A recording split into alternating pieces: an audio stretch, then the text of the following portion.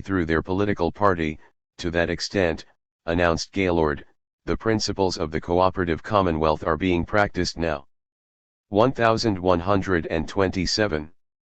In the days when official party declarations avowed that socialism would come as a clean break with the past after a sweeping victory at the polls, it was possible for party leaders to evade questions about the political structure of the cooperative commonwealth. But when the party analysis turned to descriptions of the gradual infiltration of socialism into the capitalist economy, it became necessary to make at least a few generalizations about the structure of the developing socialist society. In keeping with its conception of the role then being played by the state in transformation of the nation from capitalism to socialism, the party abandoned its earlier position that there could be no such thing as a socialist state since there would be no class to oppress. Party theoreticians now talked in terms of three types of states: the extinct capitalist state, the existent transitional or reform state, and the future socialist state. 1128. Morris Hillquit predicted that the American socialist state would most likely be a democratic, federal republic, divided into its present 48 states. Its central government would be concerned with those economic and political affairs of the country which were national in scope. Congress would probably continue to be divided into two houses, the House of Representatives to have charge of political problems, foreign affairs, national defense, treasury, justice, education, insurance, fine arts, and the Senate to control those economic functions which were national in character: post office, railroads, mines, public works, and the trusts. Hillquit explained that the government would be far less centralized in the socialist state than in the capitalist. Most political and economic operations would be handled by the states and municipalities. In fact, the city was to become by far the most important governmental unit. 1129. The industrial affairs of the nation, however, would not be administered by men popularly chosen to office, but rather by experts selected by each separate trade. The socialist state would be a classless state of cooperative producers, and its government must be a committee for the managing of the common affairs of the members of that state. It will be a democratic state. 1130. Since the present American state was already well into its transitional form, and since the future socialist state would use much of the transitional apparatus, it followed that the socialists were interested in overthrowing not the government but the capitalist system, with its profits, interest, and rent. 1131. Although right-wing leaders were agreed that it was the system and not the government which was to be gradually eliminated, there seemed to be some disagreement as to the importance of the part the Socialist Party was to play in the process of elimination. Joseph Wanhope of New York, for example, declared that the party could contribute virtually nothing. Socialism was coming by itself, the product of economic forces beyond the realm of conscious human influence. The only reason people joined the Socialist Party, according to Wanhope, was because when I sit down on attack and capitalism is that tack, I can't sit quiet and be comfortable. 1132. Hillquit, on the other hand, agreed that no system could be changed until it was ripe for the transformation, a stage reached without human effort. But once that level of development was reached, qualified Hillquit, then a majority of the population must act to produce the transformation. Therefore, Hillquit said, the function of the party was to prepare the people, through propaganda and education, so that they would be able to take the steps necessary gradually to transform capitalism into socialism, when the economic system had matured sufficiently to warrant the change. 1133. Victor Berger agreed with Wanhope that the transition is coming quite of itself. 1134. The socialists, with the exception certain fanatical impossibilists, said Berger, did not expect to make history by bringing socialism to America. All the socialists did, he explained, was study history and economics. This enabled them to recognize the direction civilization was taking, and thus they were able to put themselves in line with the march of civilization, so that civilization will carry us, instead of crushing us. 1135. Just why, in Berger's analysis, it should be of importance for the party to organize to win elections on the city, state, and national level, was not made clear. There would seem to be two possible explanations. 1. That having recognized the direction of the march of civilization, it was only natural for intelligent men to take advantage of their discovery by reaping the political rewards of their insight. The other, perhaps more in keeping with the mechanistic nature of these right-wing socialist theories, is that party members and leaders, in running for office, were merely carrying out the automatic and unconscious will of the material forces of society. At any rate, the policies pursued by the party seem to be compounded of Hillquit's and Berger's theories, with but few members willing to accept in its entirety the completely automaton concept of history advanced by Wanhope. Having agreed that the Socialist Party's function was to create a public sympathetic to socialist ideas, elect as many socialists to office as possible, and help inaugurate political and economic reforms in step with the march of civilization, 1136. The next question facing the right-wing leaders was who to educate. The answer continued to be the proletariat. But proletariat now meant to the amalgamated right wing what it had always meant to the Wisconsin socialists: skilled craftsmen, small farmers, intellectuals, and small producers and merchants.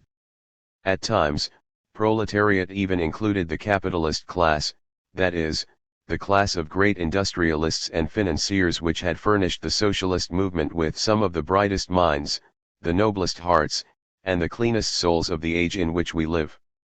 1137.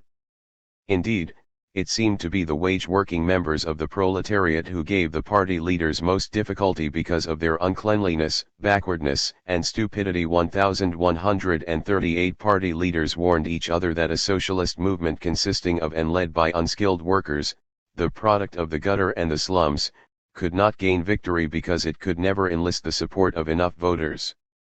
And even if such a rabble-led party were to slide into power, it would not have the intelligence to administer the cooperative commonwealth. 1139. Left-wing socialists were lectured on the evils of class jingoism, and warned that there was no distinction between national and class jingoism. 1140. They were reminded that class hatred was a monstrous thing, to be abhorred by all right-thinking men and women. 1141. It was only natural, therefore, that the chairman of the Committee on Organization, John Work of Iowa, should report to the 1910 National Socialist Congress that the major task of the party was physical and intellectual uplift of the booze-fighting rabble who were members of the party and of the working class. Under the mentally stifling pressure of capitalism, Work informed the Congress. Millions of people are constantly poisoning themselves, depleting their brain power, and destroying their resisting power, by the use of liquor, tobacco, patent medicines, confectionery, soda counter abominations, unwholesome diet, excessive sexual intercourse, lack of ventilation, unsanitary homes, ignorance of the requirements of their bodies, etc. Since millions of workers were below the minimum intellectual plane, he added, leisure to them was synonymous with dissipation. And once socialism gave them added leisure, they would become complete degenerates. Work recommended that the party immediately instruct its organizers that their first task was to form classes for presentation of theoretical and practical lectures on health, hygiene, sanitation, and physical development. 1142. Left-wing delegates to the Congress immediately denounced the report as an insult to the laboring men of the party. Winfield Gaylord, one of the ministerial leaders of the Wisconsin Party, demanded to know why the report was considered an insult. He was promptly informed that booze fighters were more reliable in the battle against capitalism than gospel sharks. Many right-wing leaders thereupon attacked the opponents of the report as impossibilistic anarchists. But Work's proposals were too much even for some of the right to swallow. John Spargo and Robert Hunter, who as conservative leaders of the National Executive Committee had commissioned Work to make the report, suggested that the proposals might be distributed as curiosities of socialist literature, and that Work might join the Anti-Tobacco League.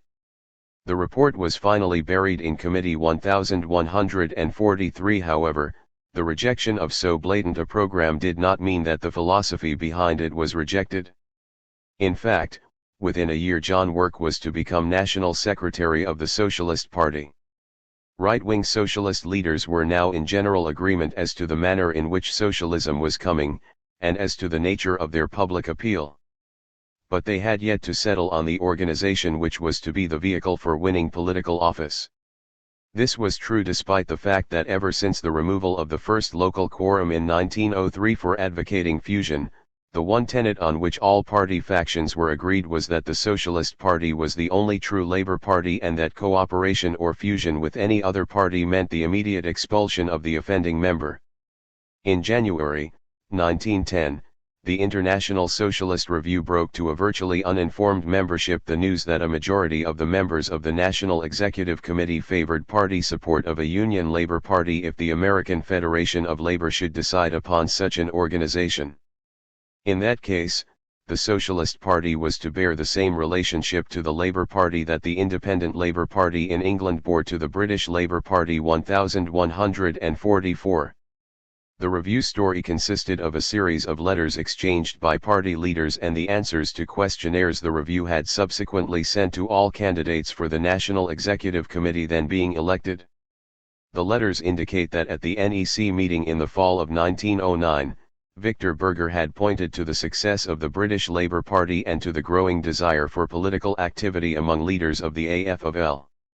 He therefore recommended that the Socialist Party support a Labour Party if one were formed 1145. Although a majority of the Executive Committee, including Hillquit, Hunter, Spargo, and Simons, agreed with Berger, the proposal was withdrawn when J.G. Phelps Stokes warned that it would create a public scandal. 1146. In November 1909, Algie Simons, who was attending the Toronto convention of the AFL, wrote to William English Walling asking the latter's support for a movement to reform the Socialist Party along Labour Party lines.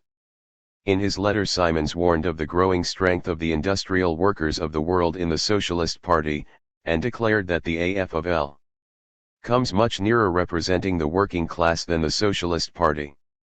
Walling showed the letter to Stokes and others, and then sent a circular letter to party leaders informing them of Simons's program and interpreting Simons's phrase, "We would not surrender," to mean that if the pro-Labour Party members of the Executive Committee were defeated in the current elections they would attempt to take possession of the party machinery and the party press, or, failing that, to attempt the organization of an independent Labour or Social Democratic Party. 1147. Hillquit demanded an explanation from Stokes for what he called Stokes's connection with Walling's distorted construction and unfair publication of Simons's private letter 1148. Stokes replied by repeating the pro-Labour Party charges against a majority of the Executive Committee. Letters flew back and forth, and the Review published the entire exchange for the edification of its 40,000 readers. Meanwhile, Walling and Simons were exchanging insults in the letter columns of the New York Call 1149. Any hope of keeping the changed attitude among certain right-wing socialist leaders toward a Labour Party a secret until the membership had been gently brought around vanished in a storm of charges and countercharges. That most socialists still considered their party as the only real Labour Party is shown by the more than 24 replies the Review received from candidates for the NEC. The only ones who refused to condemn for all time any possible support to a Labour Party were those members of the NEC whose position had already been exposed, and they reneged to the extent of saying that they hoped a Labour Party would not be formed, and would only support it after its formation because nothing else could be done. 1150.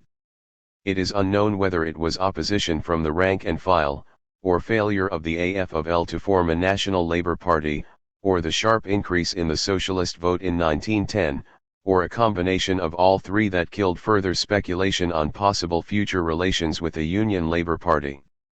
At any rate, the controversy died as suddenly as it had risen. Within the year Victor Berger, who had precipitated the discussion, was able to dismiss the possibility of a Labour Party as though no one had ever given it serious consideration. "It is not the business of the trade union as such to go into politics," he wrote. "The union has to take care of the economic field, while it is the mission of the Socialist Party of America, as in every other country, to express the demands of the working class in the political field. 1151. Socialist Party leaders pointed out that political activities of the members of the working class, be they craftsmen, professionals, or little businessmen, were of necessity largely confined to the cities. For that reason the party must be primarily a city party, and since it would have to grow in the soil of the cities, its first task must be to prepare the soil. If this soil is absolutely spoiled and made barren by corruption, social democracy cannot grow. Right-wing party leaders therefore insisted that the Socialist Party should concentrate on ending corruption in city government. 1152. Milwaukee Socialists, who had furnished the core of the right wing in the hard days when national leadership was in the hands of the center-left coalition, again took the lead by showing how to win control of a large city. The Democratic Party had won the Milwaukee government in 1900 from the Republican city machine, which furnished the heart of opposition to Robert La Follette's fight to turn the Wisconsin Republican Party into an organization for progressive reform. Re-elected for 4 succeeding terms, the Democratic mayor was generally accused of betraying his election promises of municipal ownership of public utilities and an end to graft and corruption. For 8 years Milwaukee Socialists placed increasing stress on their claim to be the only party really opposed to corruption in government. They declared that an end to graft, coupled with the refusal of socialist-led unions to put pressure on capitalists who were victims of their own system, would lead to better business for all Milwaukee entrepreneurs. 1153. In the municipal campaign in the spring of 1910, the Milwaukee Socialist Party, which had by far the best organized political machine in the socialist movement, 1154, distributed 750,000 pieces of literature denouncing crime and corruption. For 5 weeks preceding the election the party claimed to have put its literature in every home on every Sunday. 1155. The Socialist Platform, which in Milwaukee had devoted less and less space to socialism each year, in 1910 occupied 3/4 of a newspaper page listing demands which ranged from home rule and fair corporate taxes to street water closets and suppression of vice. Only the last sentence mentioned that adoption of these planks would be a step towards socialism and the emancipation of mankind. 1156. Many Milwaukee citizens apparently were convinced that neither the Republicans nor the Democrats had any intention of keeping their campaign promises, and many of the biggest Milwaukee businessmen, including at least 2 of the brewers, expressed themselves privately in admiration of Mr. Berger and his purposes. 1157. The final count showed 27,622 for the Socialists, 20,513 for the Democrats, and 11,262 for the Republicans. 1158. After the first shock of victory had worn off, Victor Berger rushed into print to set the political line for the victorious Milwaukee Socialists. The very next question before us is that of applying the international socialist philosophy to present conditions and to Milwaukee.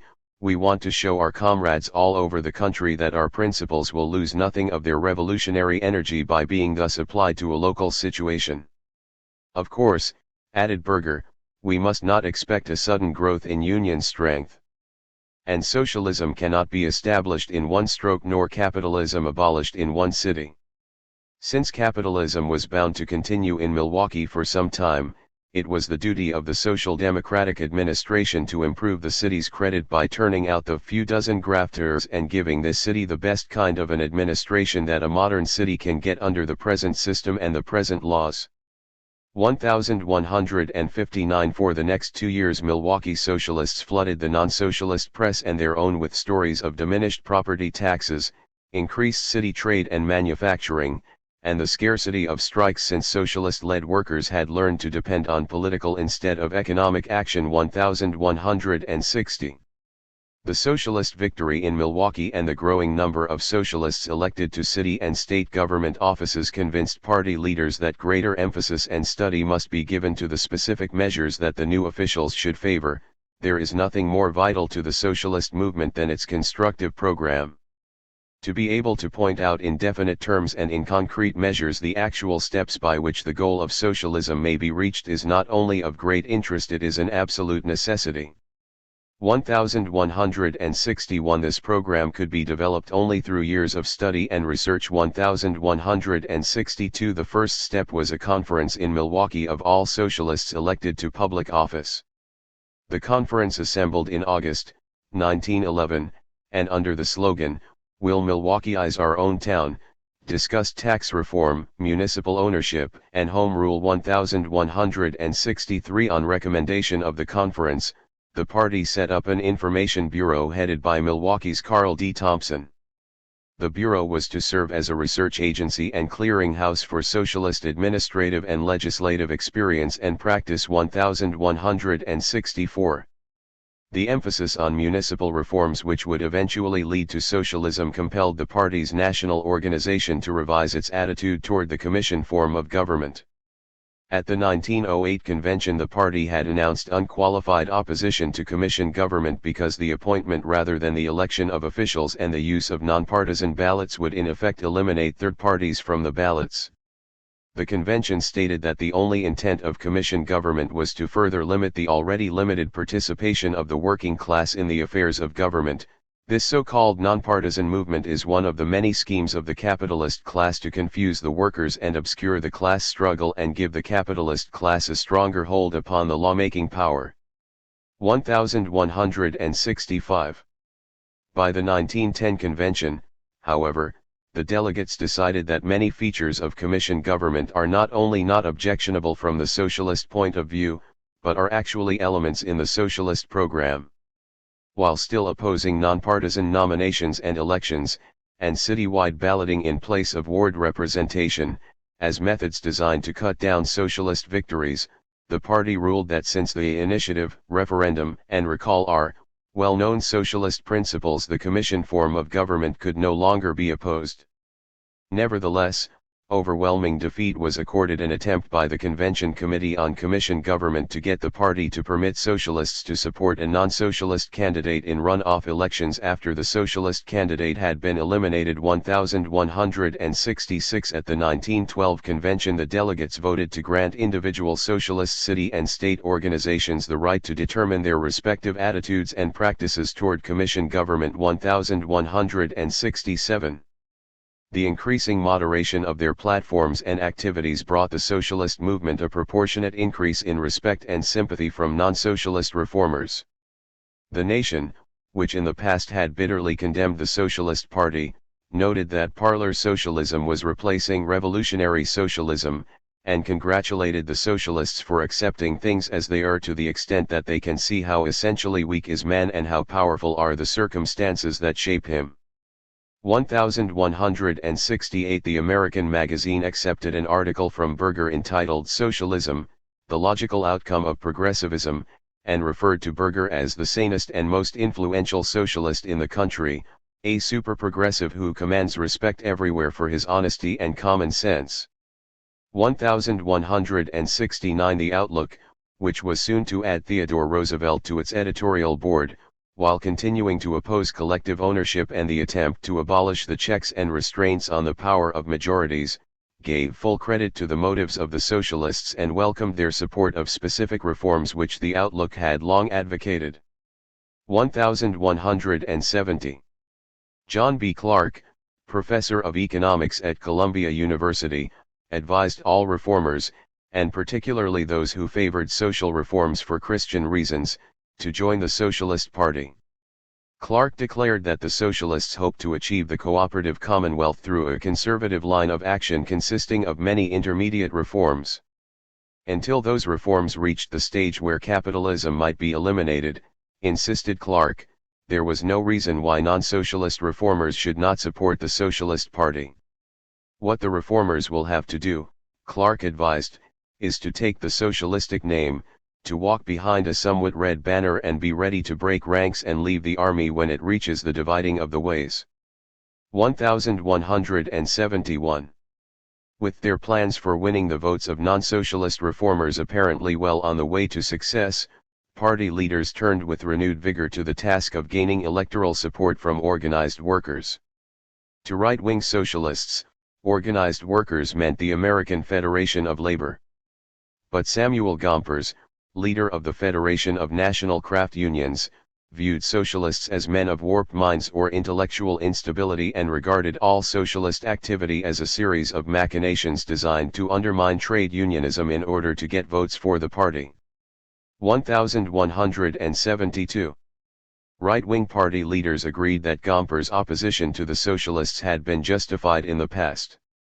They accused old-time Marxists of having believed that every success of the trade unions retarded the coming of socialism by making the workers content with their lot under capitalism.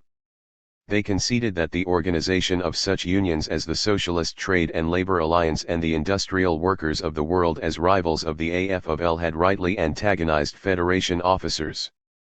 But socialist leaders insisted that in recent years party representatives on city councils and in state legislatures had worked to enact measures supported by the trade unions, and the effectiveness of the other arm of the labor movement should prove that the electoral aims of the party and the economic aims of the unions were not antagonistic. 1173.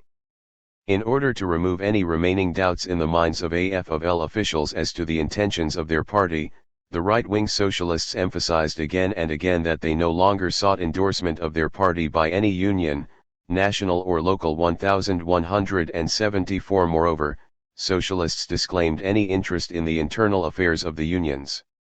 The party held that activities of trade unions in their capacity as the economic organization of the working class were the concern of the socialist movement only to the extent that the unions deserved the sympathetic approval of the socialists. One arm of the labor movement should not interfere with the other. 1175. The major concession made by right-wing party leaders in the area of non-interference in internal union affairs was the abandonment of the fight for industrial unionism.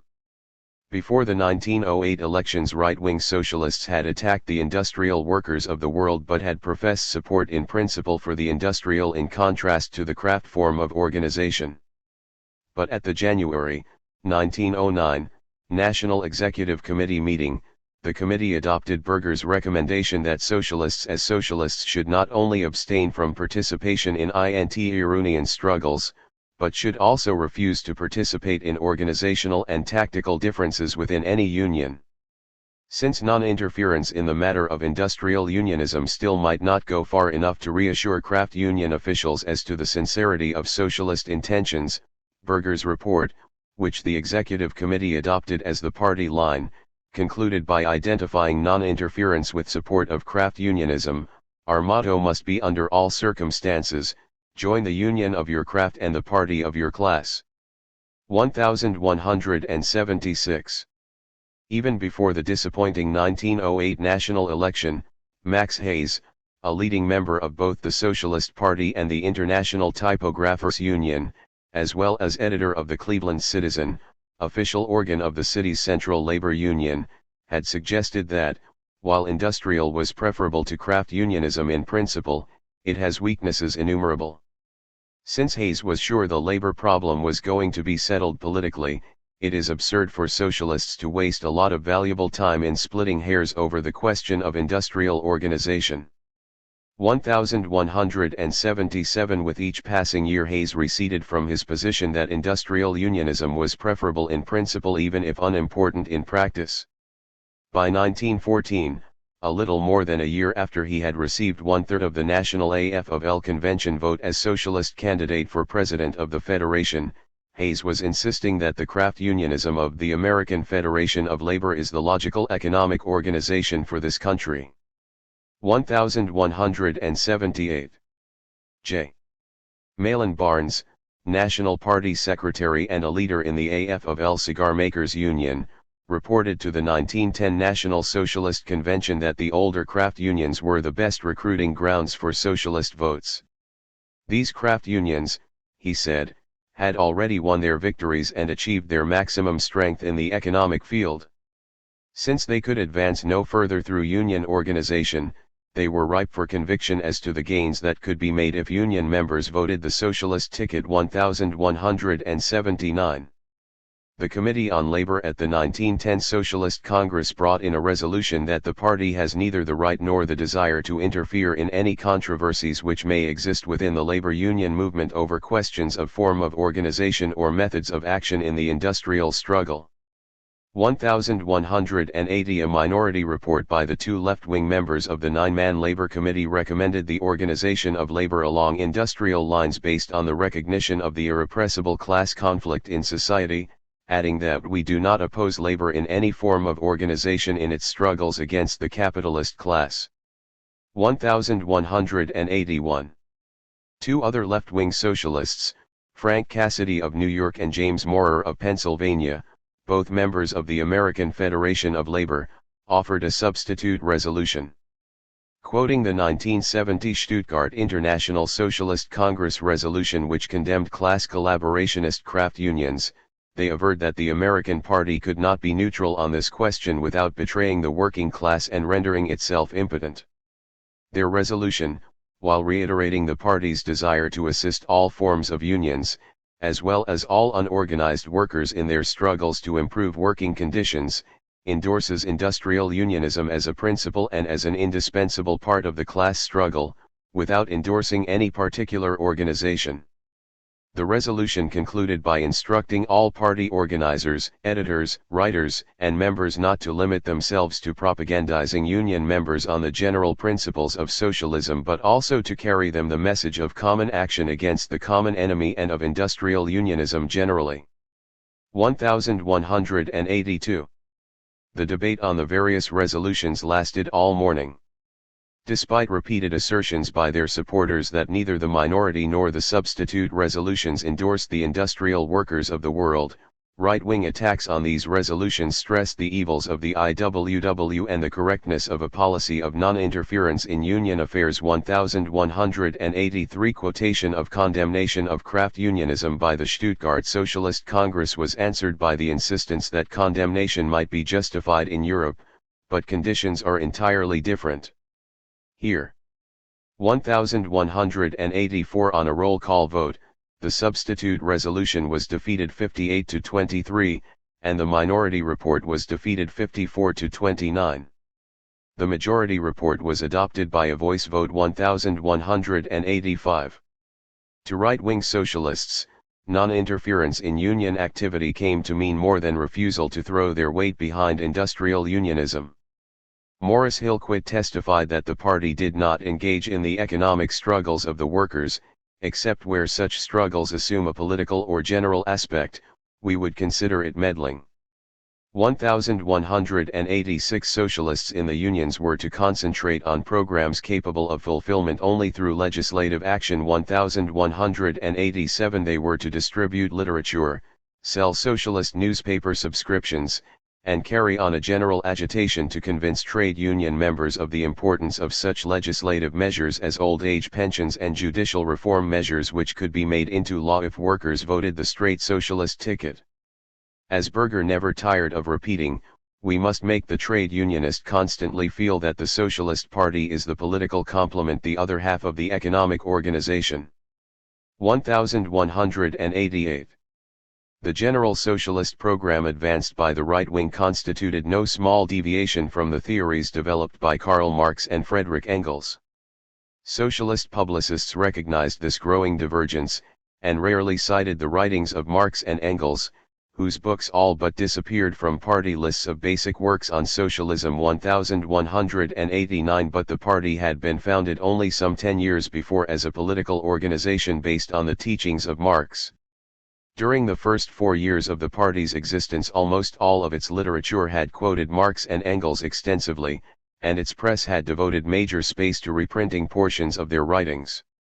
Right-wing socialist theoreticians realized that if they were to defend their program against left-wing attacks on the one hand, and the criticism of moderate reformers and conservatives on the other, Marx and Engels could not simply be ignored. They would have to be interpreted and modified to suit the party program. In an answer to charges from critics reared in the Christian idealist philosophical tradition that socialism was a materialist philosophy holding that only matter exists, Morris Hillquit replied with a blanket denial. He insisted that Marx's materialist conception of history, on which, he said, the materialist charge was based, was no more than a theory of social evolution and had nothing to do with philosophic materialism or philosophic idealism. It does not attempt to deal with the nature or function of the human mind or with the ultimate questions of existence. Socialism as such is neither materialistic nor dualistic. It is not committed to any school of philosophy and still less does it seek to advance a philosophic system of its own. 1190. Since the party wanted electoral support from small businessmen, and since in Marxist theory the small manufacturer was as guilty as the large of making profit by keeping the surplus value produced by his workers, the theory had to be revised. The concept of surplus value received its first major attack in the socialist press in January, 1908, when an article printed in the then right-wing International Socialist Review stated that surplus value had nothing to do with the cause of depressions. The author held that since capitalists reinvested their profits, the accumulation of profits could not cause overproduction. The real cause of depressions, it was held, was the planlessness of capitalist economy which resulted in overproduction in some areas. The problem of surplus value, therefore, could be ignored. 1191. The leading right-wing socialist theoretician to devote himself to fitting Marx into the new socialist ideology was John Spargo. 1192. The attack in 1908 on the importance of the theory of surplus value may have been daring for an American socialist. But by 1910 Spargo had advanced to the point of rejecting Marx's entire theory of value. Marx had held that value was measured by the average amount of socially necessary labor time that went into the production of a commodity. Spargo argued that in a monopoly economy the value of many commodities was determined by their marginal utility, quite irrespective of the social labor actually embodied in them or necessary to their reproduction.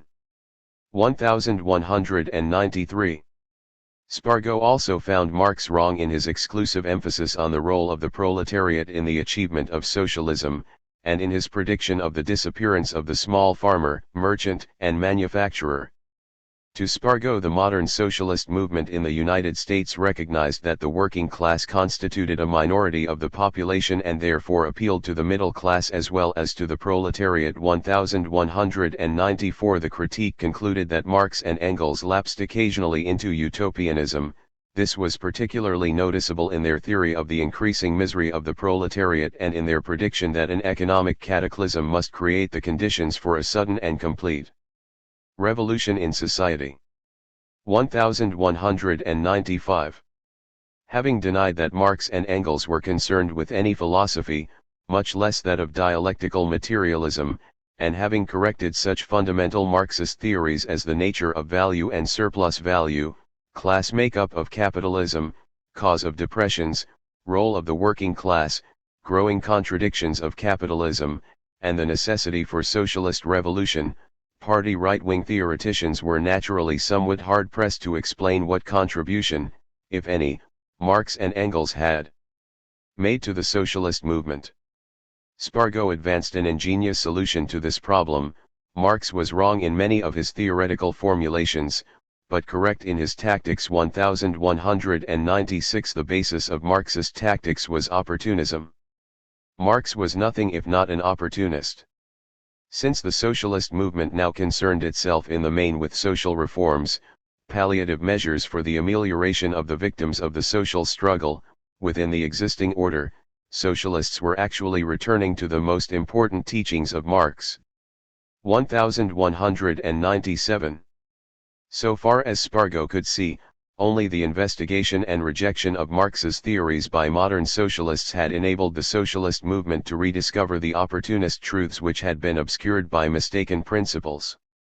Now that critical examination has forced the abandonment of some of his theories, and the modification of some others, Marx the leader, the tactician, the statesman, is taking the place of Marx the theorist to some extent. 1198. The socialist movement was developing in that broad spirit of opportunism which Marx himself so well and so bravely exemplified. 1199. 12 Socialist Propaganda 1909–1912.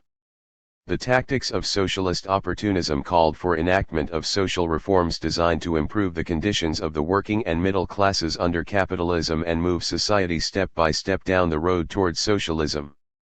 The party role was to secure passage of these reforms through election of socialist officials to government positions. These officials, when they became numerous enough, would pass reform legislation themselves. In the meantime, the growing socialist vote would frighten elected representatives of the Republican and Democratic parties into adopting some social legislation. The way to get socialist votes was to carry on ceaseless propaganda. The basic party unit assigned the task of carrying on the propaganda campaign was the town or ward local, which was to organize the activity of its members. Members were to devote an hour or two a month to distributing socialist literature from door to door, selling newspaper subscriptions, holding public meetings, and recruiting other members for the same tasks. 1200. Apparently the locals showed little enthusiasm for handing out pamphlets and bringing potential converts to meetings addressed by national and local party leaders.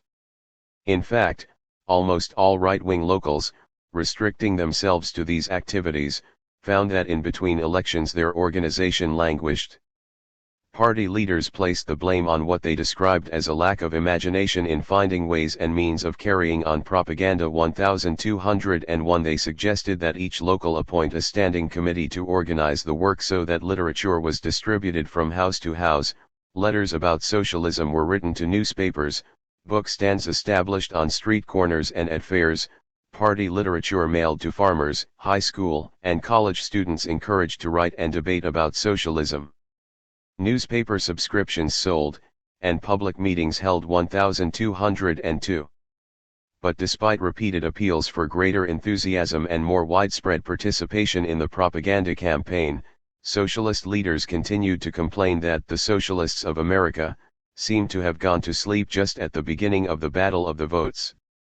1203. Algie Simons reported that at the 1907 International Socialist Congress the United States delegates were treated more as guests than as members. The other delegates seemed to act as though we Americans meant well but we were not doing things. And since thinking it over, I rather believe they were right. 1204. Distribution of socialist leaflets, pamphlets, and books had always played a major role in socialist propaganda. But when the 1908 election was followed by virtual amalgamation of the party center and right wings and consolidation of this new right wing's control of the national as well as most state organizations, overwhelming emphasis was placed on the distribution of literature and the circulation of the socialist press. In reply to a request from a working-class local for advice on more effective means of socialist activity, Gaylord Wilshire wrote, "No other method of making socialist propaganda has been as yet devised, than the distribution of literature and the holding of meetings."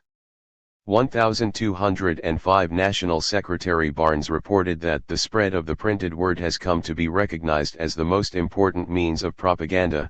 1206. And Victor Berger pointed out after the 1910 socialist victory in Milwaukee that literature distribution was the only propaganda device that had been used. 1207.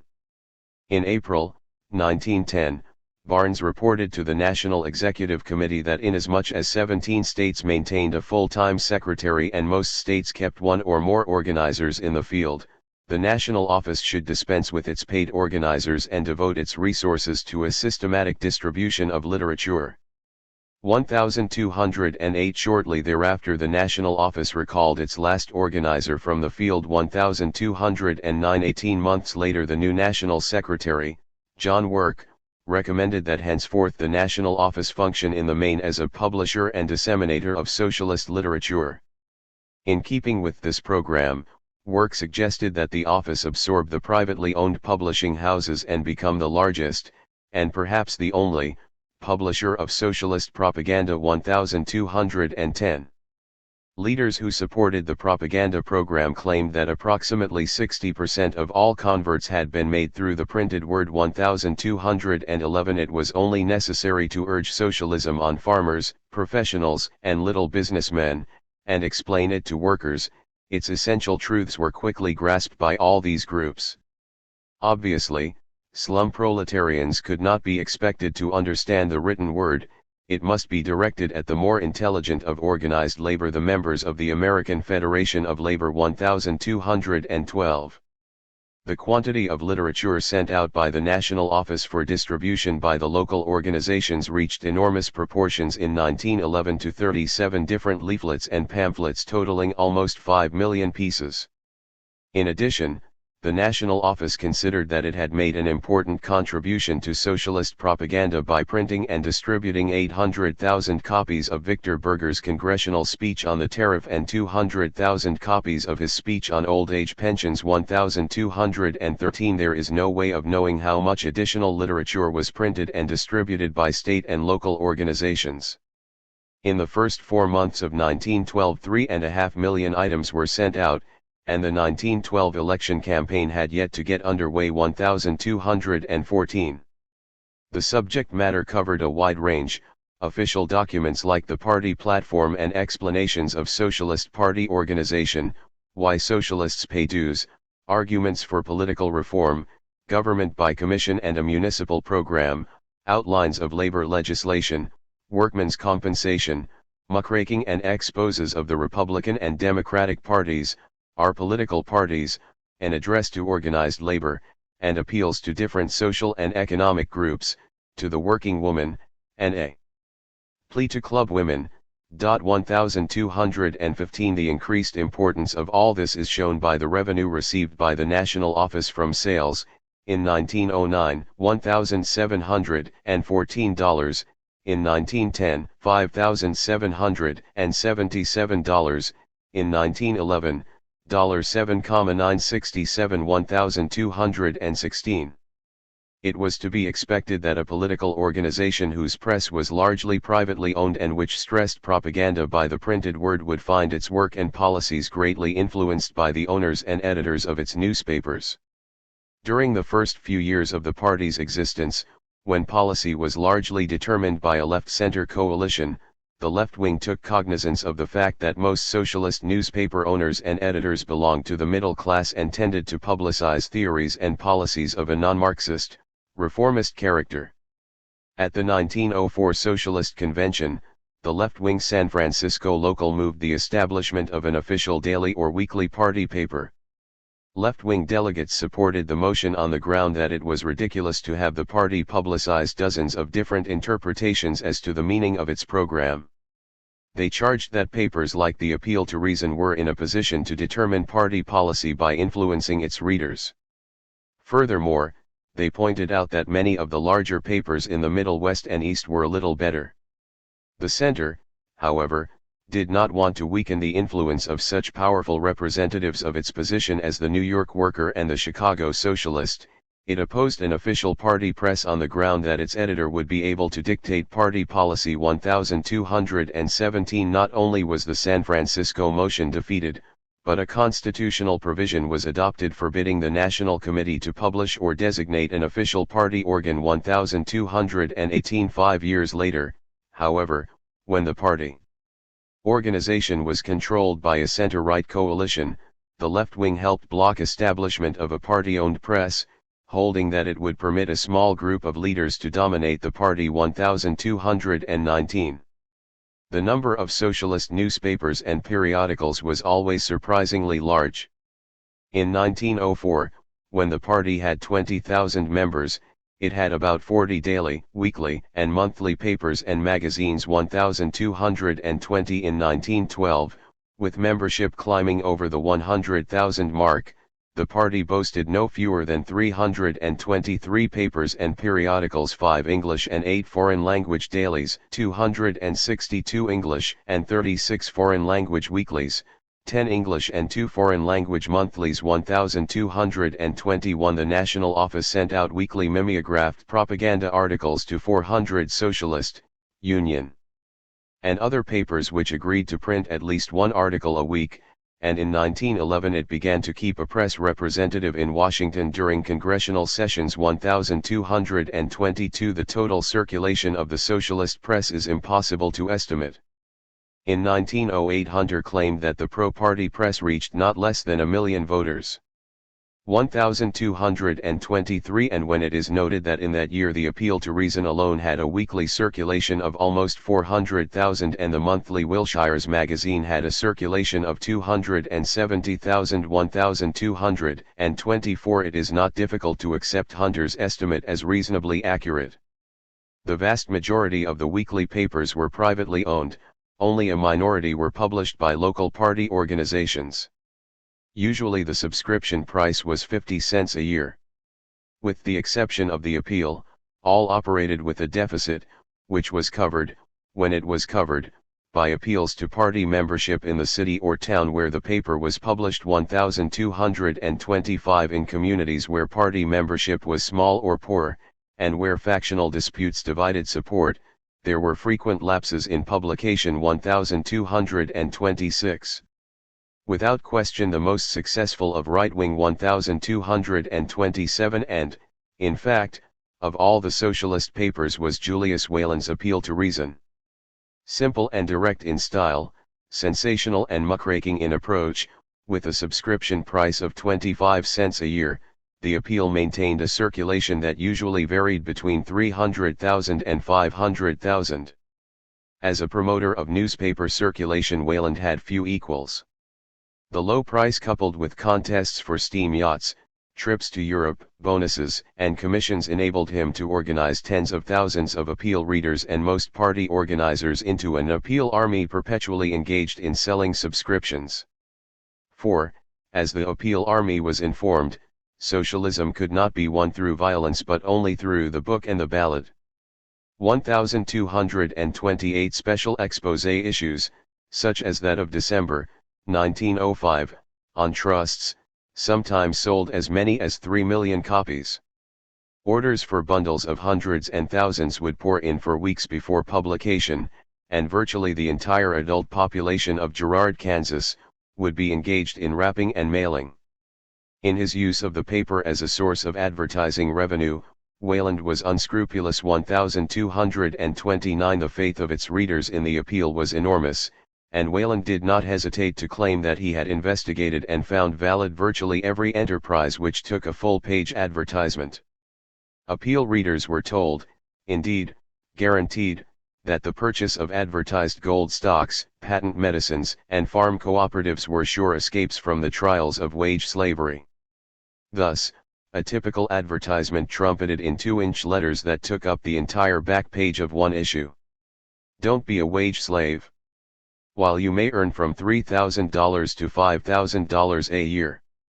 Simply send the coupon for this free book. How to become a mechanotherapist. Be independent. Throw off the bonds of slavery.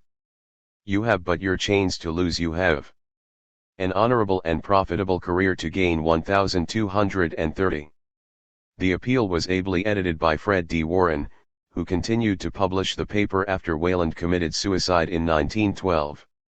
The first page, when not devoted to some particularly colorful expose of corruption rampant in trustified America, was made up of an article by Eugene Debs and a series of 1- and 2-paragraph observations on happenings of the week and the obvious advantages of socialism.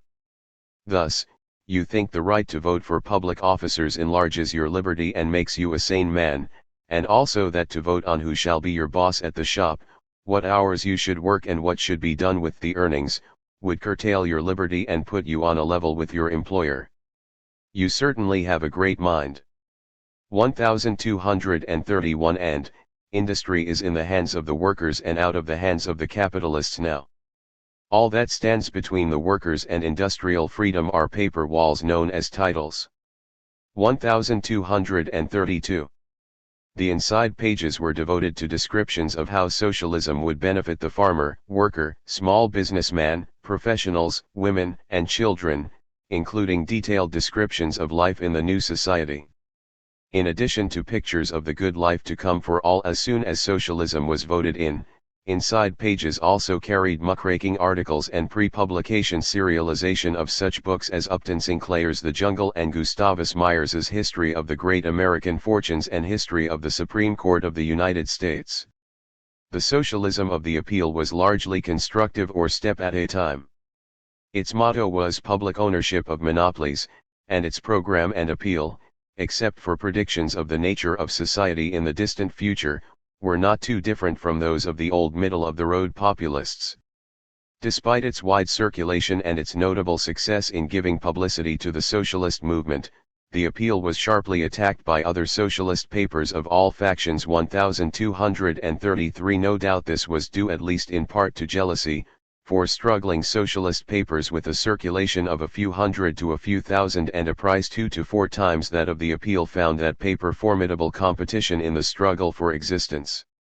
But the appeal was also criticized for its lack of publicity of the Socialist Party. 1234. Its ultra-capitalistic business methods, its use of the party to build the appeal instead of vice versa. 1235. Its reformist approach to socialism. 1236. And its employment of salesmen who brought the socialist movement into disrepute. 1237. The criticisms were frequently justified, but no other paper brought the first inkling of socialism to so many. 1238. Or mobilized party members in as many campaigns against labor frame UPS and government and business corruption. 1239.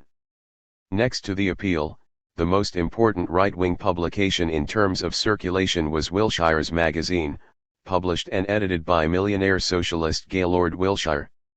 Its motto was "Let the nation own the trusts," and in makeup it was modeled after the popular monthlies of the day. At 10 cents a copy, its circulation in 1910 was 200,000. 1240. Like the appeal, Wilshire's Magazine engaged in some rather questionable financial transactions. In the fall of 1906, Wilshire informed his readers that there was only one business safe from the curse of overproduction: gold mining. He then announced the good news that he now controlled the world's greatest gold mine and offered to let his readers in on this depression-proof $20 billion venture at the bargain price of $1 a share. 1241. From then to 1911, when Wilshire moved his publishing ventures to London, the magazine bombarded its readers with the advantages of this golden opportunity, which was always about to begin declaring dividends. One critic estimated that Wilshire invested a total of $100,000 in the mine and sold from $500,000 to $1 million worth of stock. 1242. In England, Wilshire demonstrated the affinity between right opportunism and left sectarianism by abandoning step-at-a-time socialism for syndicalism and publishing a magazine for English syndicalists. 1243. While Wilshire's Magazine and the Appeal were the most important right-wing organs of general propaganda, that faction's leading papers which engaged in intra-party as well as public agitation were the New York Worker, later, the New York Call, the Milwaukee Social Democratic Herald, and the Chicago Socialist. The Worker was originally published by Hillquit's faction of the Socialist Labor Party as the People. When the New York courts awarded Daniel de Leon's faction the party organization, Hillquit's group changed its paper's name to The Worker. 1244. During its first years, The Worker devoted most of its 4 pages to party news and long theoretical articles on scientific socialism. The theoretical articles were gradually replaced with news stories designed to increase the socialist vote. By 1908, when the New York State Organization took over the paper, it was selling 32,000 copies weekly at an annual subscription rate of 50 cents. 1245. Its weekly deficit of $90 to $100 was made up through contributions from individuals and local socialist bodies. 1246. The name was changed to the New York Socialist in 1908. The next year, after a long period of money-raising activity, the New York Call appeared as a 6-page socialist daily. By 1912 it had a circulation of 32,000. 1247. When the Social Democratic Herald moved from Chicago to Milwaukee after the Socialist Party's formation, Victor Berger took over the editorship. From the beginning of its Milwaukee career, the Herald devoted itself to advancing the cause of step-at-a-time socialism and to winning votes for socialism in Milwaukee by exposing graft and corruption. There was no change in the paper's policies when Berger resigned as editor in 1902 in order to devote more time to his German papers and to the difficult task of making a living while also agitating for socialism. 1248. Frederick Heath, Berger's right-hand man in the Wisconsin Party, took over the editorship, and Berger each week contributed a long, signed front-page article devoted to party policy and appeals to Milwaukee voters for electoral support. Until the Socialist victory in that city in 1910, the Herald's circulation fluctuated between 12 and 15,000. By 1912 it had soared to 60,000, 1,249. No other socialist paper had so stormy a career as the Chicago Socialist. Established in 1899 as the Workers' Call, a supporter of the Socialist Labor Party, it quickly claimed a circulation of 25,000, 1,250. It played a leading role in the Socialist Labor Party factional fights which led to the formation of the Socialist Party, and in 1902 changed its name to the Chicago Socialist. In 1904 the Chicago Center faction overthrew the impossibilist control of the county board machinery and placed its representatives on the board of the Socialist. The next year it reported a circulation of 14,000, but from then until its demise in 1912 it refused to report its circulation 1,251. After 2 years of preparation, 1,252. The board of the Socialist finally arranged to issue a 6-page daily paper for the last 2 weeks of the 1906 congressional campaign. 1,253. The daily was put on a permanent basis after the election, and in 1907 the weekly Chicago Socialist was abandoned. 1,254. From that point on, the history of the Chicago Daily Socialist is replete with recriminations, accusations, and counter-accusations. The paper was published by a private corporation, but met its ever-mounting financial deficit through use of the Chicago Party organization. 1,255. The Chicago Socialist movement was usually in the midst of factional struggle, and all factions sought to gain control of the paper for their own ends. Even on those occasions when the paper's board of directors and the Cook County Executive Committee belonged to the same faction, the board and the committee were engaged in a perpetual struggle to determine who should control the party organization and the party treasury. 1,256. Under the editorship of A. M. Simons, the Daily Socialist played to the hilt its role as a pro-reform, pro-American Federation of Labor paper.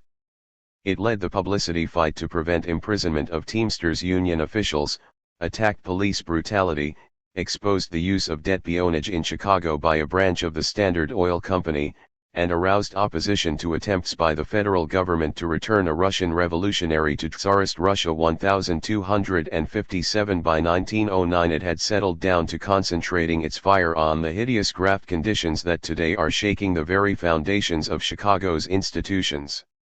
1,258.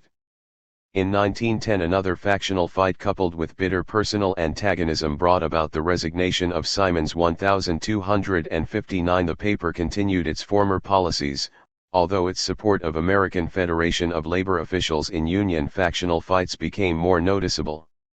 In the 1910 garment workers' strike, for example, the party left-wing charged that the Socialists suppressed news of calls for a general strike and fired its strike reporter for urging the workers to continue to refuse the weak settlement proposed by the Chicago Federation of Labor. 1,260. By 1912 the Daily Socialist was in deeper financial difficulties than ever. The Chicago pressmen's strike in that year proved too great a temptation for the shaky paper. Since the Daily Socialist was not struck, it changed its name to the Chicago Evening World and almost overnight increased its circulation to 300,000. The World found itself with a payroll of $8,000, and despite financial appeals to its readers and to the party National Executive Committee was unable to raise the money. 1,261. If that were not enough, a $35,000 bond issue came due on December 1, and the paper was unable to meet it.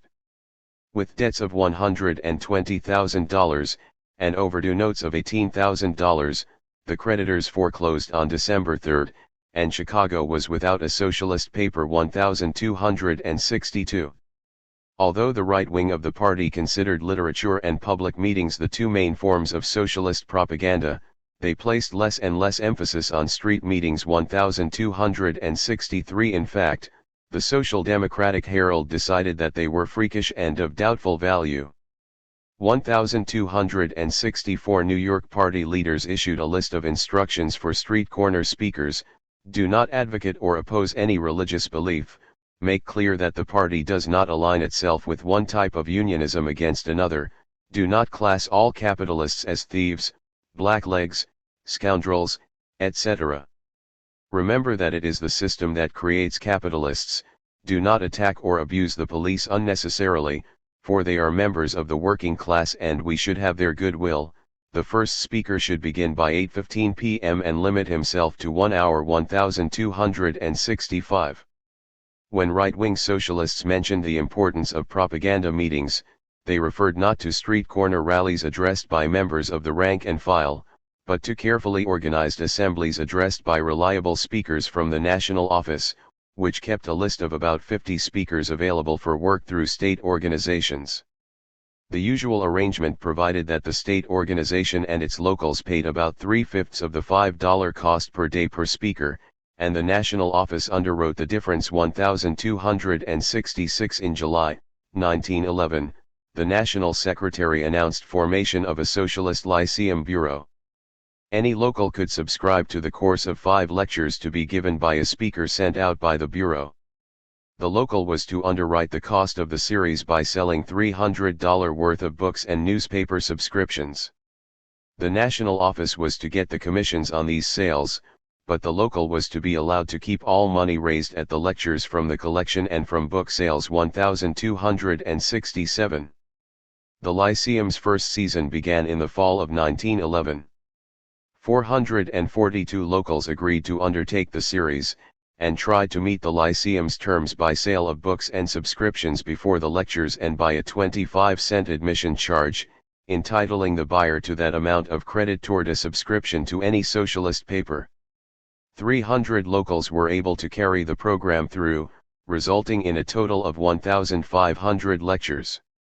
The Lyceum Bureau reported that during the first season audiences averaged 300, that 2 million pieces of advertising were distributed and $100,000 worth of newspaper subscriptions sold, that 112 locals reported recruitment of 2,000 new members, and that 8,000 inches of publicity on the lectures were obtained from capitalist papers, perhaps the most valuable feature of the entire work. 1268. The Lyceum had operated on a $76,000 budget, and ended in the black. 1269. All was not enthusiasm for the Lyceum, however.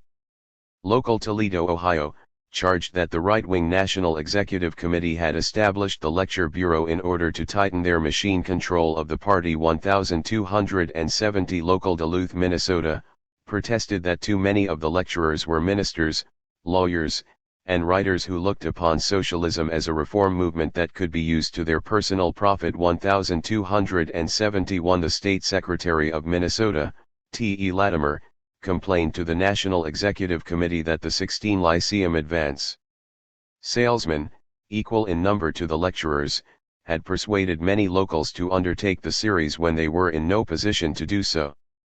As a result, a good many locals went broke on the proposition. Furthermore, charged Latimer, the nature of the program and the lecturers meant that only respectable elements were reached. And in Minnesota, those who attended the lectures and were not respectable were already members of the party. 1272.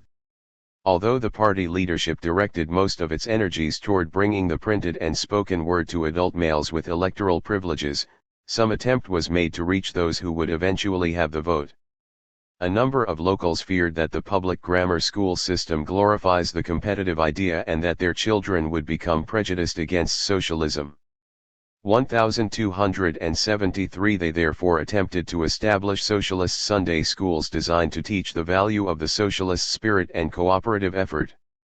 However, the Sunday schools suffered from a lack of qualified teachers. 1274. And from the difficulties of curriculum construction for the young. 1275. Certain party leaders viewed the whole school idea with some suspicion, and the national organization of the party refrained from giving it a blanket endorsement. 1276. In 1909 one Sunday school enthusiast boasted an enrollment of 1,000 children in the New York schools 1,277, but the 1912 Socialist campaign book claimed active Sunday schools in only 4 large cities 1,278. The Red Sunday schools achieved some notoriety when the non-socialist press publicized the action of Omaha students who replaced, tore down, said the press version, a picture of Theodore Roosevelt in their classroom with that of Mother Jones, veteran mine worker organizer 1279. No figures are available on the total number of Sunday schools or their enrollment, and socialist efforts in that direction were admitted to be spasmodic. 1280. In 1905 Mrs. George D. Herron came into control of a $200,000 trust fund created by her mother, Carrie Rand, to carry on and further the work to which I have devoted the later years of my life. Mrs. Herron agreed to use the fund to endow a school designed to become an intellectual center for the socialist movement in the United States. 1281 The trust provided a gradually diminishing income of about $6,000 a year, and with that money Mrs. Herron and Morris Hillquit, whom she named as co-trustee, organized the Rand School of Social Science 1282. The trustees planned to include courses on a wide range of cultural subjects as well as on socialism, and the school soon advertised a curriculum which included courses on psychology, popular science, literature, music, foreign languages, and the drama 1283. By 1909. The school had an average annual enrollment of 201,284. The early years of the Rand School were not entirely harmonious. Its endowment revived the virulent press criticism of the Herrons. George Herron was compelled to issue a statement in which he denied that he had been left $11 million by Carrie Rand to be used to destroy religion and the family, that their farm in New Jersey was a colony which practiced these doctrines, and that, to further the same end, he was writing a book to be translated into all languages. For the millionth time, it is reported that Mrs. Herron and I took each other as companions, nearly 4 years ago, and that we were not duly and legally married. This again is unqualified and malign invention. 1285 No denials could stop the American press, however, and the Herrons were forced to leave for Italy where they spent the remainder of their lives 1286. Criticism of the school also came from within the party. The Social Democratic Herald, which had yet to make its peace with the center faction which controlled the school, saw no reason for its establishment. Socialism, said the Herald, was a phase of civilization, not a theology. We have no socialist catechism that requires a school to teach it. Social science, continued the Herald, was a branch of political economy that could be studied in any university, and since there were already a great many publications that made available the truths of socialism, there was no need for this new school, that fairly waddles in money that somebody must help use up. 1287. In 1909, William J. Gant, the school's administrative secretary, resigned while under attack for using the institution for factional purposes and because the institution was not making a large enough contribution to the socialist movement. Gant explained the small enrollment and the minor contribution Rand School graduates made to the party on grounds of lack of funds, the low caliber of the students, the inability to enforce a planned curriculum, and the time it took to produce results in the field of education. 1288 Algernon Lee, former editor of the New York Socialist, succeeded Gant as secretary and continued as head of the Rand School for some years. 1289. Right-wing party leaders considered socialist propaganda in the schools and colleges to be especially valuable, for it is not true that most college students are sons of wealthy. 1290 In 1905, Upton Sinclair, then still a year away from the fame that publication of The Jungle was to bring him, obtained the signatures of 10 leading reformers and socialists to call for the formation of the Intercollegiate Socialist Society. 1291 The increasing socialist vote and sentiment, said the organizers of the society, indicated that educated men and women could no longer remain uninformed. The principles and aims of socialism provided the remedy for many far-reaching economic evils, and they therefore invited high school and college students, graduates, and teachers to join them in forming a society devoted to the study of socialism. Membership in the Socialist Party was not to be a prerequisite to membership in the Society 1292.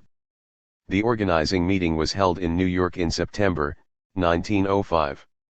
Jack London was elected president, and Upton Sinclair and J.G. Phelps Stokes were elected vice presidents 1293. Not until 1908 did the society show real signs of growth 1294. Although London devoted much time lecturing before meetings called by college chapters of the society in its first few years of existence 1295, by 1910 it was engaged in holding lectures and discussions and distributing socialist literature through its chapters in 15 universities 1296, and by 1912 it reported 43 chapters, an increase of 200% in less than 2 years 1297.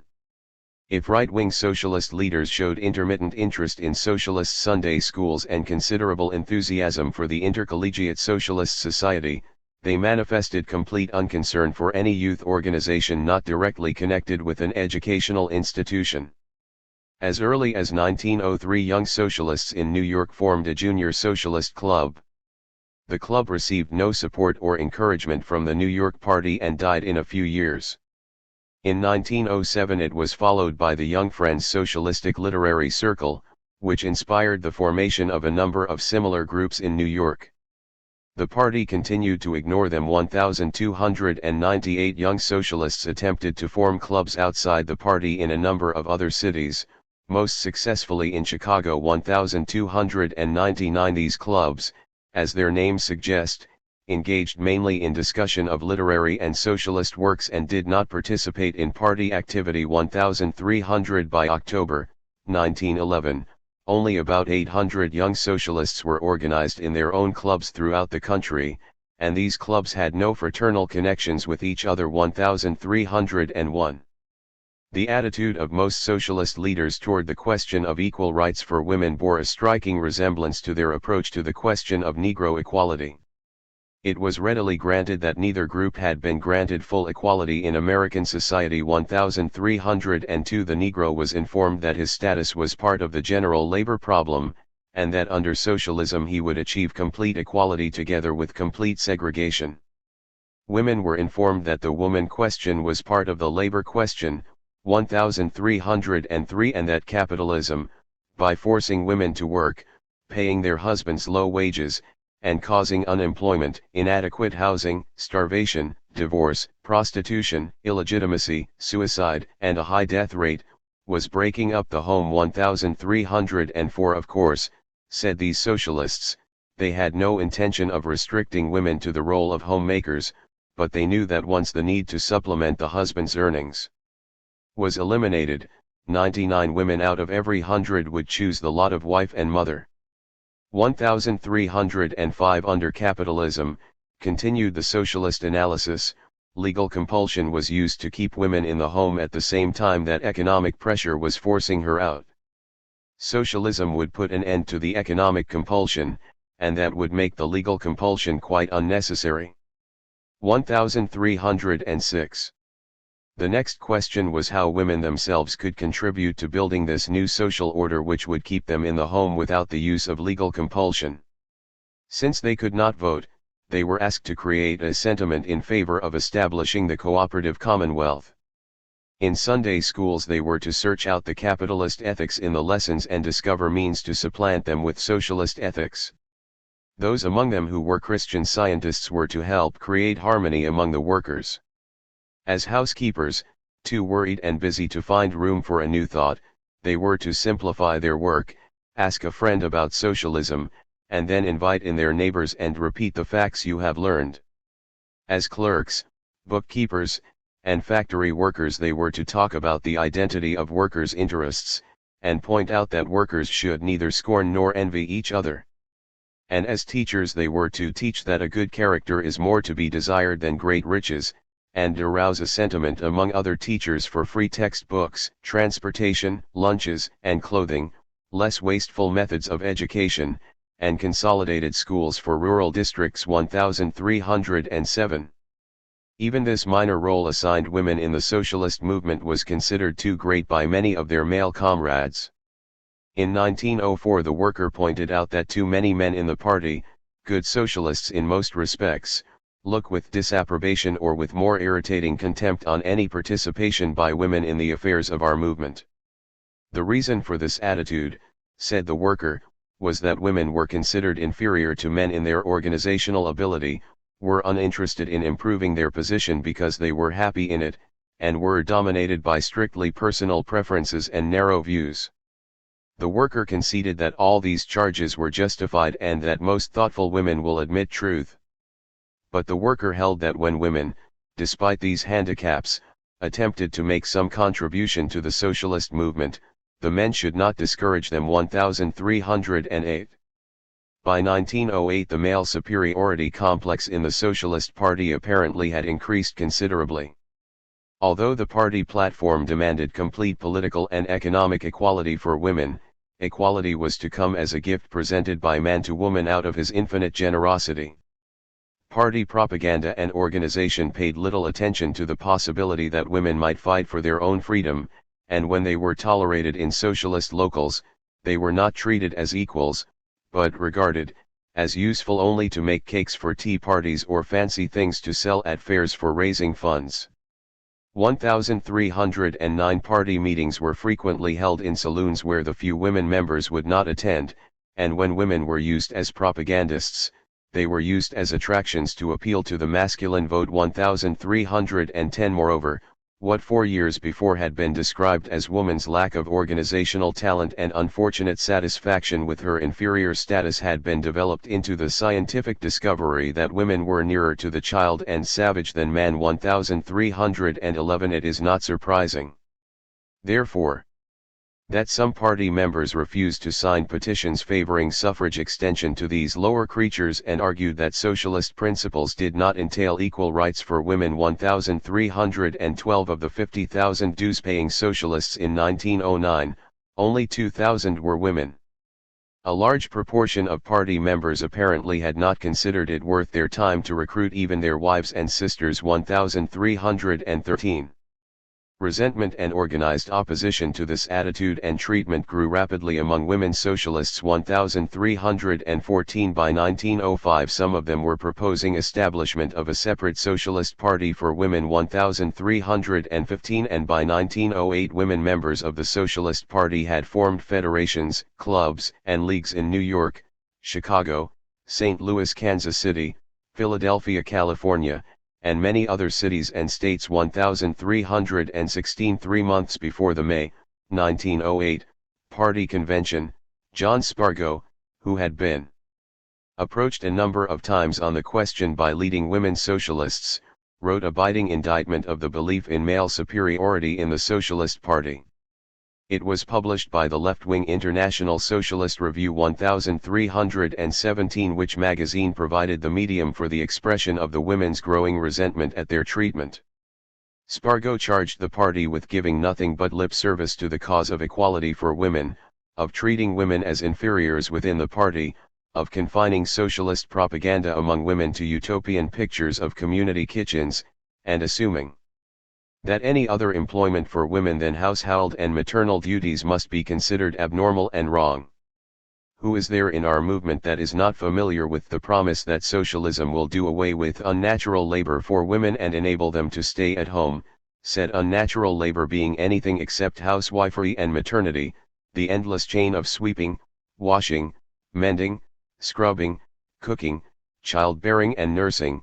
It is not for man to set metes and bounds for woman's freedom. 1318 Spargo proposed the establishment of a National Women's Committee within the party with responsibility for developing propaganda among women and for organizing the attack upon male superiority among socialists. 1319 At the 1908 party convention, a committee of 5 women was elected to take charge of propaganda among women, and it was agreed that the National Committee would employ a full-time organizer for that work. 1320 The Women's Committee was instructed to recruit women into the party, agitate for women's suffrage, and increase the usefulness of the socialist Sunday schools.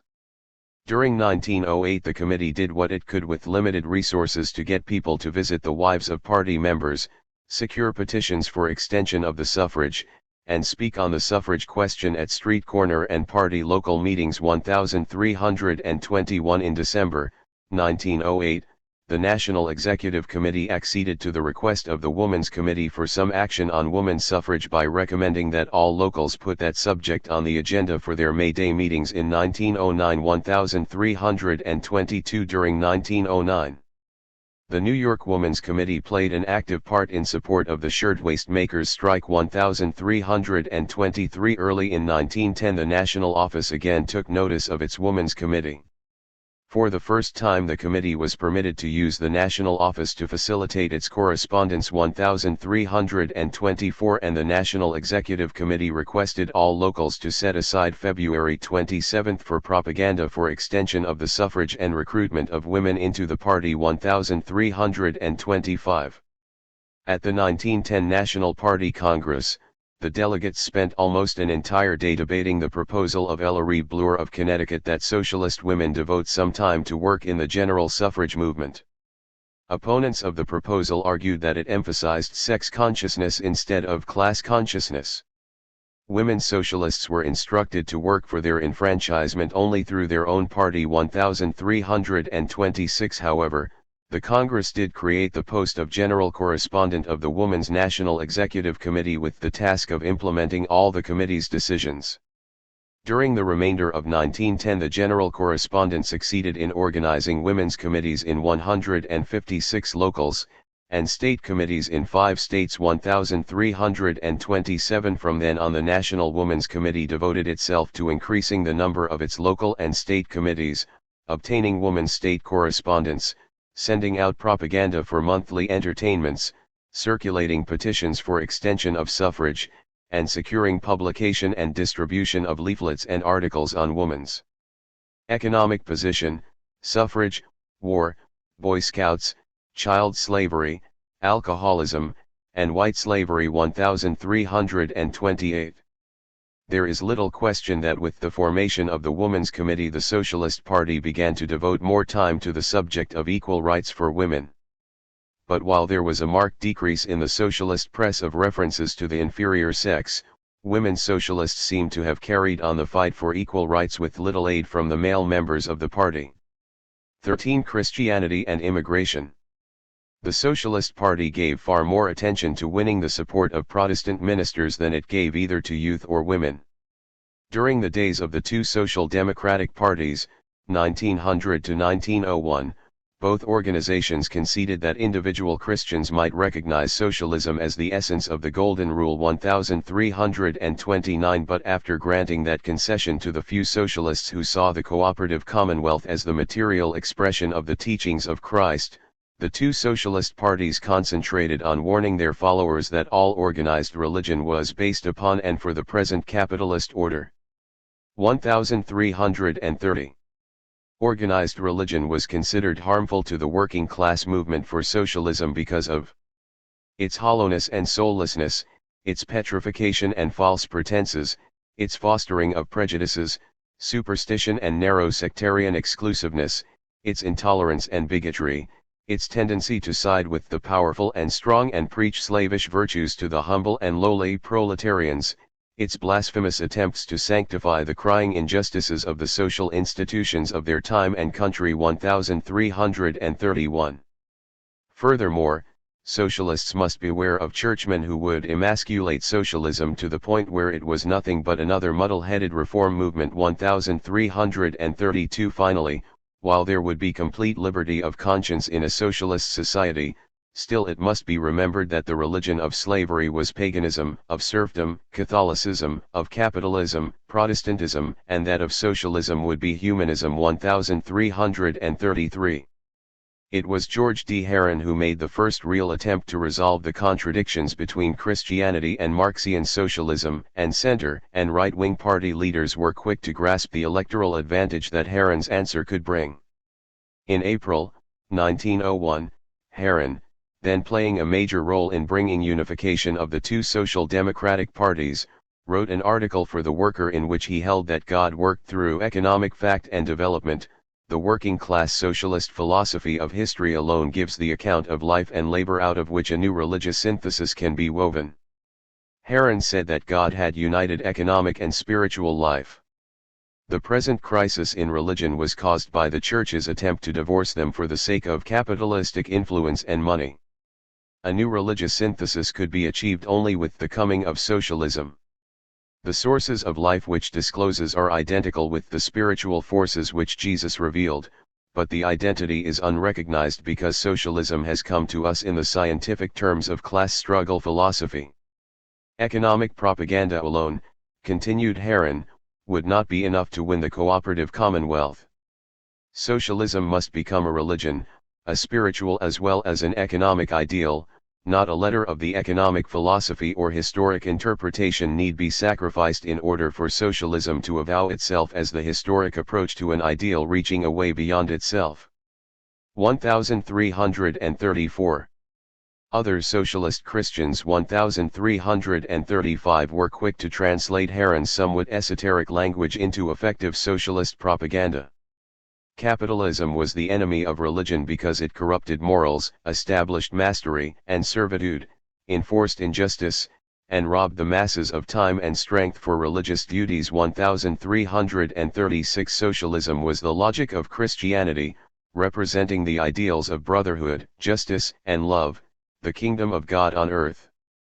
1337 Heron's thesis that Christian socialists had no need to modify the principles of scientific socialism was rejected. Socialism was to come not through the class struggle, but because God wills it. It was he who was responsible for the economic changes which were bringing socialism.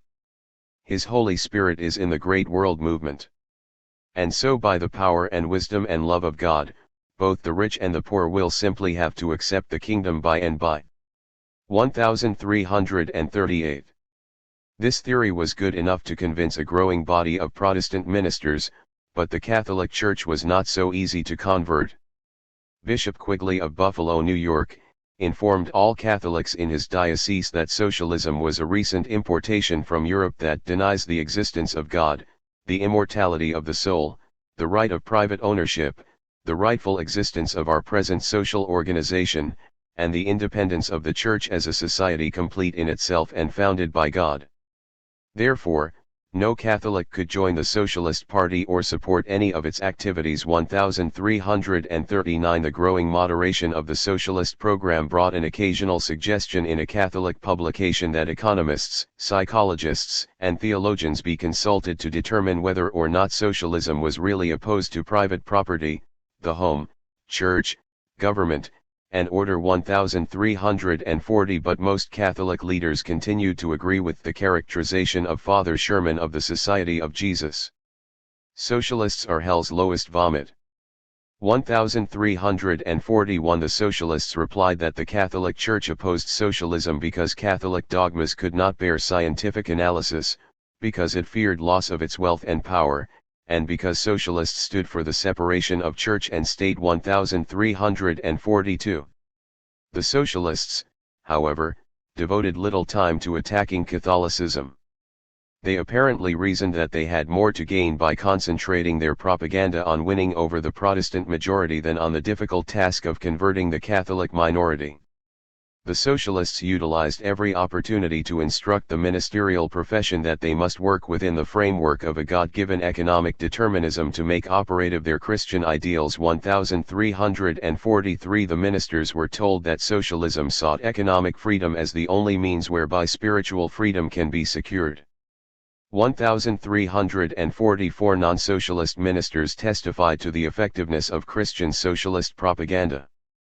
The socialists made a better use of the New Testament for the purposes of moral appeal, than do the majority of the ministers of the gospel.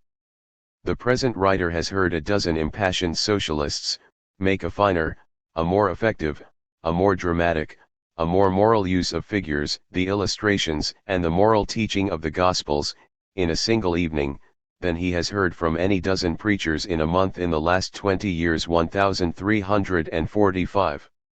In June, 1906, Christian ministers and laymen organized the Christian Socialist Fellowship to carry to churches and other religious organizations the message of socialism, to show the necessity of socialism to a complete realization of the teachings of Jesus, to end the class struggle by establishing industrial and political democracy, and to hasten the reign of justice and brotherhood upon earth. 1346.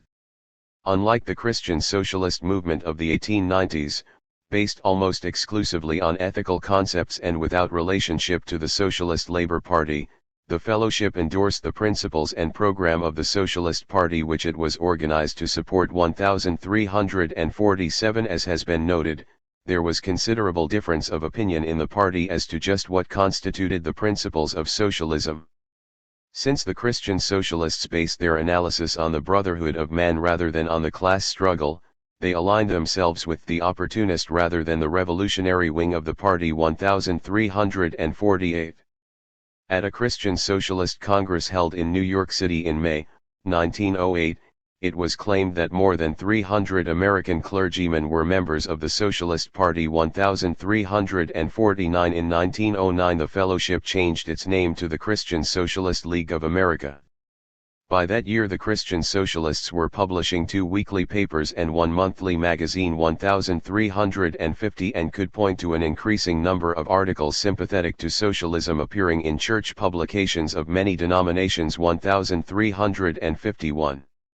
Despite the activities of the Christian Socialists, the charge that socialism was atheistic and immoral continued to be used with telling effect against the party. 1352. At the 1908 Socialist Convention, therefore, the Platform Committee introduced a plank in the immediate demands stating that religion be treated as a private matter, a question of individual conscience. 1353. Morris Hillquit proposed that this plank be deleted and the following be inserted in the Declaration of Principles: the socialist movement is primarily an economic and political movement. It is not concerned with the institutions of marriage and religion. 1354. Both the committee proposal and the Hillquit substitute came under immediate fire from the left and a majority of the center on the grounds of inaccuracy and opportunism. It was pointed out that religion was not an individual but a social question, that socialists could not be scientists in economics and theologists in philosophy, and that religion was used by the capitalist class to convince the workers that their place in society was God-given. It was charged by James Carey, who was a member of the Platform Committee, that the religious plank had been introduced by party intellectuals over the protests of the working class members. 1355. Elliot White, an Episcopalian minister from Massachusetts, held that Christianity in its present organized form would have to go under, and suggested that the only appropriate socialist plank on religion would be one protesting Christian discrimination against atheists and infidels. 1356. Finally, it was charged that the proposal was another fence-straddling, vote-getting maneuver. When we talk of educating mankind and when we talk of raising mankind above the level in which he is, then we have got to throw from his arms those crutches that bind him to his slavery, and religion is one of them. Let it be understood that the moment the Socialist Party's whole aim and object is to get votes, we can get them more quickly by trying to please the religionists and those whose only ambition is to pray to God and crush mankind, to spread forth to the world that religion is the individual's affair and that religion has no part in the subjection of the human race. We lie when we say it. Great applause. The Socialist Party has reached a stage where it has come to the turnpike, and will either have to stand for the truth or declare for opportunism of the barest kind and invite anybody and everybody to give us their vote, irrespective of the importance of the views they hold on economic slavery. 1357. The party right wing and its center supporters replied on contradictory grounds. The center conceded that religion and materialist dialectics were incompatible, but said it could not forget the exigencies of the moment for our ideals in the far future. 1358. The right held that religion really was a private matter, that socialism was nothing but the name for an epoch of civilization, and that something must be done to stop this charge of atheism which was cutting the socialist vote. 1359. On the one hand, Socialism was a worldwide movement which could not be limited to materialism. Only modern cosmic theism adequately expressed the philosophy of socialism. 1360. On the other hand, religions may have had their origin in material reality, but today they are only remotely connected with the ways in which we make our living. 1361. Morris Hillquit held that the fact that the Socialist Party had both Christians and agnostics among its membership proved that religion had nothing to do with socialism. 1362. A.M. Simons pointed out that great scientists like Lord Kelvin had reconciled religion and science to their own satisfaction. As for himself, said Simons, I am now truly an agnostic in science, in religion, and in socialism. 1363. The debate was settled when National Secretary J. Malin Barnes stated that unless one of the resolutions was passed, the present convention discussion on religion would be used against the party. 1364. Some members of the center faction then recanted. Austin Morrow Lewis of Illinois, who had been the first speaker against the planks, said that after a conference with Berger, Hillquit, and John Work he had been convinced that the resolutions did not mean that the materialist attitude toward religion could not be explained from the lecture platform. Since, as Barnes had pointed out, this discussion on religion might be misinterpreted, Lewis asked those who had supported his position to vote for the plank. 1365. On a vote by show of hands, the Hillquit substitute was adopted, 79 to 78. 1366. The Socialist Party was careful to design its program and activities so as to win votes from Christians in general as well as from small businessmen, professionals, college students, and craft unionists. But it found no need to engage in propaganda or organizational work among the millions of foreign-born who had poured into the United States in the late 19th and early 20th century and who had formed their own socialist organizations on a national scale. Nonetheless, the rapid growth of the party between 1910 and 1912 was in part due to the affiliation of thousands of members of these groups. Among the most important were the Finnish, Bohemian, Lithuanian, Italian, Norwegian, Polish, and Slavic. 1367. Some of these organizations sent representatives to the 1904 Socialist Party convention. They pointed out that their organizations were more closely affiliated with socialism in their former homelands than in America, and asked for a procedure whereby they might aid the American socialist movement. The 1904 convention took no action on this friendly overture, but passed it on to the National Executive Committee. The committee, in October of the year, suggested that if foreign language organizations wanted to help the American Party, their locals should join the Socialist Party's state organizations and pay state dues. And the committee added that if these organizations wanted to participate in national party affairs, they would have to pay national dues in addition to state dues. 1368. The foreign language socialist federations were thus given the choice of abandoning their work and joining the party, or joining the party and raising additional funds to maintain their own organization. They did neither. In 1906 the Finnish Socialist Federation, whose 73 locals with between 2,000 and 3,000 members made it the largest of these groups. 1369 again appealed to the Socialist Party and offered to affiliate with it by establishing a national translator's office at party headquarters. This office was to purchase monthly dues stamps for 5 cents apiece and sell them through the Finnish Federation state secretaries to its membership for 10 cents apiece. The state secretaries would keep half of the revenue, and remit half to the national translator for the maintenance of his office. The national translator would serve as executive secretary for the Finnish Federation and as its liaison with the Socialist Party.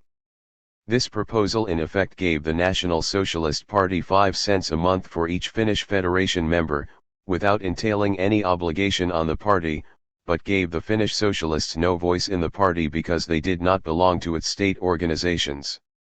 The National Executive Committee, therefore, graciously accepted the Finnish offer. 1370. Many Finnish locals soon affiliated with the party's state organizations and thus became full-fledged party locals who maintained in addition their own national organization. 1371 The Socialist Finnish Federation translated party directives and propaganda to its membership, published literature, kept 2 full-time organizers in the field, and directed all propaganda activities among Finnish Americans. Many branches owned their own halls and organized orchestras and dramatic, singing, and gymnastic societies. The larger branches presented plays, concerts, and socials, and held propaganda meetings weekly. 1372 In 1908 the Federation was operating on a budget of over $7,000 a year. 1373 And by 1912 the Federation had a membership of almost 12,000, approximately 10% of the total Socialist Party strength. 1374. The success of the Finnish Federation encouraged the Socialist Party to make similar arrangements with the other foreign-language socialist organizations. At the 1910 Socialist Congress the party constitution was amended to permit any foreign-language federation with a membership of at least 500 to establish a national translator's office at party headquarters. The federation was to pay the party 5 cents a month for each of its members, and the party in turn would pay the translator a salary not to exceed $25 a week. Establishment of a translator's office automatically brought the federation's membership into the party, but did not entitle them to a voice in party affairs. For full-fledged membership privileges, federation branches would have to pay state dues, and through the state organizations, additional national dues. Moreover, all political and propaganda activities of the Federation branches, even if they did not join the state parties, were to be under the direct control of party state organizations. 1375. National Secretary Barnes admitted that this arrangement would compel foreign language-speaking socialists to pay more for the privilege of joining the party than English-speaking socialists, and that many Federation branches who could not afford to pay extra dues would put themselves in the position of paying 5 cents a month for the privilege of losing all control over their activities. But if the foreign comrades understand that and accept it, it is all right. 1376 The foreign comrades were willing to meet the Socialist Party more than halfway, and by the end of 1912 the Bohemian, Finnish, Hungarian, Italian, Jewish, Polish, Scandinavian, and South Slavic Socialist federations maintained national translator offices at party headquarters. 1377 These federations increased party strength by some 20,000 members. 1378 Comparatively few of the 20,000 were entitled to participate in party decisions, however, because most of the branches decided that they could not afford to pay double dues and therefore did not affiliate with party state organizations. 1379 Although the Finnish Federation had been comparatively successful in getting its branches to affiliate with state organizations, one of its members charged at the 1912 Socialist Party convention that the state organizations made little effort to contact Federation branches. In many cases the American comrades seem to have the idea that these comrades are a different sort of people, having nothing to do with the American people. 1380 The Finnish translator secretary recommended to the 1912 Socialist Convention that Federation financial and affiliation arrangements be modified so as to assure full membership for all foreign language-speaking socialists. 1381 But the convention failed to take any action.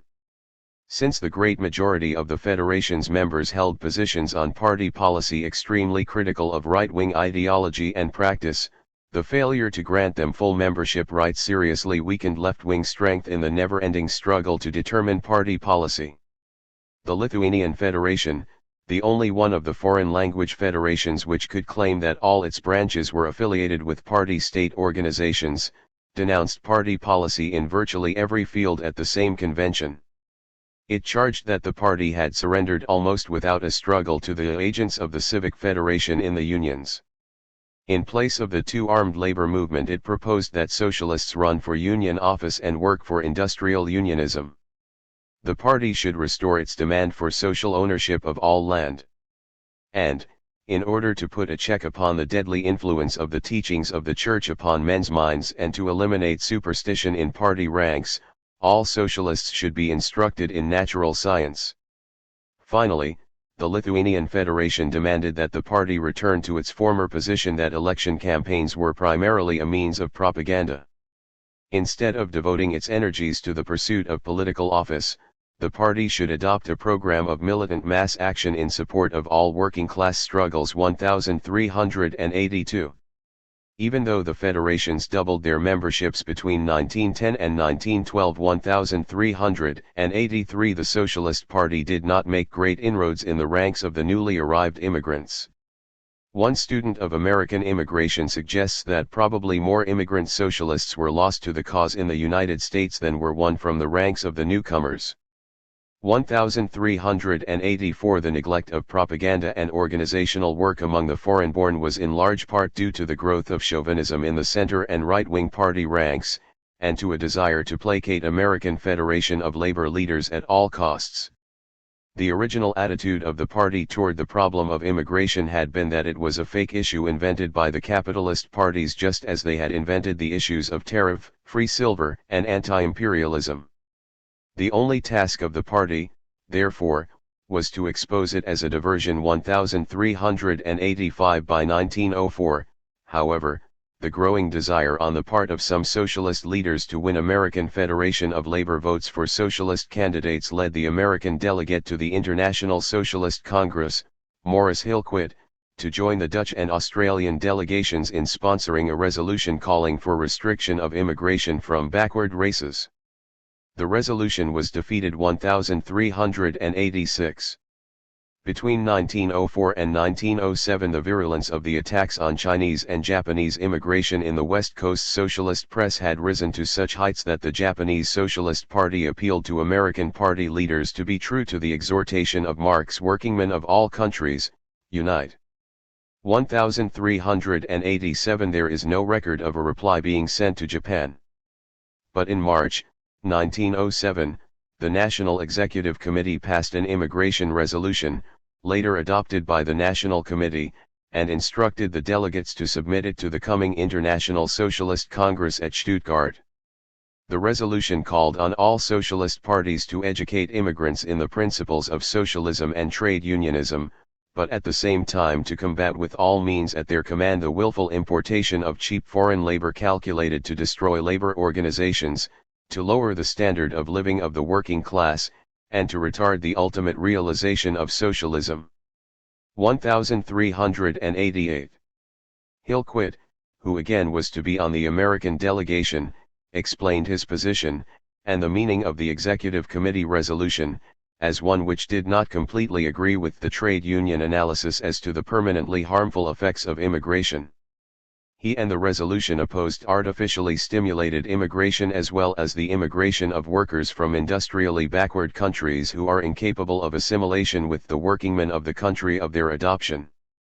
Thus, said Hillquit, the Chinese would be excluded, and the exclusion of other races would be decided as the question became pertinent. 1389. The Stuttgart International Socialist Congress, however, rejected the American resolution and instead passed one condemning all measures designed to restrict freedom of immigration on racial or national grounds as reactionary and of no benefit to the working class. The resolution recognized that mass immigration often caused hardships to those workingmen who had succeeded in raising their standards of living. The only way to overcome those hardships, said the Stuttgart resolution, was through organizing the immigrants and through securing legislation granting them equal political and economic rights. Such activities, coupled with the passage of legislation for minimum wages, maximum hours, and regulation of sweated industries, would eliminate most of the difficulties. The Congress did favor, however, prohibiting the import and export of contract labor. 1390. The right wing and sections of the center and left were outraged at the Stuttgart resolution. Victor Berger immediately denounced the American delegates to the Congress, Hillquit, Algernon Lee, and A.M. Simons, as a group of intellectuals who had betrayed the American proletariat by permitting passage of a resolution which would admit Jap and Chinaman coolies into the United States. If we are ever to have socialism in America and Canada, said Berger, we must keep them white man's countries. 1391. Ernest Untermann, of the Center faction, considered by many to be the leading Marxist theoretician in America, held that the race question would continue long after the class struggle was ended. The question as to what race shall dominate the globe must be met as surely as the question as to what class shall own the world. 1392 Herman Titus, of the party left wing, wrote with the prejudice of many West Coast socialists that racial incompatibility was a fact, and no amount of proletarian solidarity or international unity can ignore it. We must face facts. 1393. At the December, 1907, National Executive Committee meeting, Berger and Untermann moved to reject the Stuttgart Resolution and re-adopt the March Executive Committee statement as official party policy. Berger warned that we would soon have 5 million yellow men invading the country every year. We already have one race question, said Berger, and if something was not done at once, this country is absolutely sure to become a black and yellow country within a few generations. 1394 Both Berger and Untermann agreed to accept a substitute motion by Algy Simons declaring that the International Congress had no power to determine the tactics of the national parties and that the American Socialist Party at the present time must stand in opposition to Asiatic immigration. Hillquit was absent, and the motion was adopted unanimously. 1395. In February, 1908, the National Committee rejected this resolution 1396, but the next month reversed itself and by a vote of 26 to 11, with 27 abstentions, endorsed the Executive Committee resolution insofar as it applied to laborers coming from Oriental countries, or others backward in economic development, where the workers of such countries have shown themselves, as a body, to be unapproachable with the philosophy of socialism. 1397 This resolution set the pattern for all resolutions designed to restrict immigration and yet absolve the party from the charge of betraying international socialism. The 1908 Socialist Convention provided the opportunity for the first full-scale debate on immigration. It came comparatively early in the convention when the delegates were still fresh, and it was long and bitter. The Resolutions Committee reported that they had been able to agree on a compromise statement. The controlling principle of the socialist movement was the interest of the working class, and to deny the right of the American working class to protect its standard of living from the competition of imported foreign laborers was to set a bourgeois utopian ideal above the class struggle. Therefore, the Socialist Party opposed all immigration subsidized or stimulated by the capitalist class, although the party was not yet committed to any attitude toward legislation designed to exclude particular races. The committee did not feel itself competent to speak definitively on the subject of racial differences as a basis of exclusion, and recommended the appointment of an investigating committee to report to the next convention. 1398. The resolution was a compromise which did not endorse exclusion openly but placed undesired immigration under the heading of capitalists stimulated. It was attacked by those who favored exclusion and those who opposed all restrictions, and was supported by some in both groups who thought the resolution could be interpreted to support their position rather than that of their opponents. On one point many were agreed: to permit the hordes of either Europe or Asia to invade the country was to lower American civilization. Biological facts could not be ignored. No mere sentiments or ideals of the present can wipe out the result of centuries of blood and thought and struggle. 1399 The class struggle was going on now, and the party could not waste time with ideals. 1400 The brotherhood of man has no place in a capitalist society. 1401 Some delegates favored an immediate end to all immigration. 1402 But Ernest Untermann brought the debate back to the race question by holding that exclusion should not be solely on economic grounds because that would exclude some desirable whites. I am determined that my race shall be supreme in this country and in the world.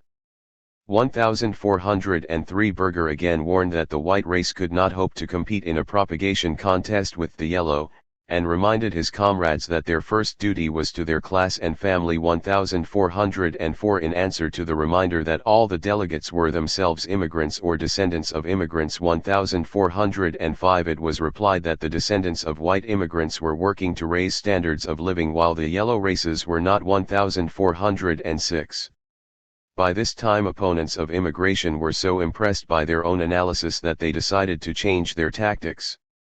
They introduced an amendment holding that pending the success of the economic revolution on the political field, it might be wise and necessary to exclude all immigration from the Orient. 1407 to 1 Wisconsin delegate even this did not go far enough, and he spoke against the amendment because it referred to exclusion as only probably wise. 1408 Finally, Max Hayes of the AF Typographical Union demanded immediate exclusion and referred deprecatingly to Marx's workingmen of the world, unite. After all, said Hayes, Marx wrote that 60 years ago and knew nothing of conditions on our Pacific coast. 1409. Those delegates who supported the resolution because of their opposition to exclusion did so on the basis of the reasoning advanced in the committee statement. 1410 Those who opposed the resolution as a specious defense of restrictive immigration held that it was ridiculous to speak of any workers coming to America of their own free will. 1411 Immigration was a product of capitalism. American imperialism made a decent standard of living in the Orient impossible, but when Oriental workers came to America to seek work, we good, honest Americans, and even some socialists, want to starve them. The only solution to the problem was achievement of socialism through industrial unionism. 1412. To the opponents of all restrictions on immigration, standards of living were being lowered in America for skilled workers not because of immigration but because of technological advances. 1413 The enemy of the American worker was capitalism, not immigrants, who should be organized into militant fighters for socialism. 1414 The idea of equality for all men regardless of race can only be accomplished by the Socialist Party. Applause. But if we permit ourselves to go to work and tack amendments to the proposition of workingmen of all countries unite, if you tack amendments to that, then tack a clause to the name of the Socialist Party, the words, Adley. 1415. The amendment upholding a policy of immediate exclusion was easily defeated. 1416 The committee resolution was then adopted, the Washington, Ohio, and New Jersey delegations requesting to go on record as voting no, but for different reasons. 1417. The growth of chauvinism among many socialist leaders kept pace with their growing opportunism. At the 1910 Socialist Party Congress, a majority 1418 of the Committee on Immigration submitted a resolution calling for the unconditional exclusion of all Mongolian races, not for racial reasons but because they were so backward that they constituted a menace to the most aggressive, militant, and intelligent elements of our working class population. The resolution said that America was already afflicted with a Negro race problem, and any additional intensifying of racial conflict by Oriental immigration would relegate the class war to the rear by weakening the political and economic labor organizations and substituting an Asiatic middle class with a lower standard of living than the American. Having elevated the coolie labor which, according to the 1908 socialist analysis, threatened to destroy the American working class, to the rank of middle class, the resolution hastened to assure delegates that the policy of exclusion did not apply to other races and nations having a long history of struggle in behalf of labor. The committee resolution gently reminded socialists that refusal to exclude certain races and nationalities would place the Socialist Party in opposition to the most militant and intelligent portion of the organized workers of the United States, those whose assistance is indispensable to the purpose of elevating the Socialist Party to political power. Finally, the committee recommended its own continuance because the subject of immigration and racial restriction had yet to be exhausted. 1419. John Spargo began his minority report by quoting the Stuttgart Resolution on immigration. He then pointed out that the American proletariat differed from that of other countries in that it was made up of many races and nationalities, and called on the labor movement and the Socialist Party to make every effort to organize the immigrant worker. The minority report took issue with the Stuttgart Resolution for prohibiting exclusion because of race under all circumstances.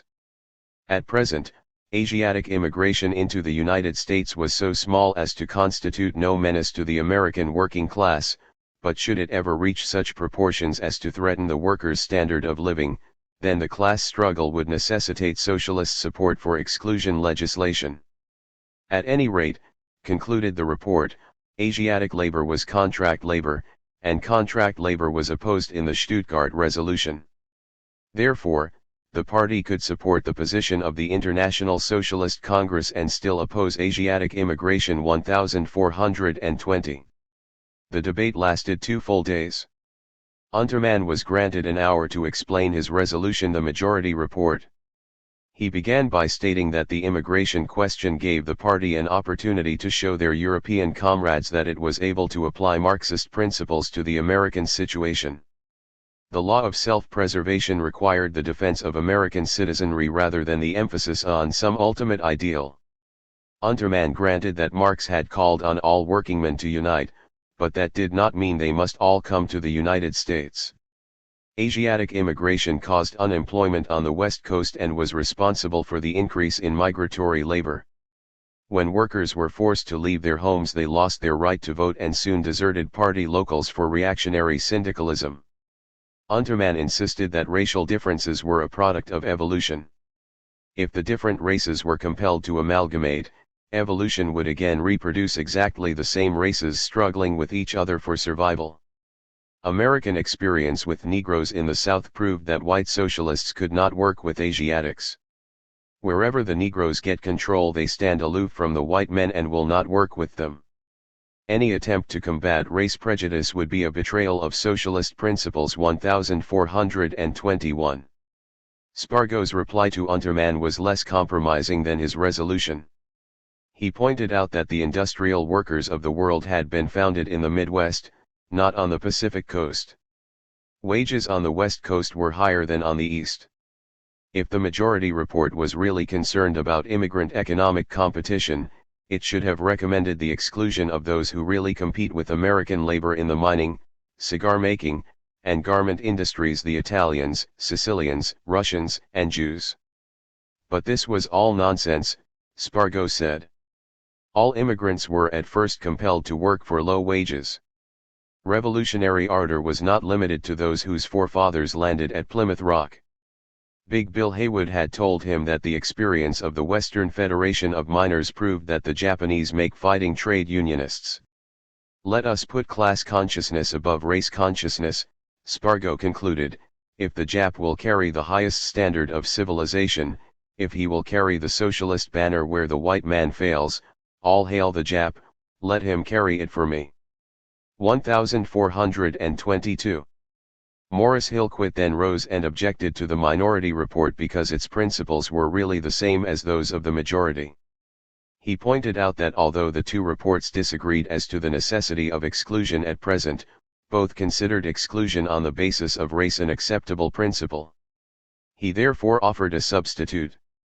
The Socialist Party of the United States favors all legislative measures tending to prevent the immigration of strike breakers and contract laborers, and the mass immigration of workers from foreign countries brought about by the employing classes for the purpose of weakening of American labor, and of lowering the standard of life of American workers. 1423.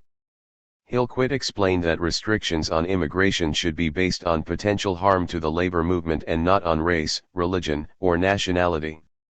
Flights of imagination such as future race wars should be left to Jules Verne. Hillquit concluded that since most Asiatic immigration was stimulated by capital, his resolution would automatically restrict it. 1424. The convention now found itself faced with three resolutions: a majority report openly calling for exclusion, a minority report holding that exclusion and immigration restriction were unnecessary because Asiatic immigration was small, but defending the principle of exclusion when necessary, a substitute denouncing the principle of racial exclusion but defending the practice on non-racial grounds. Spargo offered to withdraw his minority report in favor of Hillquit's substitute, but the chair ruled that it was the property of the convention. 1425. The debate was at least as bitter as that of the 1908 convention and lasted twice as long. Hillquit's substitute was immediately criticized by some members of the party left wing as a specious attack on racism by an intellectual attorney. These critics said the substitute really called for greater restrictions on immigration than did the minority report, which specified only contract labor as restrictable. It was a further betrayal of the working class to the reactionary policies of the American Federation of Labor. 1426. A representative of one of the Scandinavian branches demanded to know whether, after party leaders had betrayed the principles of international brotherhood and the rights of man, rank-and-file socialists were expected to remain in the party for the privilege of voting them into political office. 1427. Thomas J. Morgan of Chicago charged that supporters of the majority report had encouraged Hillquit to prepare his substitute when they saw they could not pass their own resolution. 1428. Robert Hunter said he opposed further immigration because the party must always side with the working class. Nevertheless, he favored the Hillquit substitute because it practically reaffirms the international position, yet enables us to do whatever is necessary to protect the class interests of the workers of America. 1429. Meyer London of the New York Jewish section, however, favored the Hillquit substitute because it rejected race as a basis for exclusion. Racial exclusion violated an elementary principle of international socialism and in effect put the American Party in a position of saying that those principles were correct in Germany, the country of Marx, but not good enough in the country of Berger and Untermann and Wanhope. Do not be such little politicians, in heaven's name. 1430. Victor Berger defended the majority report. Hillquit, he said, was just hiding behind a phrase. Berger insisted that Asiatic immigration was not merely a question of economics. All civilization was at stake. In this great issue, vowed Berger, I will fight for my wife and children, I will fight for my neighbor's wife and children, I will fight for all your wives and children against this immigration. 1431. Winfield Gaylord of Wisconsin added the plea of the practical politician to Berger's call to the defense of American womanhood. The standard of living, said Gaylord, could be raised only by correct use of the ballot, and correct use of the ballot meant voting the straight socialist ticket. The purpose of this convention was to build a successful political party, and a successful political party must have homogeneity. Therefore, foreigners must be kept out. 1432. Algernon Lee of New York offered an amendment to Hillquit's substitute to the effect that since there was virtually no voluntary immigration of Asiatic workers, the American working class was justified in excluding them. 1433. Hillquit denounced the amendment because it admitted the principle of racial exclusion. He confessed to having favored that principle himself at one time, but claimed to have been enlightened on the subject at the Stuttgart Congress. He then amended his own substitute so that support of legislation to prevent capitalist-encouraged mass immigration was changed to mass importation, a change Thomas Morgan had challenged him to make. Hillquit then insisted that his substitute motion was nothing more nor less than a summary of the Stuttgart Resolution. 1434. Spargo replied that Hillquit's motion emasculated the Stuttgart Resolution and that in 1909 only 4,000 Asiatics entered the country in contrast to hundreds of thousands of Europeans. 1435. Untermann concluded the debate with a violent attack on the industrial workers of the world, whose supporters in the convention had led the fight against the majority report. All backward races must be excluded, said Untermann. As for the Asiatics who had already gotten in, they should get out of America and give it back to the Americans. 1436. Lee's amendment to Hillquit's substitute was overwhelmingly defeated on a roll call vote, 99-6. 1437. The Hillquit resolution was then adopted, 55-50. A study of the vote indicates that defeat of the Lee amendment caused a number of the majority report supporters to vote for the Hillquit substitute as one which favored restricting immigration in practice even if rejecting exclusion in principle. On the other hand, many opponents of restriction and exclusion in both principle and practice voted against the Hillquit motion, apparently preferring Spargo's minority report, which accepted exclusion in principle but offered the least support to restrictions for the present. 1438. Eugene Debs was not a delegate to the 1910 Congress, but his bitter denunciation of all proposals to limit immigration received wide publicity in preparation for the next contest. Debs held that if socialism, International, revolutionary socialism, does not stand staunchly, unflinchingly, and uncompromisingly for the working class and for the exploited and oppressed masses of all lands, then it stands for none, and its claim is a false pretense and its profession a delusion and a snare. He labeled the restriction and exclusion proposals as unsocialistic, reactionary, and outrageous, and suggested that, if any discrimination had to be shown in the question of immigration, it should be in favor of those races which have been most exploited. Exclusion, an obvious betrayal of socialist principles, would destroy the faith of the working class in the Socialist Party. Upon this vital proposition I would take my stand against the world and no specious argument of subtle and sophistical defenders of the civic federation unionism who do not hesitate to sacrifice principle for numbers and jeopardize ultimate success for immediate gain, could move me to turn my back upon the oppressed. 1439. The left wing of the party had not come to the 1910 Congress with an immigration resolution of its own.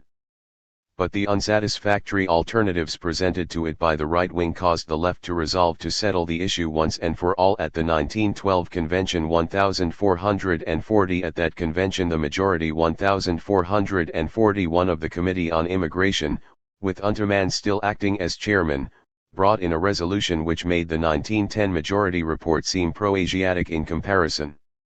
It called for the strengthening and strict enforcement of existing exclusion laws. It said race feeling was a product of biology and therefore could not be eradicated. Racial antagonism would persist under socialism and play an important part in economic life. If it should not assert itself in open warfare under a socialist form of society, it will nevertheless lead to a rivalry of races for expansion over the globe as a result of the play of natural and sexual selection. 1442 Spargo's minority report simply called for an endorsement of the Stuttgart International Socialist Congress Resolution on Immigration 1443. For the first time the issue was fairly drawn. But it was not to be decided. The resolutions were introduced in the closing hours of a convention in which the right wing had won adoption of a constitutional amendment designed to bring about elimination of the entire left wing. Non-left-wing supporters of the minority resolution found that the support they had given the opportunists on every other issue before the convention made it impossible to rally their forces for a last-minute principled stand against chauvinism.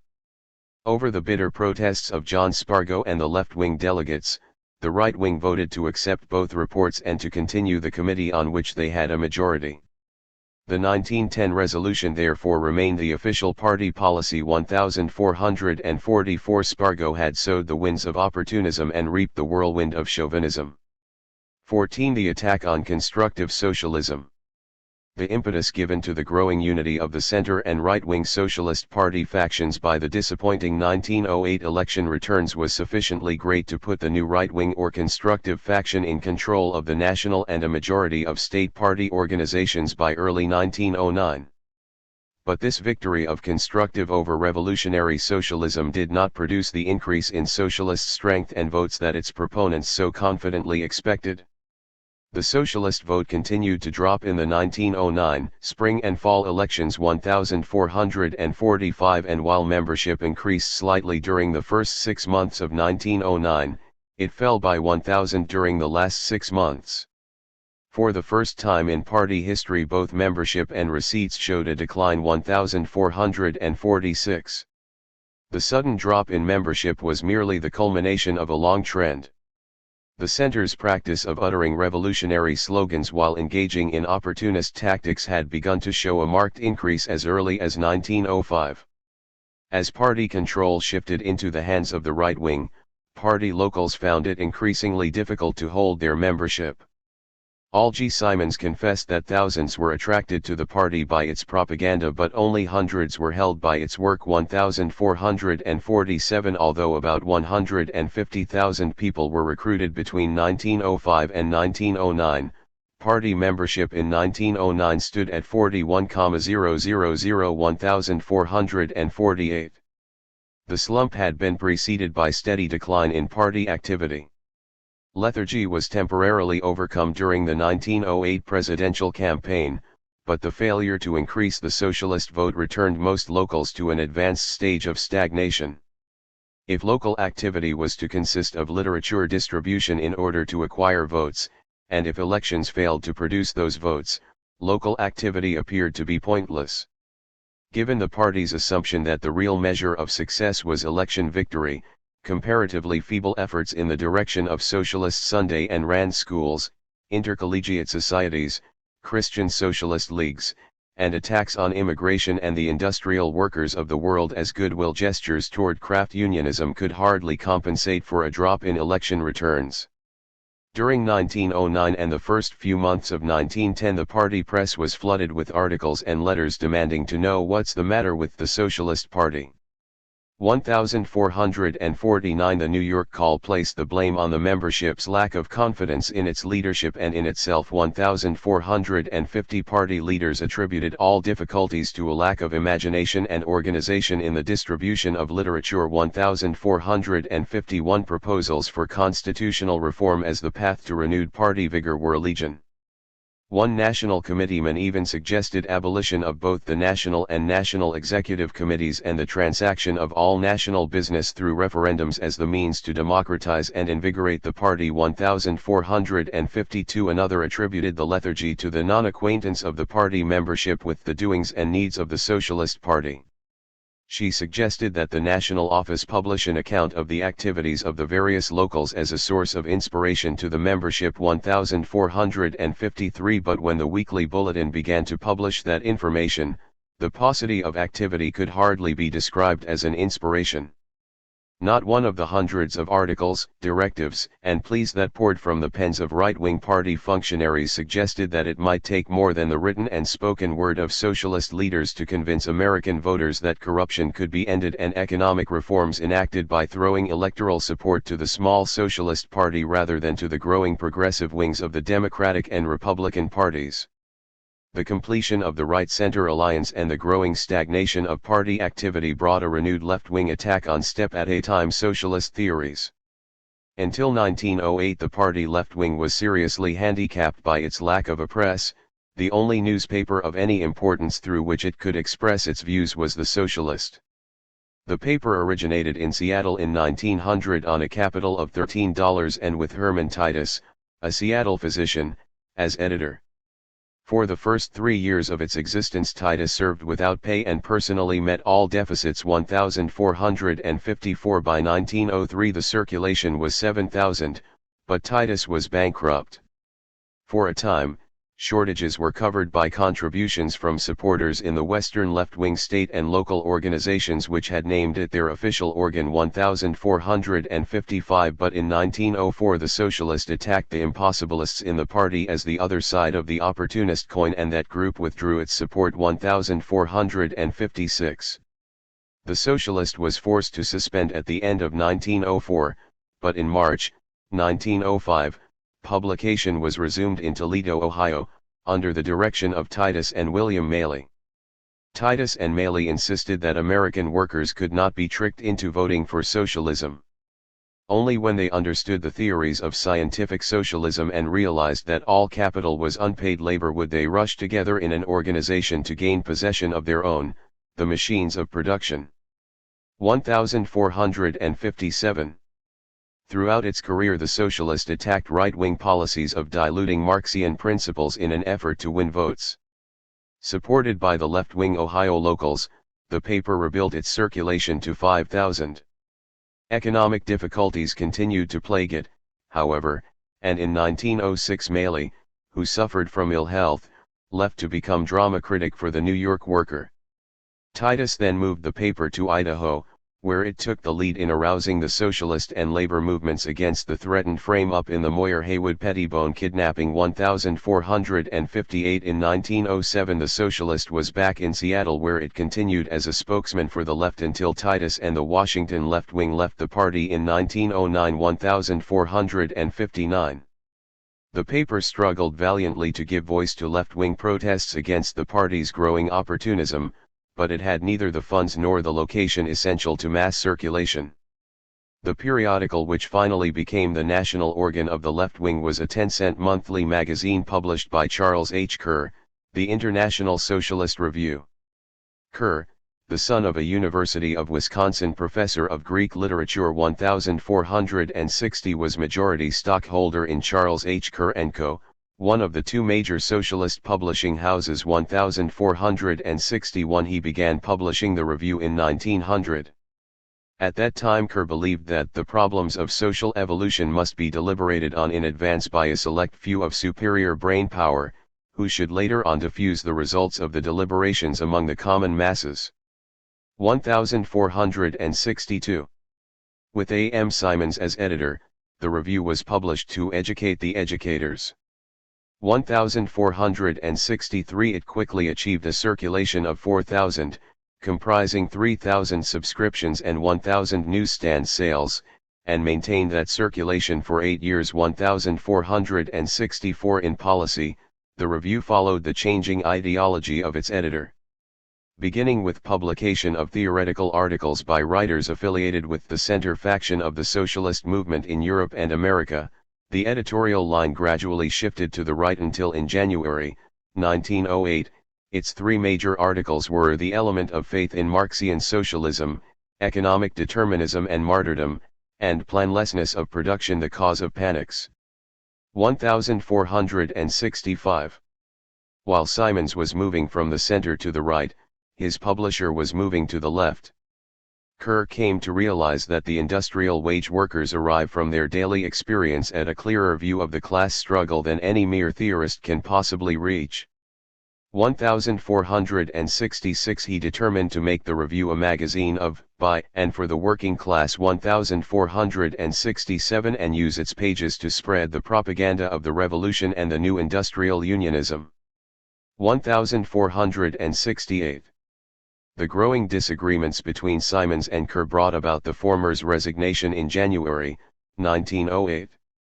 Kerr acted as his own editor for a short time 1469 and then turned the job over to Mary and Leslie Marcy. Mary Marcy had been private secretary to one of Chicago's big meat packers. Her Letters of a Pork Packer's Stenographer, published during the investigation of the packing industry which followed publication of The Jungle, brought her an immediate reputation as a muckraker. Her husband was a professional journalist. 1470 together they turned the review into a militant left-wing monthly which was in the thick of every major industrial dispute.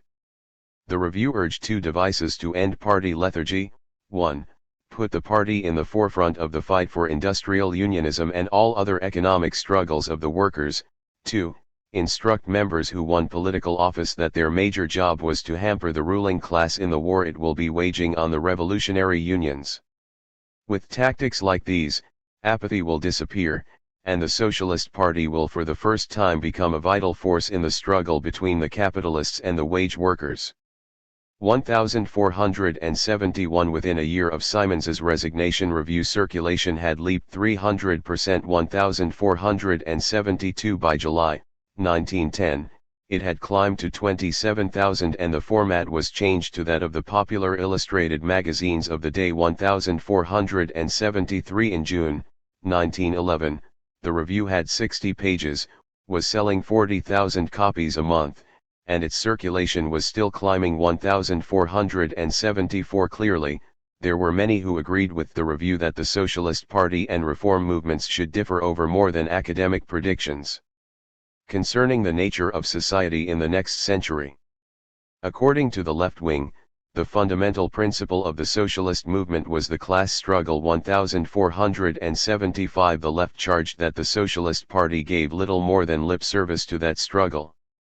Even right-wing leaders admitted, on occasion, that the party treated the class struggle as a mere phrase and failed to lead the workers in their daily battles. 1476 The left held that this failure would result in a sharp decline in party membership and vote as soon as middle-class supporters discovered that they could win their reforms through reform parties, and working-class members discovered that the party was of no use to them in their fight for better wages, hours, and working conditions. Massachusetts Socialists, who had seen their 1902 congressional vote of 35,000 drop to less than 11,000 in 1908, 1477 were told, "You are too tame, the spirit of '76 has departed from you. You submit, you don't fight, the capitalists are not afraid of you and therefore your proletarian army is not recruited. 1478. It was noted with considerable disgust by the left that mention of the class struggle was avoided by virtually every leader who replied to the Saturday Evening Post's query on how the party intended to achieve socialism. 1479. Herman Titus estimated that not one-third of the membership had any understanding of the principles of scientific socialism. 1480. In August, 1909, the New York Call printed in its letters to the editor column a full-scale discussion as to the meaning of the class struggle. Most of the writers held that the class struggle was a social fact but denied that this entailed encouraging or teaching hatred. A minority suggested that recognition of this fact should not be a prerequisite to membership in the Socialist Party. Louis Boudin, a New York attorney, replied for the left wing.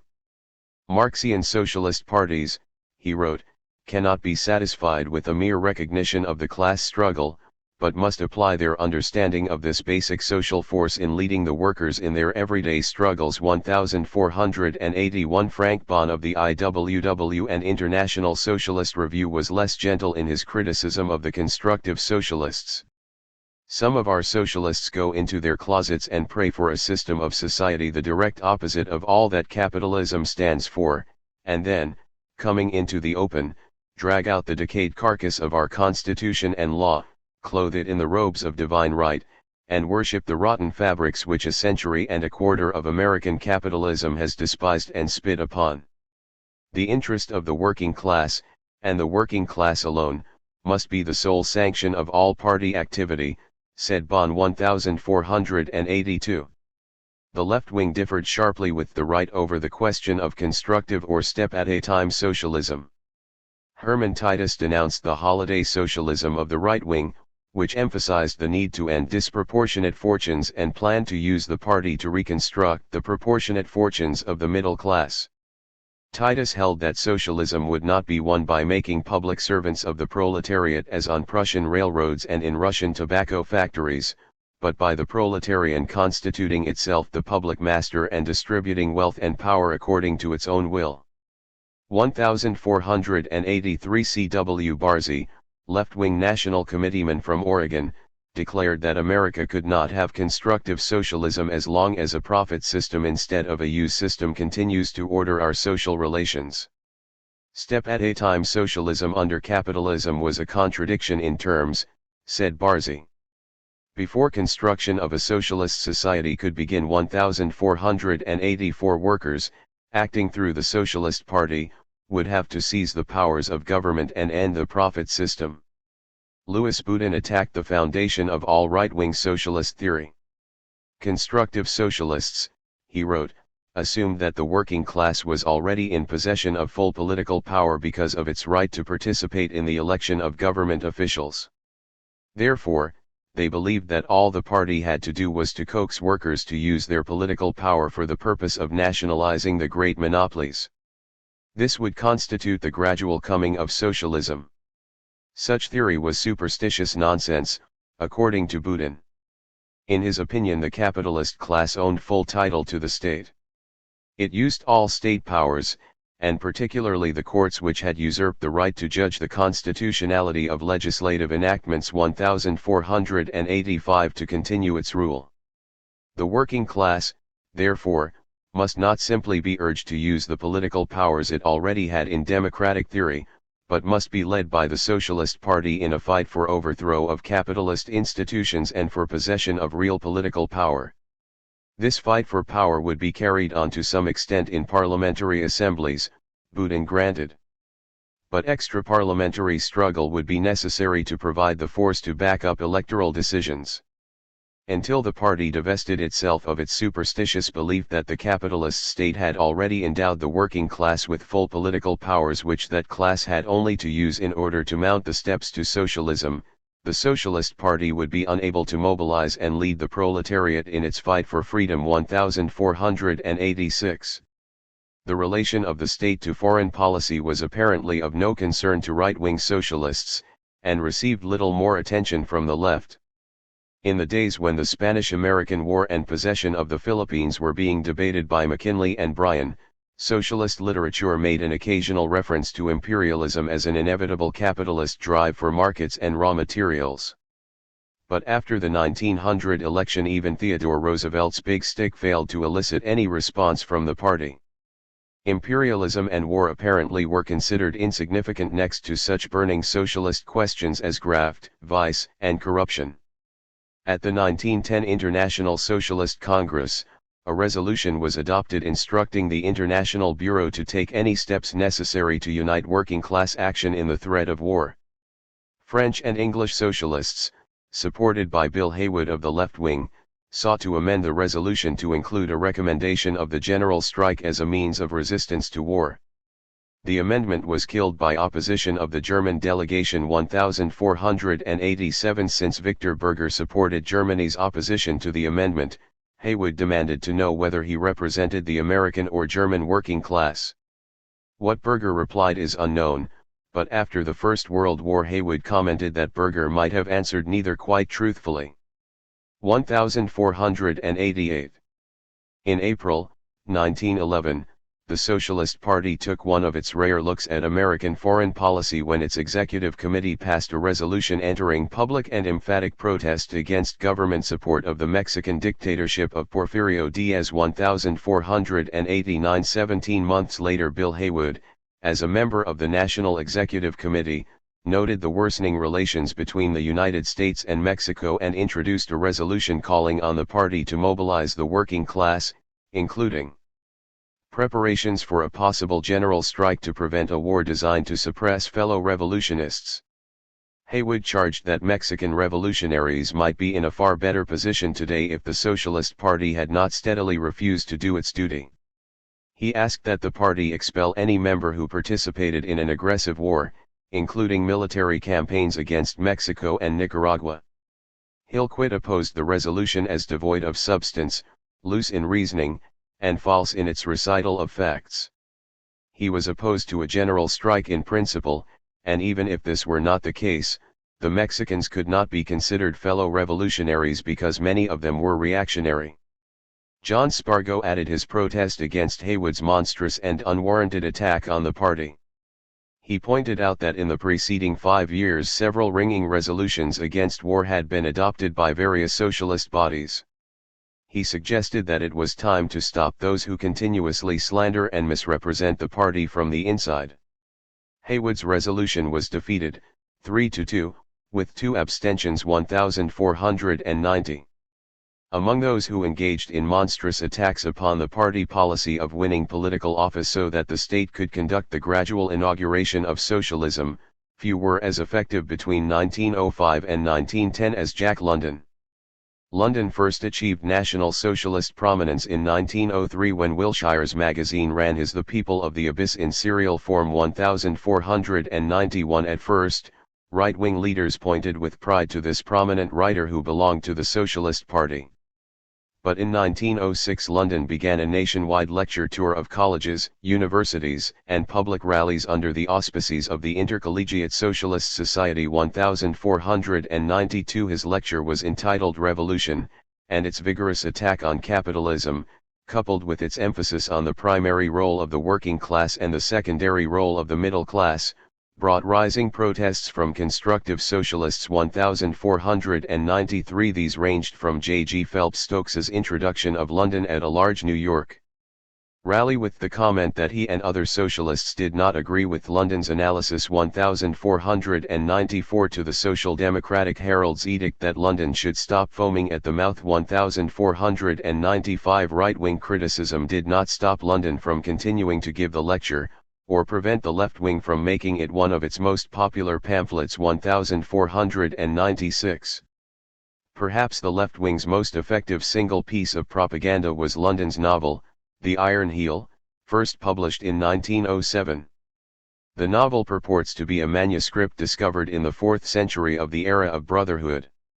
It describes the efforts of its hero, Ernest Everhard, to convince his fellow socialist leaders that while they talked of victory at the polls, a capitalist oligarchy, the Iron Heel, was destroying American democracy. The socialist leaders remain unconvinced, and in 1912 the Iron Heel begins its destruction of the labor movement, the Socialist Party, and all democratic institutions.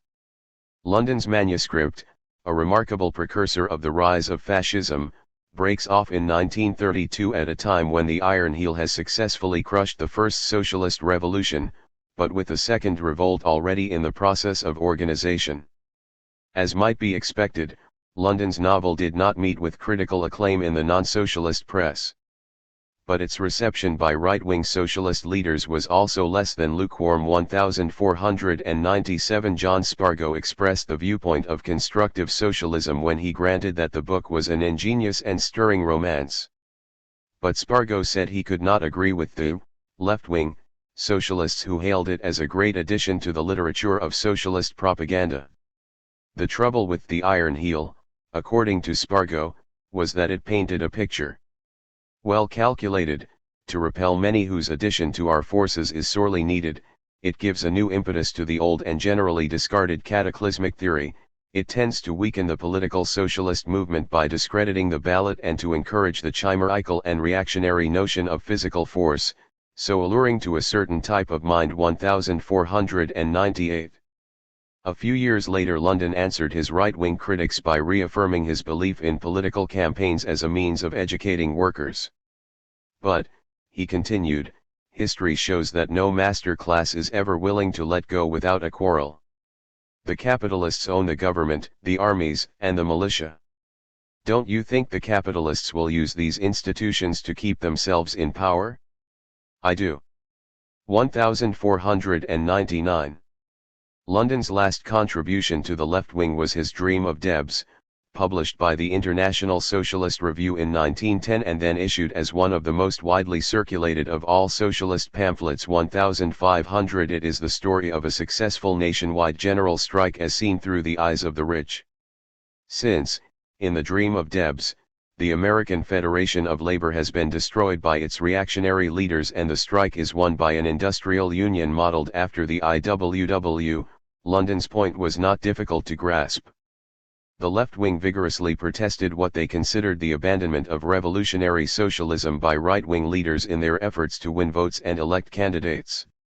Debs charged that socialist principles were being diluted and that party propaganda was being designed as a bait for votes instead of as a means of educating the working class in principles of revolutionary socialism. 1501 Voting for socialism, said Debs, is not socialism any more than a menu is a meal.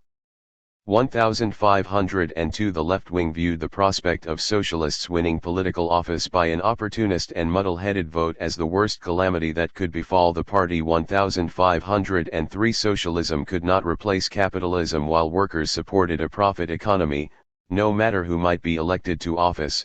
Neither capitalism nor collectivism is an automatic machine independent of people's feelings and wishes. The workers will not take control of industry until they desire to do so.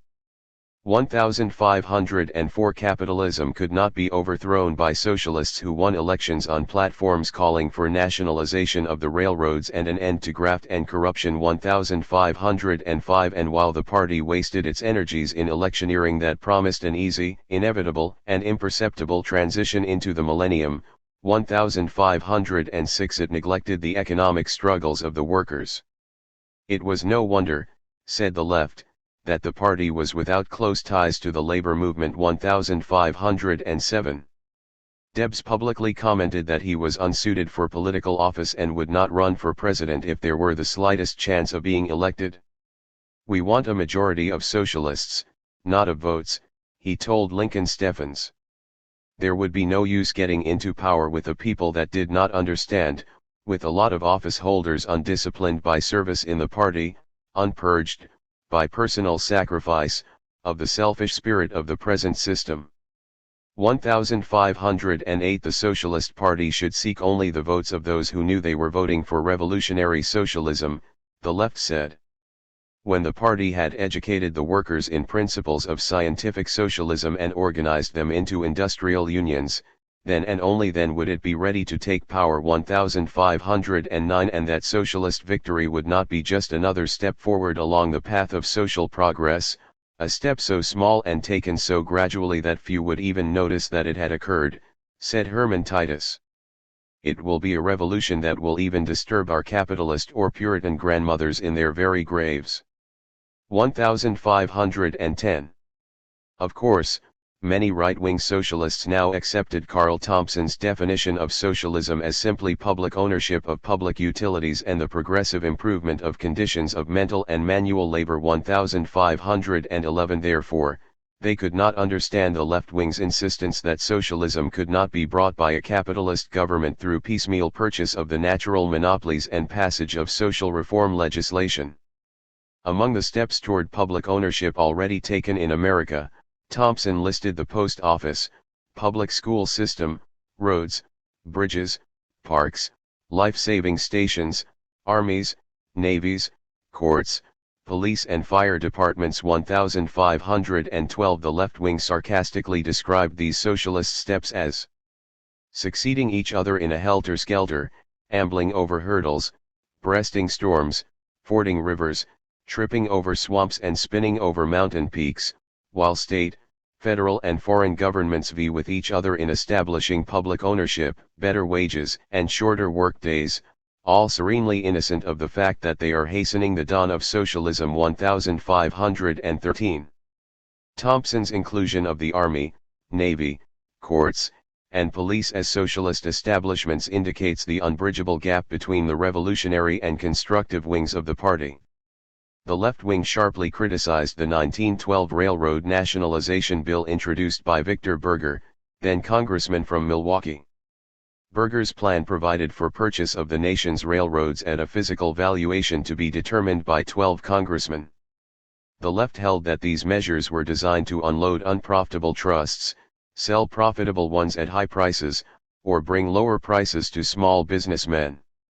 Since striking against government-owned or controlled railroads, mines, and other heavy industries would be characterized as treason, nationalization would cripple the labor movement in just those industries in which a strike would be most injurious to all capitalists. 1514. The constructive socialists cited the lower gas rates the socialist administration had brought to Haverhill, Massachusetts, some 10 years before. 1515. The revolutionaries replied that since the socialists had been thrown out of office in 2 years, despite this marvelous victory against the gas company, such examples might better be used as meat for another chapter on the ingratitude of republics than as a guide for party tactics. 1516. The left wing granted that national and municipal ownership was more efficient than a system of privately owned monopolies. But nationalization was a step which the capitalists themselves were quite competent to take. The question of concern to the Socialist Party was not how to get the government to purchase trusts, but how to lead the working class in the struggle for political power. 1517. Although they always emphasized that no reform would eliminate surplus value. 1518. A majority of the revolutionary wing of the party did not oppose the listing of or fighting for immediate demands as such. But they rejected nationalization, trust regulation, and honest government as immediate demands of no concern to the working class. 1519. Left-wing city and state platforms made clear their position that socialism could not be won piecemeal. But they frequently listed a series of demands designed to aid the working class in its struggles against its employers.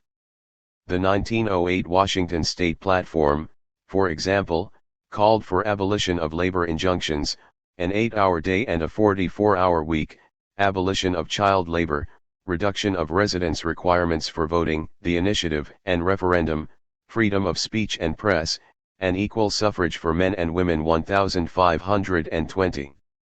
The left wing contended that reforms of value to the workers could not be won by watering down the socialist program so as to elect socialist officials with middle-class votes. Rather, they could be attained only through organizing industrial unions and educating the working class to register a protest vote for socialism.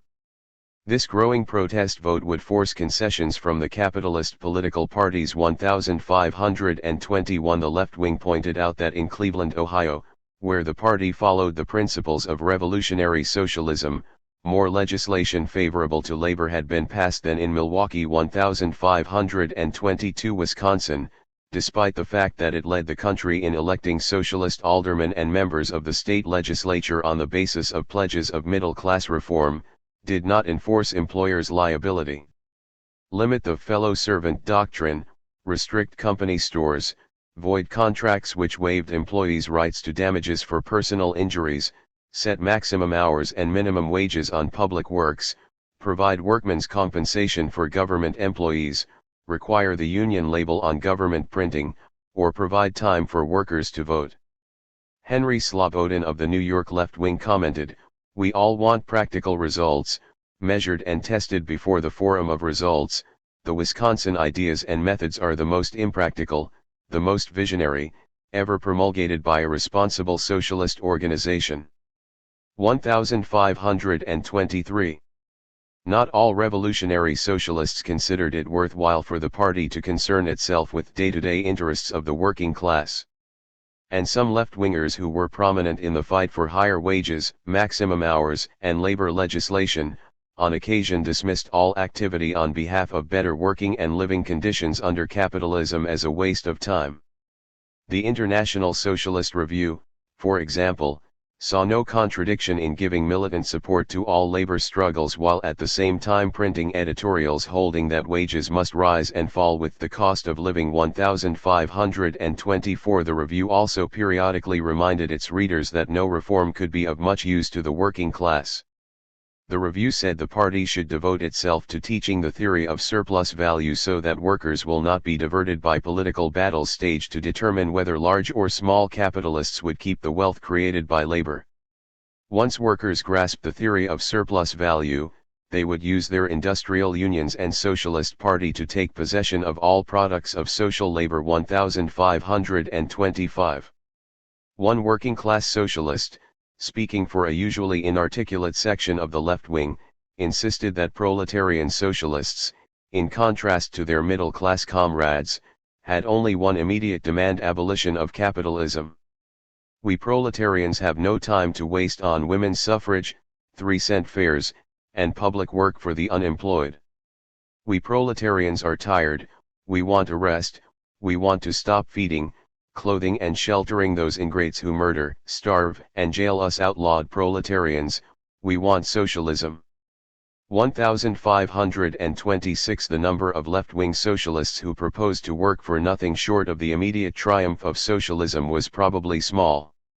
Most revolutionary socialists, however, thought that improved conditions for the workers could be won through industrial unions rather than through parliamentary action. 1527. And while the Washington state platform listed legislative demands, the left-wing San Francisco and Oregon platforms followed the more common revolutionary socialist practice of simply pledging to use the city and state governments to support the working class in all its struggles. 1528.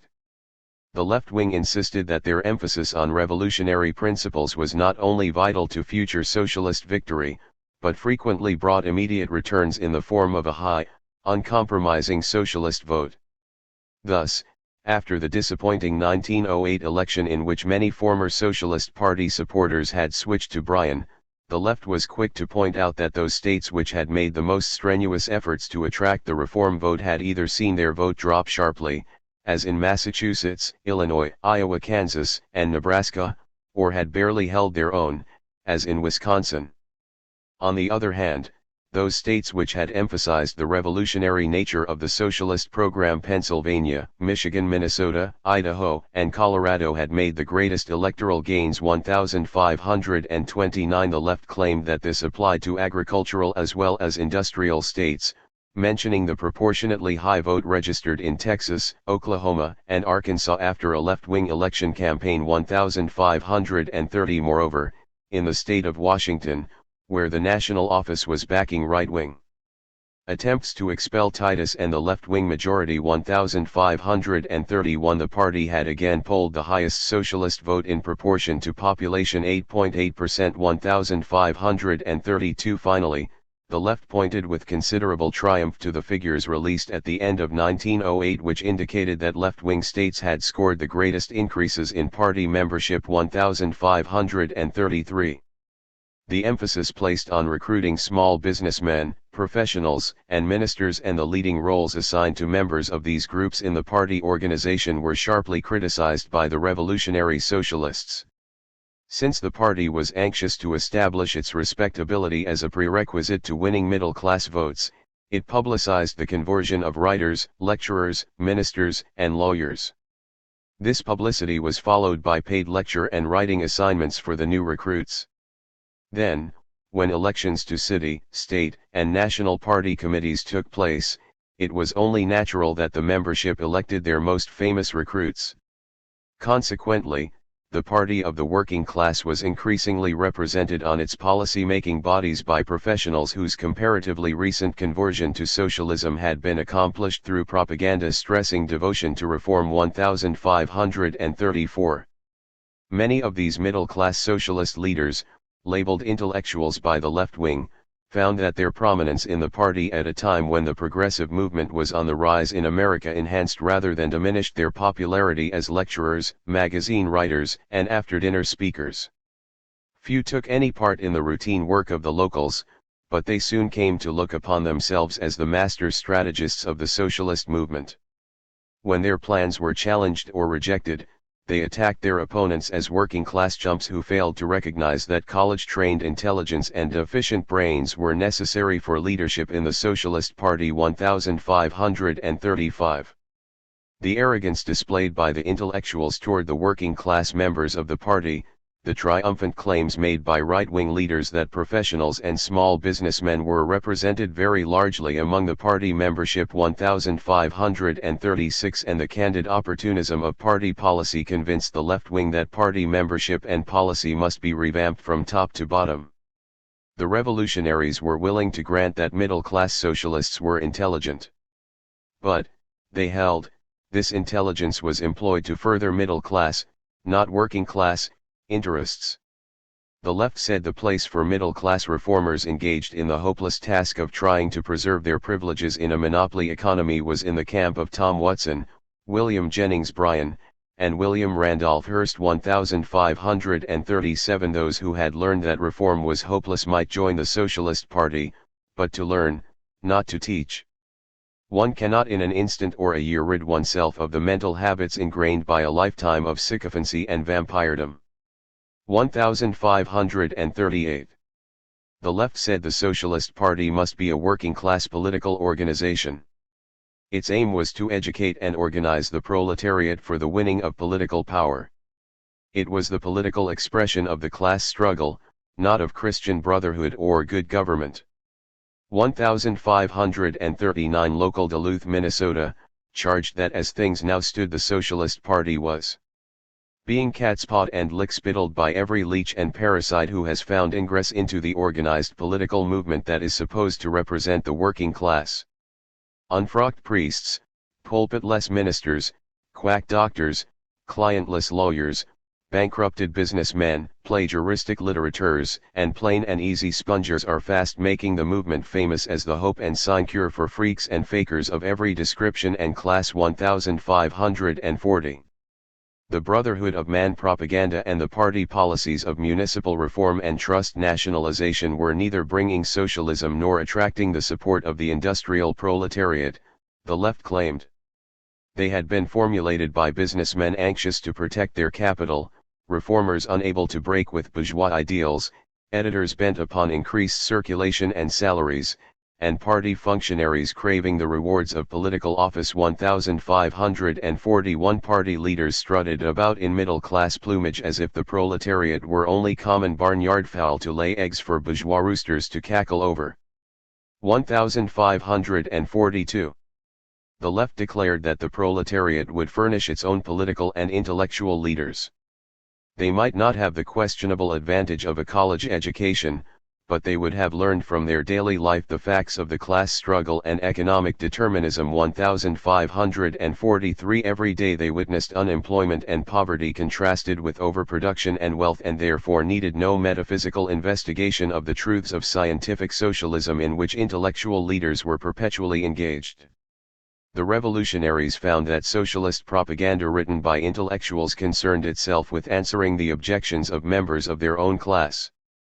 They claimed that the proletariat was not interested in whether socialism would end graft, kill incentive, break up the family, or destroy religion. Nor was it concerned about the spiritual significance of socialism. 1544 Proletarian propaganda would be directed at arousing class consciousness and strengthening class solidarity in the industrial unions and the Socialist Party. 1545 Some members of the left wing reacted so strongly to the growing middle-class character of the party that they proposed to limit membership to the proletariat. The class struggle was the basic fact of life. Historical materialism meant that capitalists and workers stood with hands raised with daggers to plunge in each other's breasts on the economic field. 1546 It was ridiculous to expect them to unite on the political field. The millionaire, petty bourgeois, and ministers joined the party for two reasons only: either they hoped to sidetrack the revolutionary proletarian, or they were moved by some vague feeling of sympathy.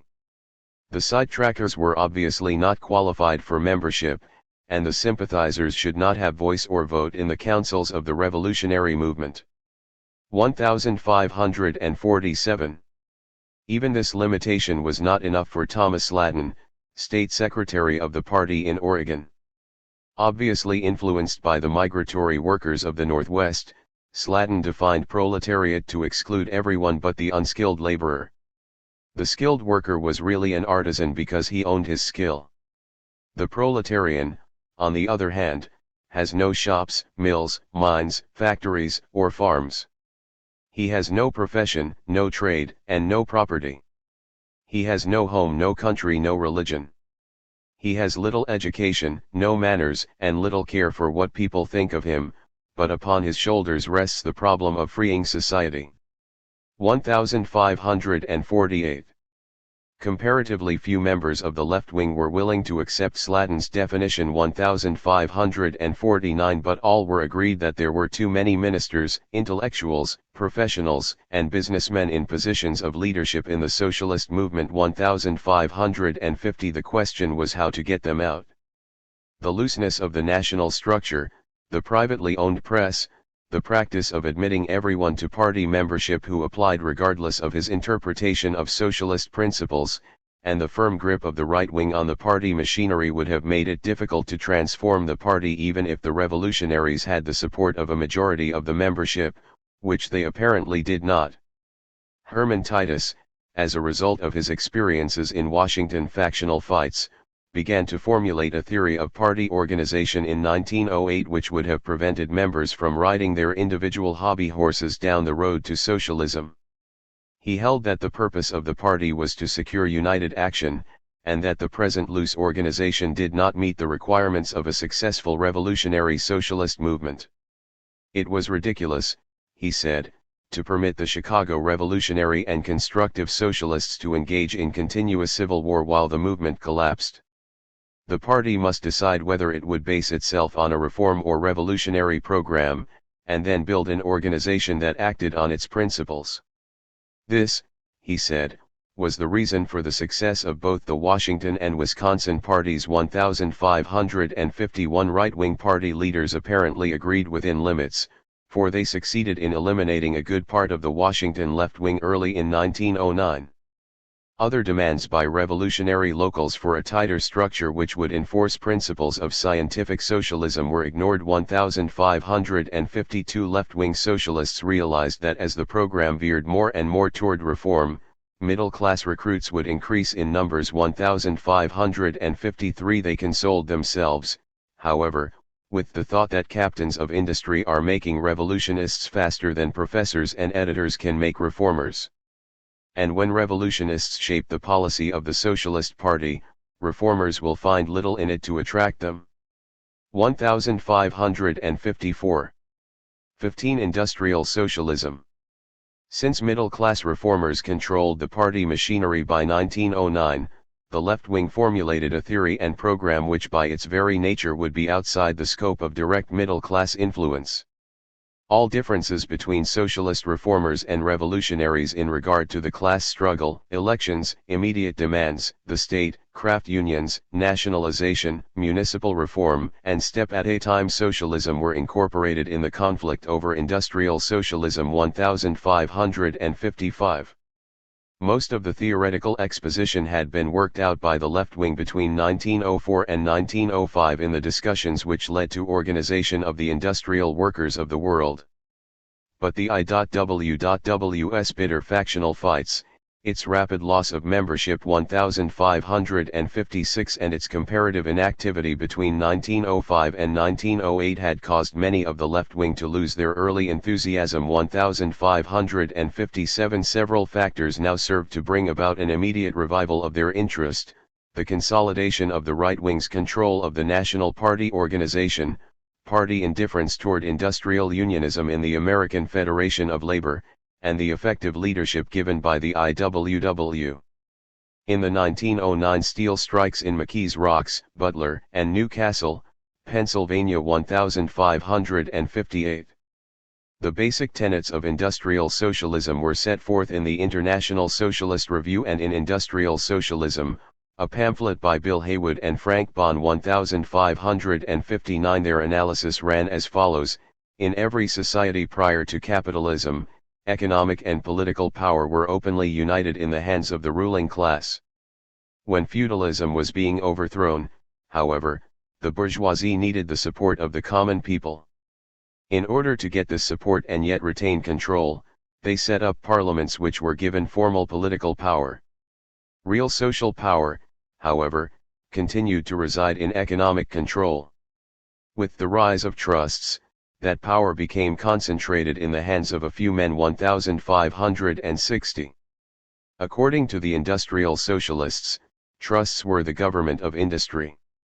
Workers had nothing to say about the affairs of that government, and the profits made by their employers were nothing but a tax collected without representation. The real government of America resided in Wall Street. The trusts controlled the political government, schools, press, theater, church, army, and navy 1561. Obviously, the political state was nothing but the tool of the industrial state. Those who think all we need is votes expect the tool to wield the user, the shadow to change the reality, the servant to command the master. 1562. The industrial socialists reasoned that since the source of the capitalists' power was their control of industry, the fight to break that control must be waged in the shops. Election campaigns to win the political state were merely echoes of the real battles which were taking place in every factory, mine, and railroad. 1563. Working class votes cast at the ballot box could do no more than gain control of a political state that did not possess real authority. The place where a vote would really count was in the shop, where it would challenge the employers at the seat of their power. 1564. It was ridiculous for a working class party to advance a program of immediate demands in the hope of winning middle class votes. 1565. The immediate demands that concerned workers were shop demands, and step-at-a-time victories would have to be shop victories. 1566. Debs said it was of far greater importance for the Socialist Party to aid in the economic organization of workers than to devote its energies to winning meaningless middle-class votes for socialism. When workers were organized in their shops, they would inevitably vote the socialist ticket, and not before 1567. The only form of working-class economic organization that met the requirements of a trust economy was the industrial union, the left wing insisted. Craft unions did not fight employers but attempted to organize job trusts to protect the higher wages of a limited number of skilled workers from the competition of those who wanted to break into the craft. But craft unions were doomed to extinction because that great leveler, the machine, was rendering skills obsolete. 1568. The left said that industrial unions would be organized on the basis of the products manufactured, not the tool used. Their motto would be, One union of all workers in an industry, all industries in one union. 1569 Their major weapon would be the general strike in the industry, community, and, ultimately, the nation. It was meaningless to argue that a general strike had never been successful, because the correct conditions for such a strike had never existed. 1570 By the enfranchisement, through their industrial union, of all workers in the shop, including Negroes, women, and children, and by the refusal of the union to sign agreements that would permit employers to close factories but prevent workers from striking for better conditions, the working class would be enabled to win control of the industrial government and establish socialism. 1571. Contrary to the belief of clergymen, college professors, and lawyers, socialism was not government ownership. The capitalist government, of course, was simply an organization to protect private property and rule the workers. But, said the left, all political government was administration from the top. Socialism was industrial democracy, administration by the rank and file. The institution of government ownership by socialists elected to political office could not, therefore, be socialism. If the government owned the railroads, for example, it would have to rob the railroad workers and turn over the stolen money to the idle government railroad bondholders. 1572 A government constructed to aid in exploitation of workers could not be converted into a government of, by, and for the workers. A wise tailor does not put stitches in rotten cloth. 1573 In place of the gradual socialization of the economy through government ownership, as conceived by the constructive socialists, the revolutionary socialists offered the syndicalist solution. The industrial unions would not only unite the workers for their struggle against capitalism but would form the framework of the society of the future. 1574. In view of the primary role assigned to industrial unions in overthrowing capitalism and building socialism, left-wing socialists were faced with the problem of finding a role for their own organization, the Socialist Party. Its most important task, of course, would be to aid in organization of industrial unions. 1575 But a political party should have some political function. The revolutionary socialists found three essential, if secondary, duties for it to perform. In the first place, while the state itself could not be used to inaugurate socialism, it was a deadly anti-union weapon in the hands of the capitalists. As the class struggle increased in intensity in the shops, the employers would use their government to crush the industrial unions.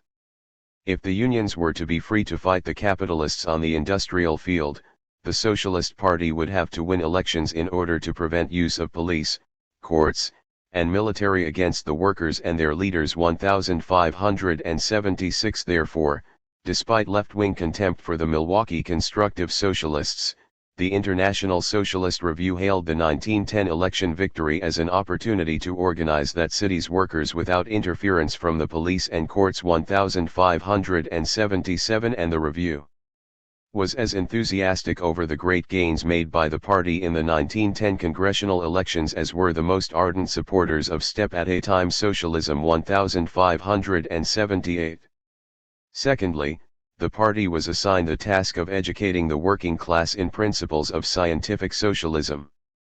If workers were to use their unions effectively, they must understand the philosophical and economic theories of Marx and Engels, with particular emphasis on the class struggle, surplus value, and economic determinism.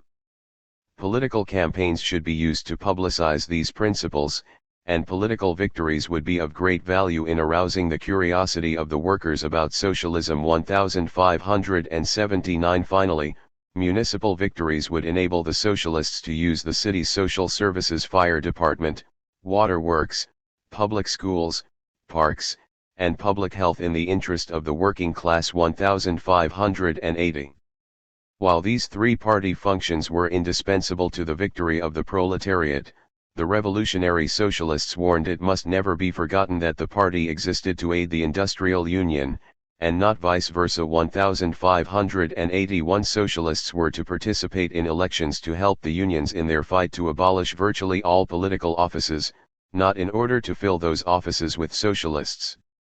Since there would be no rich to oppress the workers under socialism, government would be industrial, not political. A socialist government would legislate for the individual only in regard to shop problems. Legislatures would be made up of representatives of various branches of industry, and they would concern themselves only with improving production and conditions of labor and minimizing the expenditure of labor power. 1582 Recognition of this proper relationship between the party and the union would prevent the party from abandoning its revolutionary program for the sake of reform policies designed to win votes and the spoils of office. 1583 A minority of the left, while agreeing that industrial unionism was essential to the overthrow of capitalism, did not accept all of this basically syndicalist analysis. The spokesmen of the group were Eugene Debs and two New York attorneys, Henry L. Slobodin and Louis Boudin. They conceded that organization of a militant industrial union was the immediate task of the party. Like other left-wingers, they agreed that it was ridiculous to expect the capitalist state gradually to transform itself into the cooperative commonwealth. But they refused to dismiss the political state as a mere shadow of capitalist industry and therefore of little consequence in the struggle for socialism. They held that since the state was used to oppress the workers, the proletariat must win political power by seizing control of the state. Then the workers would use the state to wipe out capitalism. Through the unity and class consciousness developed in the industrial union, workers would be taught to vote the socialist ticket. When the Socialist Party had swept the national elections, the industrial union would compel capitalists to accept the socialist decision at the ballot box. 1584. This variant of the left-wing position had little support in the party. The membership increasingly tended to polarize itself around the two extremes of reform socialism and syndicalism. Boudin and Slobodin were important members of the left wing in New York, but had no national support for their position. Herman Titus's position closely resembled that of Boudin and Slobodin. 1585, but he left the party early in 1909 and from then on pursued his own increasingly sectarian path. 1586 Eugene Debs, who might have been able to slow the syndicalist tide, contented himself with general statements on the importance of both economic and political action. And because a majority of the party accepted elections as the core of all socialist activity, Debs usually stressed the importance of industrial unionism. 1587 In fact, although Debs repeatedly affirmed his belief that socialism would come through an election victory backed by the power of the industrial unions, he endorsed Haywood and Bond's Industrial Socialism as a splendid pamphlet that set forth the true revolutionary attitude of the working class. 1588 Rank-and-file socialists would have to choose between the opportunism of the reformists and the dual union sectarianism of the syndicalists. When the left wing revived its interest in industrial socialism in the fall of 1909, it did not stop to reconsider its earlier decision that industrial unionism must be built outside the already established trade unions. The 1904 American Labor Union charged that the American Federation of Labor was being transformed by right-wing socialists at a rate comparable to the growth of a coral reef. 1589 and the 1905 Debs epigram that attempts to reform the rotten graft-infested craft unions were as vain and wasteful of time as to spray a cesspool with attar of roses. 1590 were accepted by all revolutionary socialists as self-evident truths. Moreover, mere reorganization of the AFL along industrial lines would not have satisfied the left-wingers. An industrial union, they insisted, must be a revolutionary union consciously based on the class struggle. It must recognize that its goal was the overthrow of capitalism and the triumph of the cooperative commonwealth. Thus, unions like the United Mine Workers were industrial in form but not in content. They could not organize the proletariat to strike for its own emancipation. 1591. The left wing seemed to assume that given militant leadership and the correct organizational forms, the American working class would accept revolutionary slogans and syndicalist theories and abandon their established unions with sufficient rapidity to make possible the creation of revolutionary industrial unions. 1592. It took only the 1909 victory at McKees Rocks, Pennsylvania, to convince the revolutionary socialists that the industrial workers of the world was the union that offered the best available rallying point for socialists on the economic field, and it is on that field that the main battle must be fought and won before capitalism will end. 1593. The left wing was committed to dual unionism, and no mere stubborn refusal of workers to join the IWW could shake them in their conviction that they had discovered the royal road to socialism. The generally unenthusiastic reception given revolutionary unionism by American workers was not the only setback. The chosen economic instrument, the industrial workers of the world, took an official stand against political action. And the secondary role assigned political action by left-wing socialists themselves made their ranks an easy prey to raids by IWW supporters who insisted that the industrial union must be the only form of working-class organization. An attempt was made at the 1907 IWW convention to delete from the preamble the exhortation that all the toilers come together on the political as well as on the industrial field. It was defeated overwhelmingly, 113 to 15. 1594. At the 1908 convention, however, the 26 delegates who represented the depleted ranks of the industrial workers included a strong Pacific Coast contingent. These migratory workers joined with the anarchists to support the move to expunge all reference to political action. The preamble was amended to read, "Between these two classes a struggle must go on until the workers of the world organize as a class, take possession of the earth and the machinery of production and abolish the wage system." Daniel de Leon and his supporters withdrew and set up their own industrial union with headquarters in Detroit, and the industrial workers of the world was left in control of the syndicalists headed by Vincent St. John and William Trotman. 1595. Despite this victory of the anti-political actionists, the revolutionary socialists were still an important section of the IWW, and in many communities the party and the IWW worked in close cooperation. 1596. Bill Haywood, who was that union's most important and effective organizer, was one of the leading theoreticians of industrial socialism and was rapidly rising to leadership in the Socialist Party. The election in the spring of 1911 in Butte, Montana, indicates that all Wobblies did not reject voting as useless.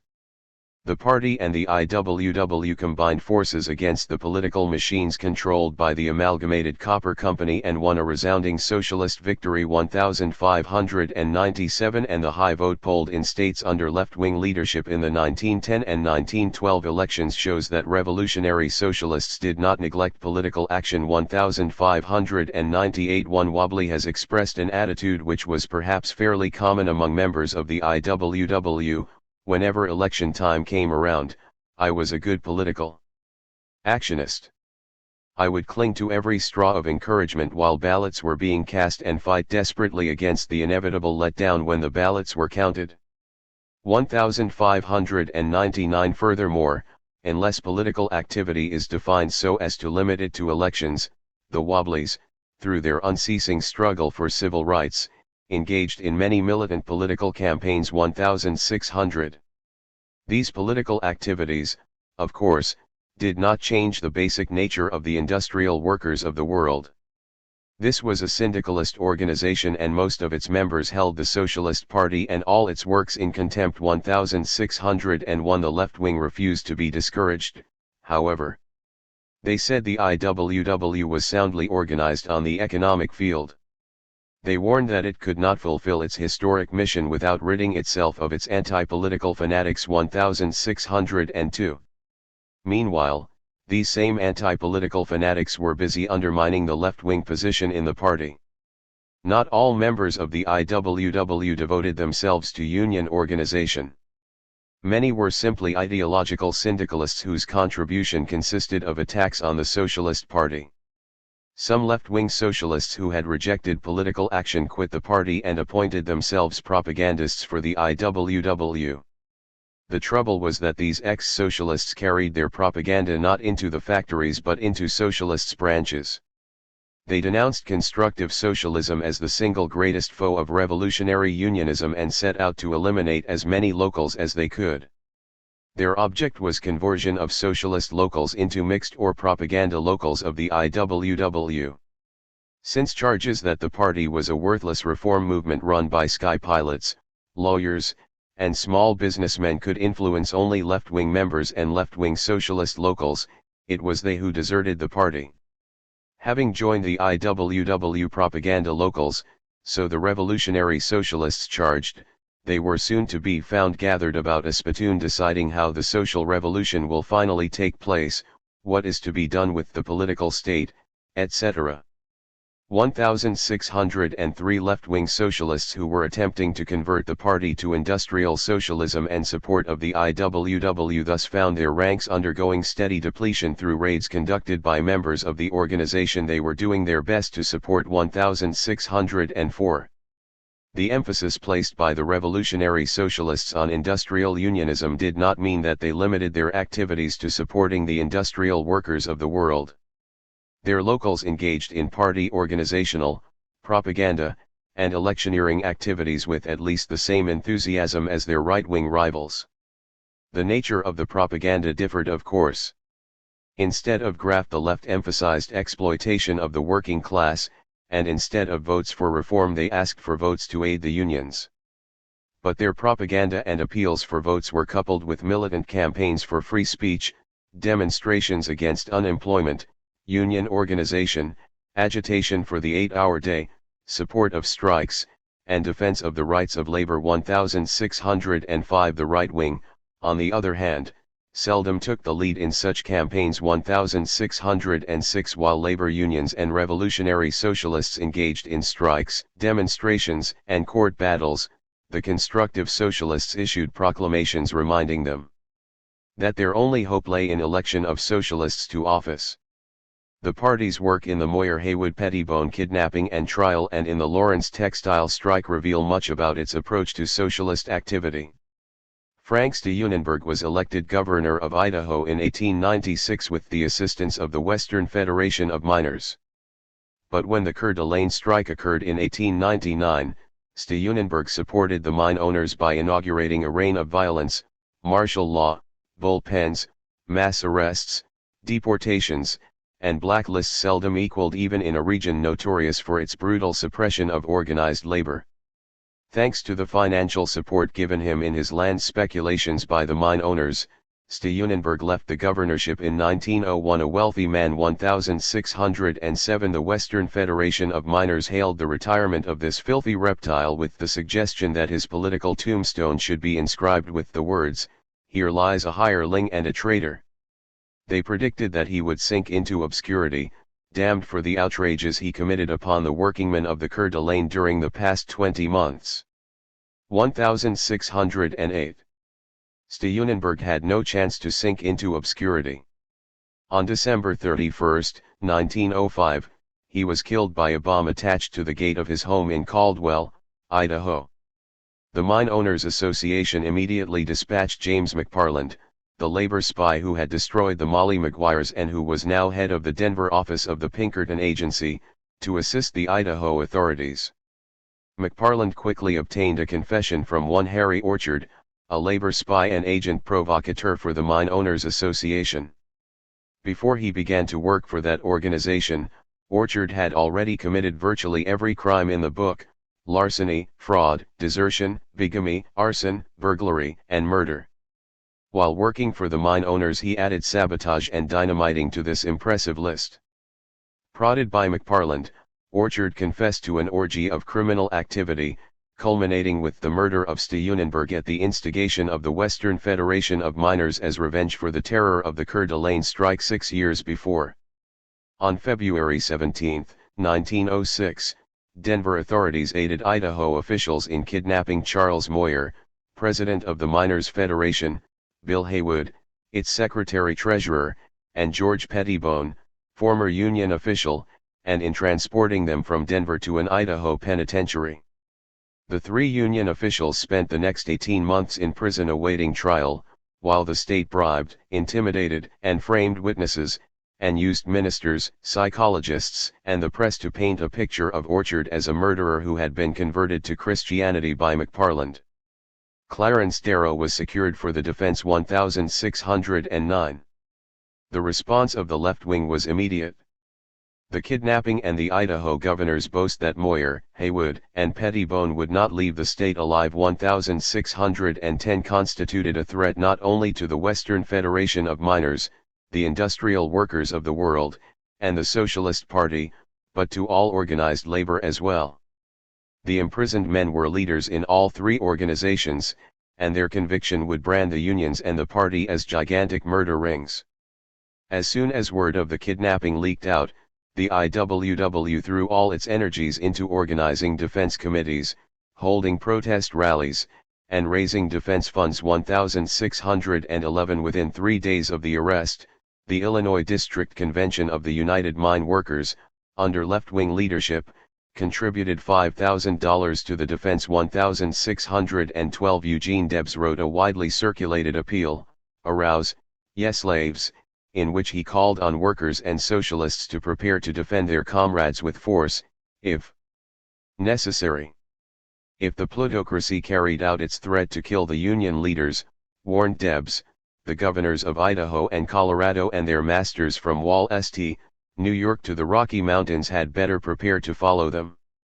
1613. The first task of the defense was to discover what actually had occurred and to spread that information throughout the nation. First reports from Colorado and Idaho told little more than the fact of the kidnapping. Herman Titus left at once for Idaho, and for the next 3 months the Toledo Socialist was devoted in large part to publication of his reports on the background of the case and the plans of the prosecution. It was these stories that provided the basis for the work of the first defense committees. In addition to his reporting, Titus took the lead in forming local defense committees and toured the state speaking for the indicted men.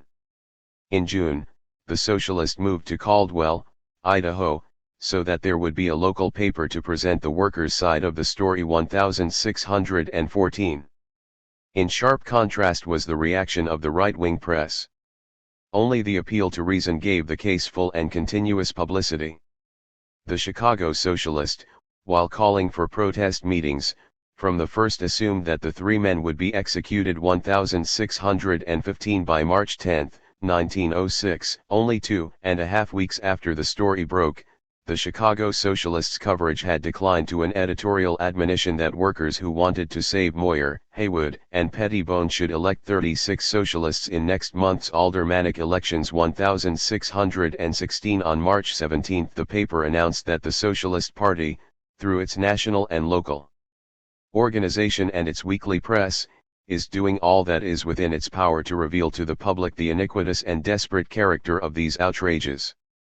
1617 But the March 24 issue did not mention the affair, and, from then on, because of the spring and fall elections and the conversion to socialism of Joseph Medill Patterson, coverage of the case was reduced to passing mention and an occasional short article. The April, May, and June, 1906, issues of Wilshire's magazine demanded protest meetings from Maine to California and a general strike if the men were convicted. 1618 Having sounded this trumpet call, the magazine dropped the subject until the trial began a year later. The Social Democratic Herald was one of the few party papers that reported the death of Steunenberg before the kidnapping of the Union leaders occurred. The Herald hastened to assure its readers that although a worker had killed the former governor, the working class as a whole is possessed of immense patience, which is an augury that when the labor question is finally settled it will have been settled right. 1619 On March 3 the Herald printed a short article on the kidnapping which predicted that the mine workers' officials would be executed. 1620 The March 10 issue failed to mention the case, and that of March 17 printed a short paragraph on the back page noting that the national office of the party had asked that meetings demanding a fair trial be held where possible. 1621. On March 24 the paper again printed a back-page paragraph explaining that the Milwaukee Party would hold a mass meeting a few days after the city's spring elections. As the kidnapped men are not in immediate need of funds, thanks to the miners' munificent donation, there will be nothing lost by the short delay. 1622. The March 31 issue printed a resolution passed by the Milwaukee Federated Trades Council, but that of April 7 was devoted to celebrating the 7% increase in the city's socialist vote and did not mention any projected mass meeting. The issues of April 14 and 21 each buried a short paragraph on the kidnapping, but at no time did the Herald print an article which outlined the whole story. The mass meeting was not held. Finally, on April 28, Victor Berger explained the rationale behind the Milwaukee Party's lack of activity in defense of the three union leaders. Berger said this case differed from that of the Molly Maguires or the Haymarket affair. The Molly Maguires were led by Irish saloonkeepers and other doubtful elements, and the anarchists had brought on Haymarket by their wild talk. In both instances the capitalist class considered itself threatened as a class. But the Moyer-Haywood episode was viewed by the capitalists as a border feud between Western mine owners, many of whom were themselves prospectors but yesterday, and a group of hardy frontiersmen. According to Berger, the union leaders already had the best legal talent available. They would be freed if the Socialist Party and organized labor would act with sufficient restraint as not to arouse the entire capitalist class. 1623 The Herald did its bit to lull the unnecessary fears of employers by virtually ignoring the case from that time on.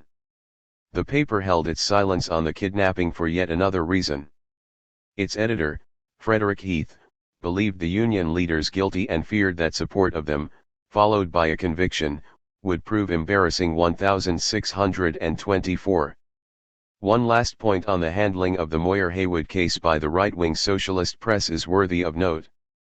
While insisting that the men were the innocent victims of a frame-up, the socialist papers always referred to them as officials of the Western Federation of Miners or of the Industrial Workers of the World. Almost never was it noted that the union leaders were also prominent in the Socialist Party. 1625. The national organization of the party confined itself mainly to appeals for funds, to issuing resolutions, and to making periodic requests to its locals to take action. 2 days after Moyer, Haywood, and Pettibone were kidnapped, National Secretary Barnes sent them the following reassuring telegram: "The purchased confession, the secret special train makes the conspiracy of capitalism complete." Russian methods make pertinent the question, is Colorado in America? Rockefeller reported successfully evading summons. Platt and Depew safe in the Senate. 1626. 3 weeks later the National Executive Committee released a circular letter to all its locals instructing them to unite with labor organizations in protest meetings, to send any money raised to national headquarters, and to remember that only by electing socialists to office could outrages against labor be prevented. 1627. At the end of March the Executive Committee recommended that wherever practicable May Day celebrations lodge protests against the Idaho kidnapping. 1628. In December the National Office printed and distributed leaflets publicizing the dissent of Justice McKenna against the Supreme Court decision which denied the imprisoned men's appeal for a writ of habeas corpus. 1629. 9 months after the imprisonment, when the opening of the trial was still in the distant future, the National Executive Committee moved to organize a national conference and coordinated movement to free the mine workers' leaders.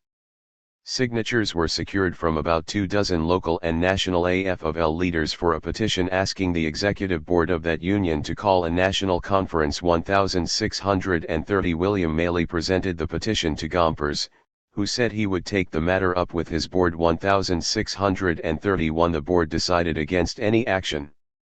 3 months later, in March, 1907, the party National Executive Committee defeated 6-1 a motion to organize a national conference of socialists and organized labor. 1632. And in May, as the trial was at last getting underway, the National Committee defeated by 35 to 10 a motion instructing the Executive Committee to consider means of saving the Union leaders from execution in the event they were convicted. Those who voted no did so on the ground that defense of the men was a trade union matter. If the unions took the lead, the Socialists would tender their support 1,633. As for financial support to defend the miners, money collected by the National Socialist Party, which had almost 30,000 members, totaled $4,000 in 1906, $1,634 and $11,000 in 1907, $1,635. In contrast, the industrial workers of the world, whose dues-paying membership by 1907 was down to about 5,000 unskilled and migrant workers, collected $11,000, $1,636. Small wonder that Tom Slatton, left-wing state secretary for the party in Oregon, charged that the Socialist Party has been skulking in its tents while others bore the brunt of the battle. He suggested that something more than resolutions of sympathy were necessary and demanded to know why the party had not voted a direct assessment of $1 a member. If I belong to an organization, I want to have some assurance that the body behind me has some force. I would hate to have my neck in a noose and my party depending upon raising funds in a basket like the Salvation Army on a street corner raising funds to save the unwashed. 1637. Fortunately for the campaign to save Moyer, Haywood, and Pettibone, not all socialists were so limited in their activities as was the national organization. Debs toured the country making hundreds of speeches in defense of the Union leaders. 1638. The left-wing Colorado Party nominated Haywood for governor in the 1906 elections. Haywood accepted from prison, writing, "Principles cannot be arbitrated." Let the campaign slogan be, "There is nothing to arbitrate." The class struggle must go on as long as one man eats bread in the sweat of another man's face. 1639. The National Committee of the party voted to send 4 organizers to Colorado for the Haywood campaign, and right-wing members suggested that they be men of the caliber of Max Hayes and Ben Hanford. The Revolutionary Socialists immediately objected to sending pure and simplers to a state with a sound revolutionary movement. 1640 men should be sent who are in sympathy with the socialist movement as expressed in both the political party and in its supporting industrial organization. 1641. Max Hayes in particular was anathema. He was opposed to the working class. He lives and does for the American Federation of Labor. It practically teaches the identity or at least the community of interest between the robber and the robbed. 1642. Hayes and Hanford were not assigned the job. Haywood polled 16,000 votes, 8 times the 1904 Socialist gubernatorial vote. 1643. The Milwaukee Socialists, however, protested the national support given Colorado where the situation was picturesque but unsubstantial. It recommended that in the future such support be given to communities like Milwaukee which had a chance of electing men to office. 1644. The main vehicles for mobilizing public support for the Union leaders were the Moyer-Haywood conferences formed by members and locals of the Socialist Party, the IWW, the American Federation of Labor, the Socialist Labor Party, and dozens of independent community groups. Rallies, demonstrations, and parades were held, millions of pieces of literature were circulated, and tens of thousands of dollars were collected. In many of the conferences, members of the Socialist Party played a leading role. In others, their contribution was sporadic, coming to an almost complete halt in the months before the elections in the fall of 1906 and the spring of 1907. And in a few conferences, the right-wing city and state leadership tried to stop their more militant members from participating at all. 1645. The action of the Cook County, Chicago, Executive Committee provides the most glaring example of right-wing refusal to cooperate with other groups in defense of the imprisoned mine leaders. Immediately after the kidnapping, the IWW invited the Chicago Socialists along with a number of other radical organizations to participate in the first mass meeting of protest 1646. The Cook County Committee responded by sending a letter to all its affiliated locals advising them that in view of the party's position in the matter of trade unionism, it is deemed wise not to comply with the request. 1647 instead, the committee called its own meeting for the same day. The rally sponsored by the IWW was attended by 1,500 persons and raised over $200. The Chicago Socialist neglected to mention how many persons attended the party-sponsored rally, at which Seymour Stedman told the audience, "We must accept their rules and work for a bigger vote." The sum raised was less than $50, $1,648. The Cook County Committee did not stop at merely attempting to sabotage one meeting. When the IWW again took the initiative to call a citywide meeting to set up a Moyer-Haywood Defense League, the party committee again warned its locals not to attend. 1649 The Chicago League, therefore, did not have the support of the Chicago Socialist Party, although individual members and left-wing locals were very active in the League. 1650.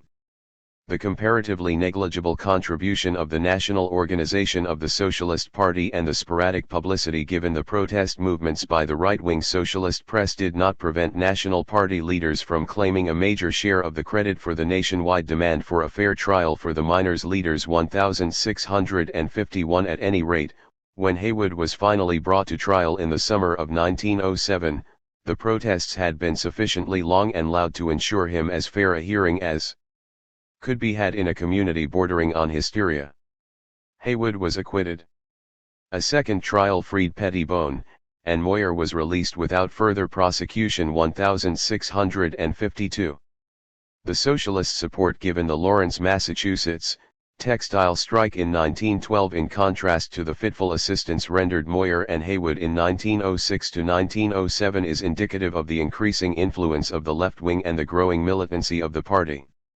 Although the conflict between the constructive and revolutionary socialists was to reach a climax within a few months of the end of the strike, the right wing supported the left's leadership of the Lawrence workers. 1653 The textile strike was called in January, 1912, in answer to a series of sharp cuts in wages that were already below subsistence level.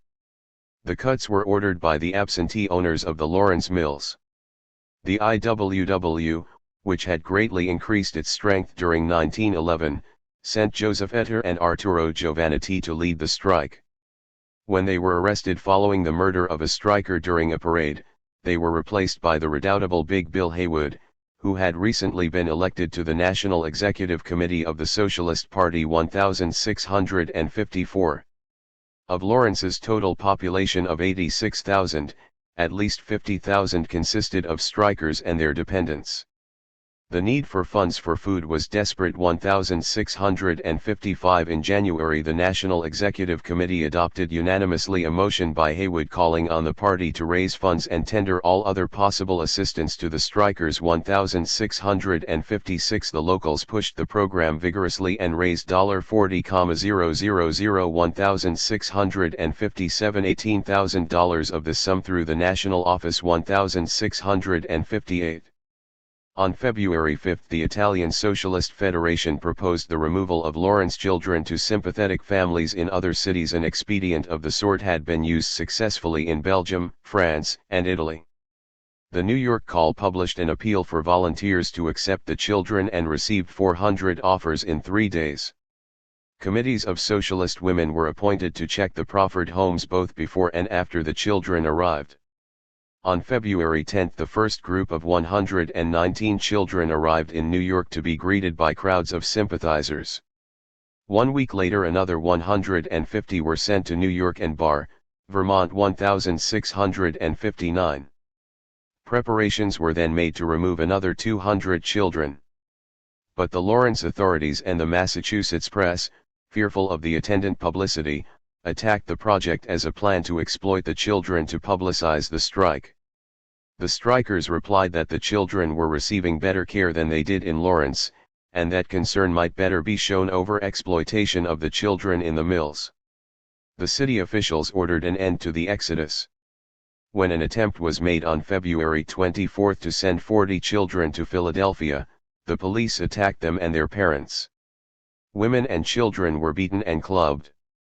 30 adults were arrested on charges of congregation, and 14 of the children were sent to the city farm. The country was outraged.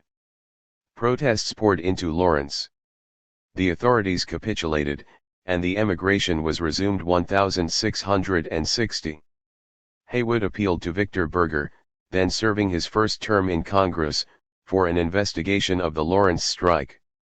Berger obtained a series of hearings before the House Rules Committee, and the resultant publicity did much to aid the strikers. 1661. In addition to raising money and caring for children, the Socialist Party through its press and through demonstrations and rallies gave invaluable leadership in the movement to arouse public pressure so as to force the textile mills to capitulate. 1662. In the united effort to win the Lawrence strike, factional differences were almost forgotten. There were notable exceptions, however. One such was the attempt of the Central Committee of Local New York to remove Haywood from the party National Executive Committee in the middle of the strike. 1663. Another was the refusal of the National Executive Committee to send left-winger Robert Rives Lamont to Lawrence as an organizer for the Socialist Party. Spargo, in voting no, held that organizers must be selected with care because the situation was fraught with danger. 1664. The right-wing's fear of sending one left-winger to Lawrence at a time when 30,000 strikers were being led by Haywood and the IWW is somewhat amusing. Of course, the socialist press seldom noted the fact that the strike was being led by the IWW. Still, in the matter of cooperation, the almost complete lack of which characterized left-right relationships, the Lawrence strike was a notable improvement. When the strike was won, Haywood enthusiastically reported that, though in the past there has been bitter acrimony between the industrial socialists and those whose leanings were strongly political, both factions, if they may so be referred to, have worked shoulder to shoulder in presenting the facts to the world and in assisting the Lawrence textile workers to win their fight. 1665. But at the Socialist Party convention less than 2 months later, the constructive socialists moved to expel all the revolutionaries, with elimination of Haywood not the least of their goals. Consequently, when the Enter Giovannitti Defense Committee was organized to defend the 2 Lawrence leaders who were being tried as accessories before the fact in the murder of a Lawrence striker, right-wing socialists declined to participate. Although the committee, with Haywood as chairman, organized defense conferences in all the major cities, carried on activities rivaling the earlier Moyer-Haywood conferences, and raised $60,000. 1666. The National Organization of the Socialist Party managed to raise only $400 for the defense of the IWW leaders. 1667. Lawrence was both the beginning and the end of united socialist participation in the economic battles of the working class. 16. The peak of socialist power. The Socialist Party reached the zenith of its power, prestige, and influence between 1910 and 1912. In dues-paying membership, in national and local union influence, in votes polled, and in members elected and appointed to political office, the party attained new and sudden stature which was lost almost as quickly as it was achieved. The causes for this rapid growth after a period of comparative stagnation were probably fourfold.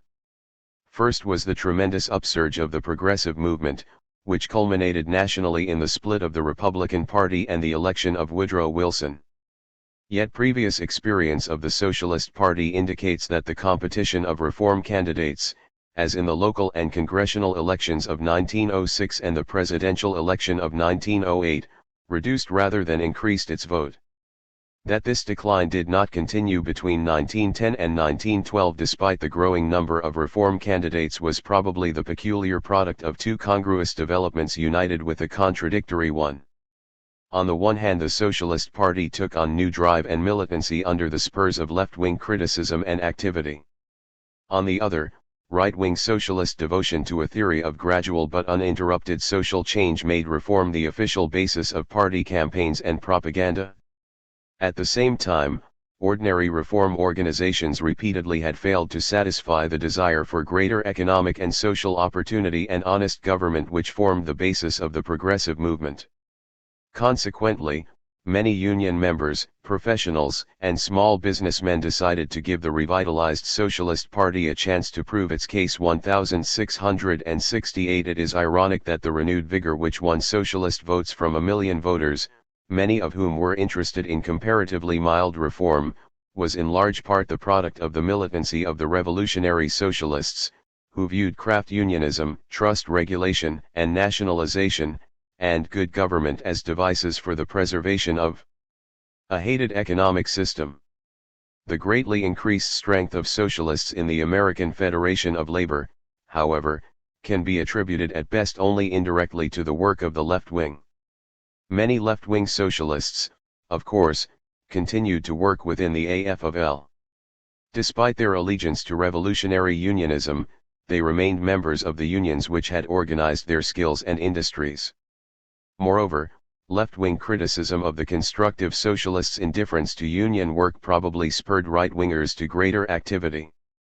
Outweighing these considerations, however, was the open hostility displayed by the great majority of the left toward all participation in the affairs of the reactionary American Federation of Labor. Since it was the revolutionary socialists who insisted on the importance of economic organization of the working class, and the constructive socialists who viewed the unions largely as recruiting grounds for socialist votes, the concentration of the revolutionists on building the hopelessly small and sectarian IWW left the American Federation of Labor with a generally non-militant socialist core. Although the constructive socialists considered the AFL leadership as too conservative, at no time did they advance fundamental criticisms against that union. 1669. The right wing said industrial strife could at best bring slight and transitory benefit to the workers. United political action was the only road to lasting social improvement. Therefore, the constructive socialists said they could not risk dividing the workers at the polls by advocating industrial in place of craft unionism. 1670. In 1909 the Socialist Party inaugurated a short-lived attempt to invigorate its propaganda in the unions. Two national organizers were assigned to spend about 2 months each in addressing locals of the machinists and molders unions on the benefits of joining the Socialist Party and voting the socialist ticket. Although one of the organizers reported that the greatest handicap to socialist influence in the labor movement was the refusal of many socialists to participate in union work. 1671 The National Executive Committee considered the general response to the agitation excellent. 1672 The party therefore organized a trade union department in the national office, which was in charge of organizers sent out to carry the message of socialism to union workers. In 1911, however, the trade union department was dissolved. The national office conceded that it obtained good results, but, said National Secretary Barnes, it could not do otherwise than result in unwarranted interference in the internal affairs of the unions. Henceforth, unions would be brought the truths of socialism by their own socialist members without assistance from the National Party. 1673. Socialist Party support of strikes between 1910 and 1912 was considerably greater than in the earlier years. This support almost invariably took the form of publicity in the socialist press designed to counteract stories printed in non-socialist papers and of financial contributions to the striking unions. 1674 There were, of course, exceptions to this general practice. One was the support women socialists gave the New York bakers in 1910. For weeks they visited apartments on the Upper West Side urging boycott of bread that did not have the union label. 1675 Another exception was the assistance given to the garment workers. These workers had been led by socialists since the mid-1890s and their bitter and long-drawn strikes in 1909 and 1910 brought them not only publicity and financial assistance from the party, but socialist personnel to aid in the conduct of the strikes. 1676 The constructive socialist leaders of that union gladly accepted the loss of the right to strike provided in the Protocol of Peace which ended the 1910 cloak makers' strike. They considered the strike an outmoded weapon, and by glossing over the no-strike feature of the agreement, they sold the protocol to the militant union membership who had forced the strike on them in the first place. 1677. The record of the National Party's financial contributions to important strikes indicates the greater support given unions between 1910 and 1912. In 1902, the still infant Socialist organization had managed to raise $10,000 to aid the anthracite strikers. No other contributions are recorded until 1906 to 1907, when the party, with more than 3 times its 1902 membership, managed to raise $15,000 in 2 years to assist the defense of Moyer, Haywood, and Pettibone. No funds were raised for any union purpose in 1908. In 1909, the party contributed $6,000 to aid the Great Strike taking place in Sweden. But in 1910 to 1911, almost $11,000 were poured into the garment workers' strike, and in 1912 $18,000 went to Lawrence and $2,000 more to smaller strikes. 1678. There is no way of estimating what additional funds were given by local socialist organizations to assist union activities in their communities. An exact determination of the amount of socialist influence in the labor unions is probably impossible. There are no data available on the number of trade unionists who joined the Socialist Party or voted the socialist ticket. There is information, however, on socialists elected to union office, the passage of socialistic resolutions, the attitude of labor papers, union financial support of the party, and the discussions and votes at National American Federation of Labor conventions. Such evidence indicates considerable and rapidly growing support for socialists and their program. By 1907, national and international unions representing some 330,000 members had endorsed the socialist program, usually through passage of resolutions or constitutional amendments. Among these unions were the machinists, pattern makers, metal workers, boiler makers, engineers, brewery workers, boot and shoe workers, textile workers, wood workers, flint glass workers, and, of course, the Western Federation of Miners. 1679. During the 1908 election campaign, the National Organization of the American Federation of Labor supported the Democratic Party. But the Wisconsin Federation of Labor, the Toledo Central Labor Union, the Bakery and Confectionery Workers, the United Brewery Workers, the Western Federation of Miners, and many locals of the United Mine Workers, Carpenters, and Switchmen endorsed the socialist ticket. 1680. In 1909, the United Mine Workers called for nationalization of the great trusts. 1681. And craft unions like those of the printers and carpenters had strong socialist minorities. 1682. Local unions purchased 50% of the stock that financed the New York Call and the Chicago Daily Socialist, and 550 local unions bought subscriptions to appeal to reason for their 40,000 members.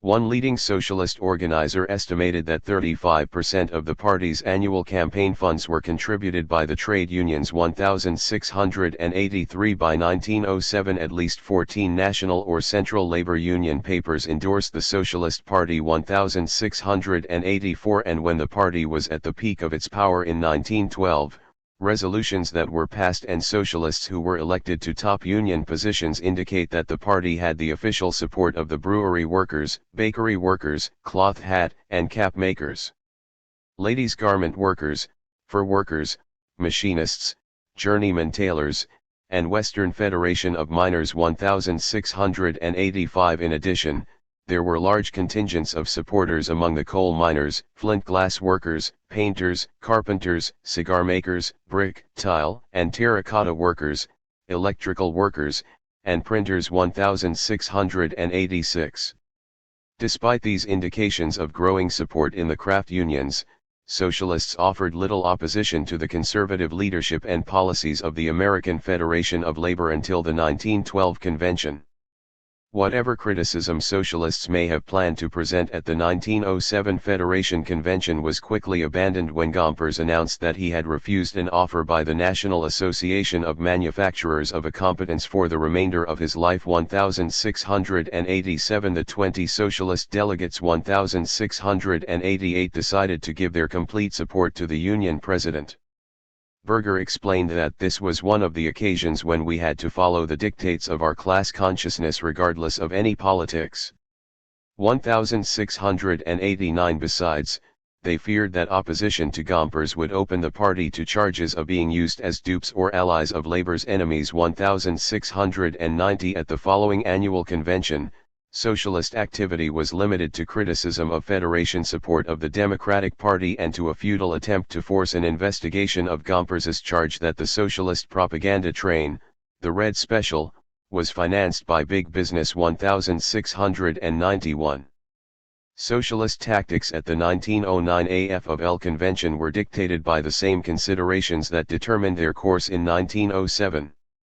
This time President Gompers and Vice President Mitchell were under indictment in the Buck Stove and Range case. Although the socialists estimated that a debate on their standard resolution on the benefits of political action and government ownership would have won the support of from 10% to 25% of the delegates, they decided not to introduce it or any other motion critical of Federation policies and leadership in the interest of presenting a solid front to the common enemy. 1692 The New York Call did note, however, that Gompers, Mitchell, and several members of the Executive Council were leaving for New York after the convention to attend a dinner of the Civic Federation. 1693. Socialists attending the 1910 Federation Convention met and decided neither to offer resolutions nor to participate in any debates. This decision was reached for a number of reasons. For one thing, the Federation leadership was still embroiled in the Buck Stove case. 1694. For another, they did not wish to encourage reports that they were planning to capture the Union. 1695. Indeed, the only action taken by the Socialists consisted of circulating a statement insisting that the party would not participate in determining Union policies in the industrial struggle. 1696. A third reason advanced by the Socialist delegates for standing aloof from all convention discussions was fear that the certain defeat of their resolutions would furnish the capitalistic politicians of the country, who are being driven to distraction by the rampant dissatisfaction that confronts them on every hand, with a few crumbs of comfort and an opportunity to claim that the tide had turned against radicalism. 1697. Finally, in view of the greatly increased socialist vote in the 1910 elections, they did not want to precipitate a debate that might lead to further discussion of the desirability of a Labor Party. 1698. The socialist delegates followed their caucus decision and maintained a discreet silence. 1699. As the 1911 AFL convention approached, the socialist trade unionists showed signs that they were affected by the growing militancy of their party. They outlined a 5-point program which they intended to advance at the convention. 1. Election of all Federation officials by a referendum vote of the membership. 2. Passage of a resolution denouncing the National Civic Federation. 3. Securing of a maximum of financial aid for the McNamara brothers who had been indicted for dynamiting the Los Angeles Times building. 4. Conducting a propaganda campaign to lead to replacement of the union's craft structure with industrial unions. And 5. Running socialist candidates against the Gompers slate. 1700. About 40 of the delegates to the convention were members of the Socialist Party. 1701. A majority of the Convention Resolutions Committee reported unfavorably on the motion to elect Federation officers by referendum. A minority report called for study of the proposition by the Federation Executive Council and its adoption if practical in operation. Gompers and the Socialists spoke for the minority report, and it was adopted. 1702. More than two-thirds of one day was devoted to debating the three resolutions condemning the National Civic Federation and instructing all Federation officials to sever their connections with it. The Socialist side of the debate was led by Duncan MacDonald of the United Mine Workers. His union, at the instigation of the Socialists, had passed a similar resolution 1703 in answering socialist attacks on the Civic Federation. Gompers was unkind enough to note that socialist leaders seized every opportunity to dine and associate with capitalists. 1704 The resolutions were defeated, 12,000 to 5,000 1705.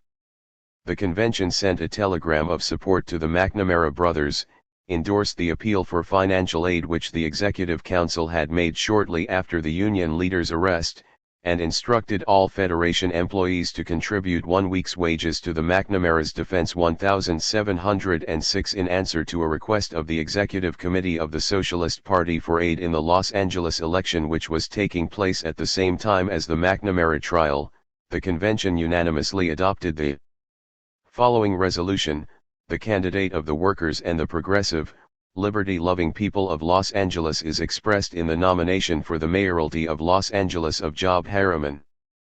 This convention urges the citizenship of Los Angeles, without regard to sex or station in life, to vote for Job Harriman and his associates.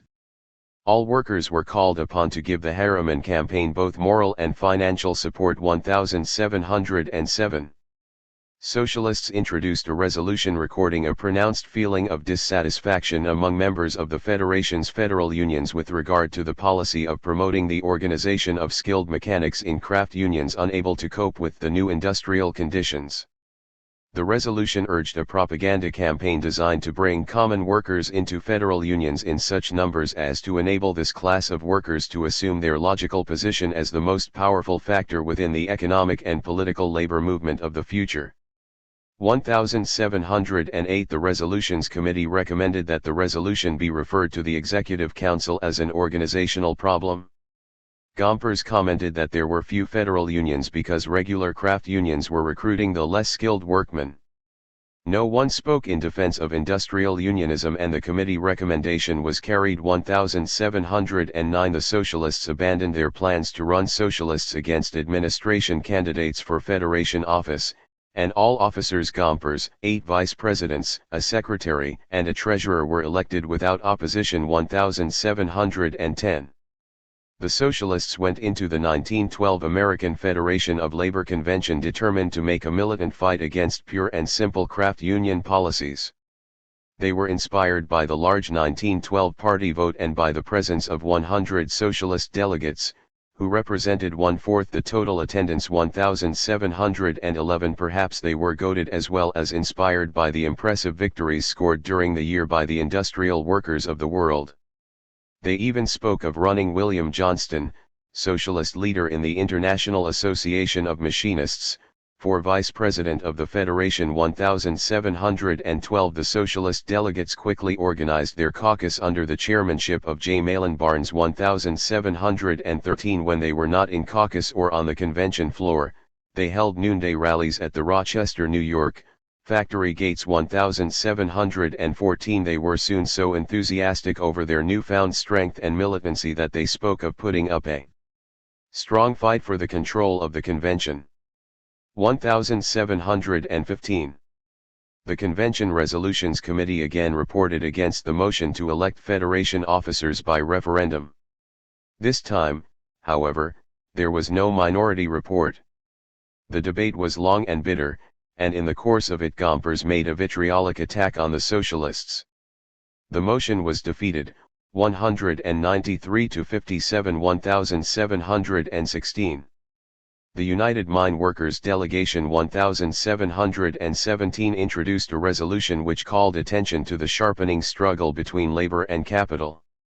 It moved that the Federation's officers be instructed to use their influence to reorganize the Union along industrial lines. 1718 A compromise motion was offered which resolved that where practical one organization should have jurisdiction over an industry, and where in the judgment of a majority of the men actually involved it is not practical, then, they organize and feed rate in a department and work together in such manner as to protect, as far as possible, the interests of all connecting branches. 1719. The Socialists accepted this compromise motion. The debate lasted an entire day. On a roll call vote, it was defeated, 11,000 to 6,000,1,720. When nominations for President of the Federation were in order, the Socialists put forward the name of Max Hayes of the Typographers Union to run against Gompers. Hayes won all the votes of 5 international unions: bakery workers, cloth hat and cap makers, machinists, shingle weavers, and Western Federation of Miners. He also received the votes of 6 of the 7 United Mine Workers delegates, 3/5 of the brewery workers, 2/3 of the journeyman tailors, 1/2 of the painters and decorators, and 1/2 of the quarry workers, as well as scattered support from other unions. Gompers won, 12,000 to 5,000,1,721. Even more impressive was the Socialist showing in the balloting for 3rd Vice President. The Socialists ran William Johnston of the Machinists against the administration candidate, James O'Connell of the same union.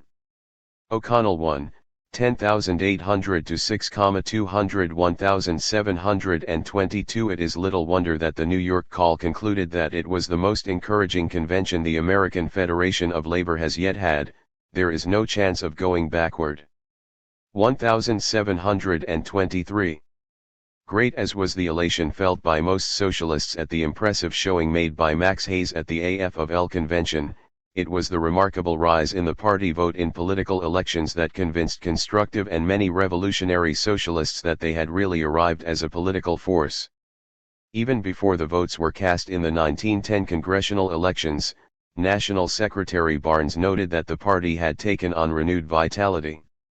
For the first time in years a good proportion of the membership took an active part in the campaign. 1,724. And when the vote was tallied, socialist returns, which had remained stationary or declined for 6 years, showed a 50% gain. The 1908 presidential vote of some 400,000 had increased to over 600,000. 1,725. Equally exciting was the news that the party had at last elected a candidate to Congress. Victor Berger had won 38% of the vote in a 3-way race for the congressional seat from the northern half of Milwaukee and its adjoining county. 1,726. Moreover, the party had elected 19 members to various state legislatures, carried 5 counties, and won control in 12 cities and towns. 1,727. Truly, things were looking up. But even these impressive victories faded into insignificance as reports on 1911 local elections poured in. By October, at least 435 socialists from 33 states held elected offices in over 160 municipalities and election districts. 1,728. When the November and December election results were in, the party found itself with more than 1,000 of its members elected to political office in 337 towns and cities. 1,729. These included 56 mayors, 305 aldermen and councilmen, 22 police officials, 155 school officials, and 4 pound keepers. 1,730. In the spring elections of 1911, socialist victories were concentrated in the Middle West, where 50% of the contests were won, on the Pacific Coast, and in the mining regions of the West and Northwest. Although most socialists were elected to office in comparatively industrialized areas, agricultural communities contributed a good proportion of the victories. Few socialists were elected to office from large urban areas. Although Milwaukee alone elected 1/8 of all socialists to win office, only a third of the victories were scored in communities of over 10,000, and almost half in communities with a population of less than 5,000. 1,731. The fall elections showed a considerable shift in the nature of the vote. The center of gravity shifted eastward, with the left-wing states and counties of Ohio and Pennsylvania setting new records for party success. This shift is accountable in part, however, by the lack of elections in the old socialist strongholds in the Middle West. While victories in the spring elections were widely scattered, 42% of the 650 new offices won in the fall were in Ohio and Pennsylvania. Farm communities accounted for 45% of socialist triumphs in the spring, but for only 14% in the fall 1732, with the Socialist Party in control of the governments of many cities and towns and furnishing a highly vocal minority opposition in hundreds of others. It is little wonder that popular magazines erupted in a barrage of articles on the seemingly irresistible advance of socialism in the United States 1733. Few of these local victories were won on the issue of capitalism versus socialism. In fact, this issue was usually kept well in the background.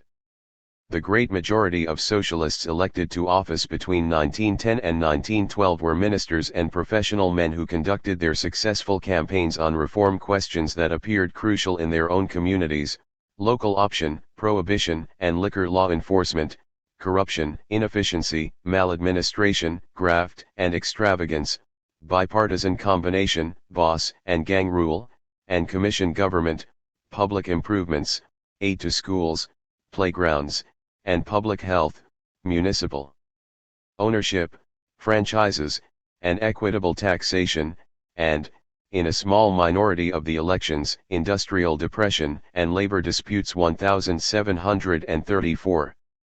In California, for example, not one successful socialist campaign could be described as anything more than a contest between reformers and old-line party bosses. 1735 J. Stitt Wilson, who scored the greatest party victory in that state, was elected mayor of Berkeley with the support of the local newspaper, whose editor had turned against the local machine when it excluded him from its key committee.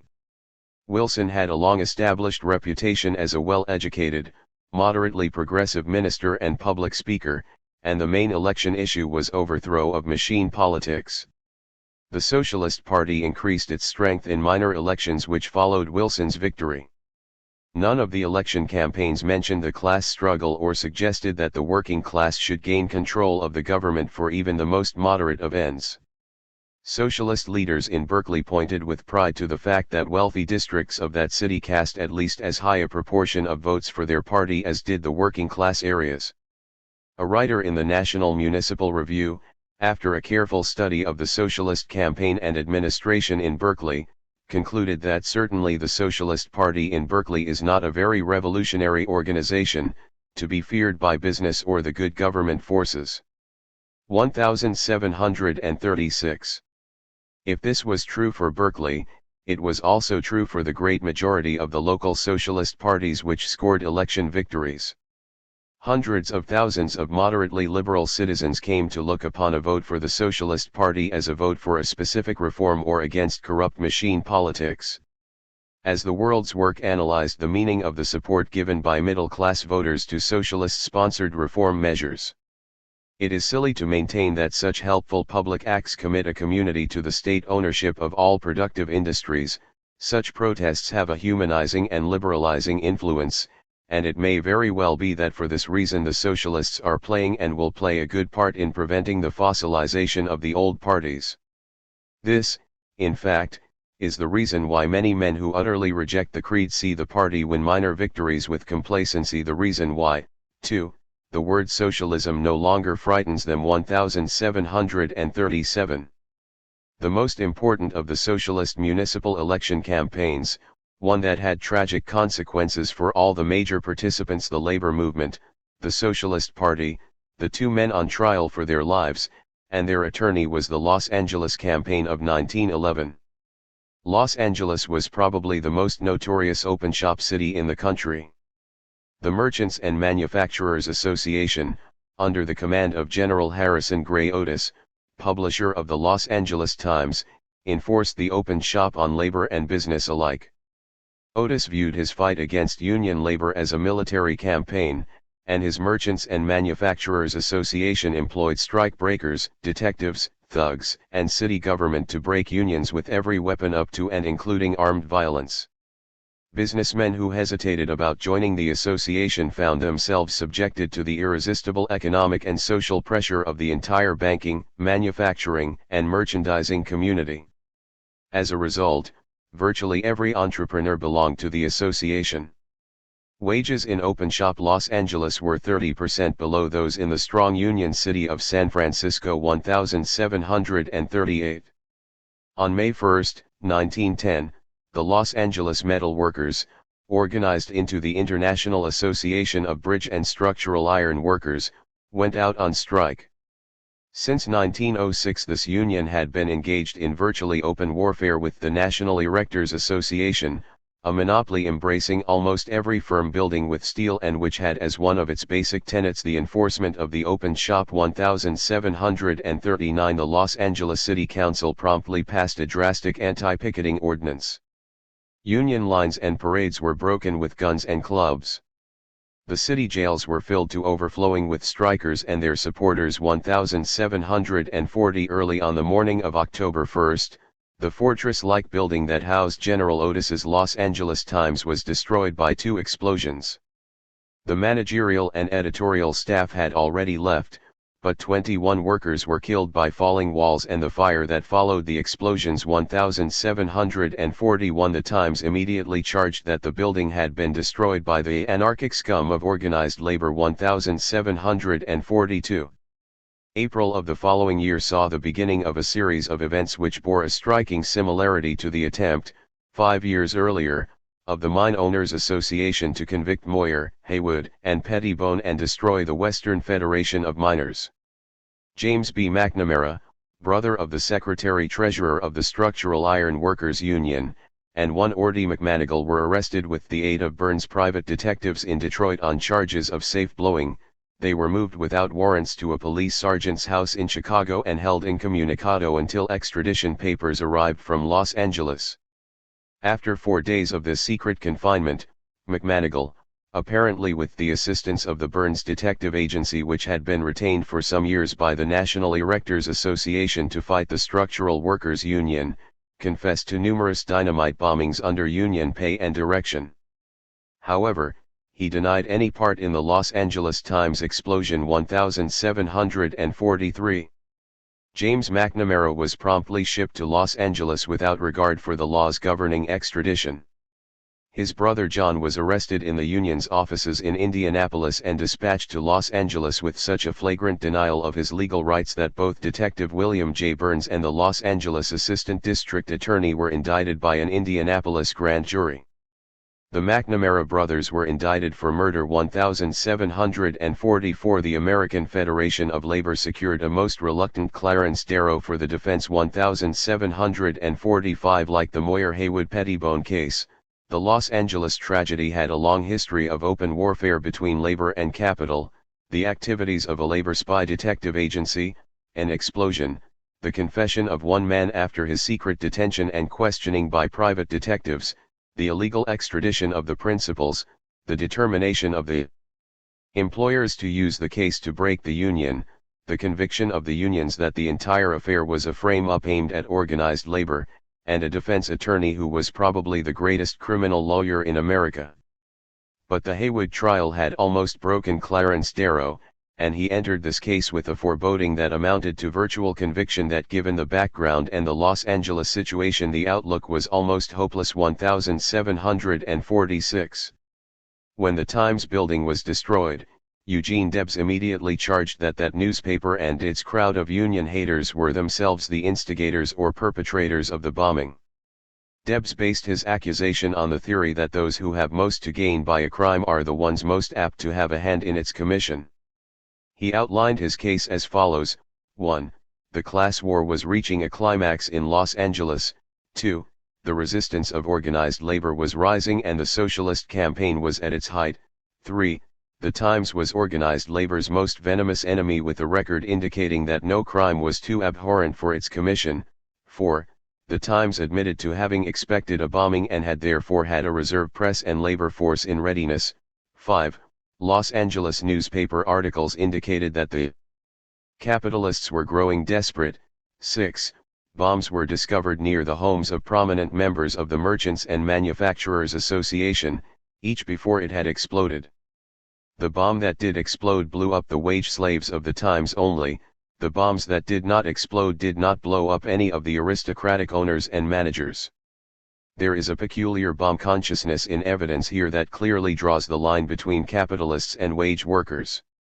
1747 The left-wing International Socialist Review agreed with Debs's analysis, adding as an alternative theory that the explosion might have been caused by leaking gas 1748. But as months passed with no arrests, the matter was quickly forgotten by the Socialists. When news of the transportation of the McNamara brothers to Los Angeles became public at the end of April, 1911, the National Executive Committee of the Socialist Party immediately pledged its support to the Structural Iron Workers Union's 1749. The committee also adopted a resolution calling on all party locals to form joint committees with the labor unions to raise funds for the defense of the McNamaras and to publicize the frame-up character of the arrest and prosecution.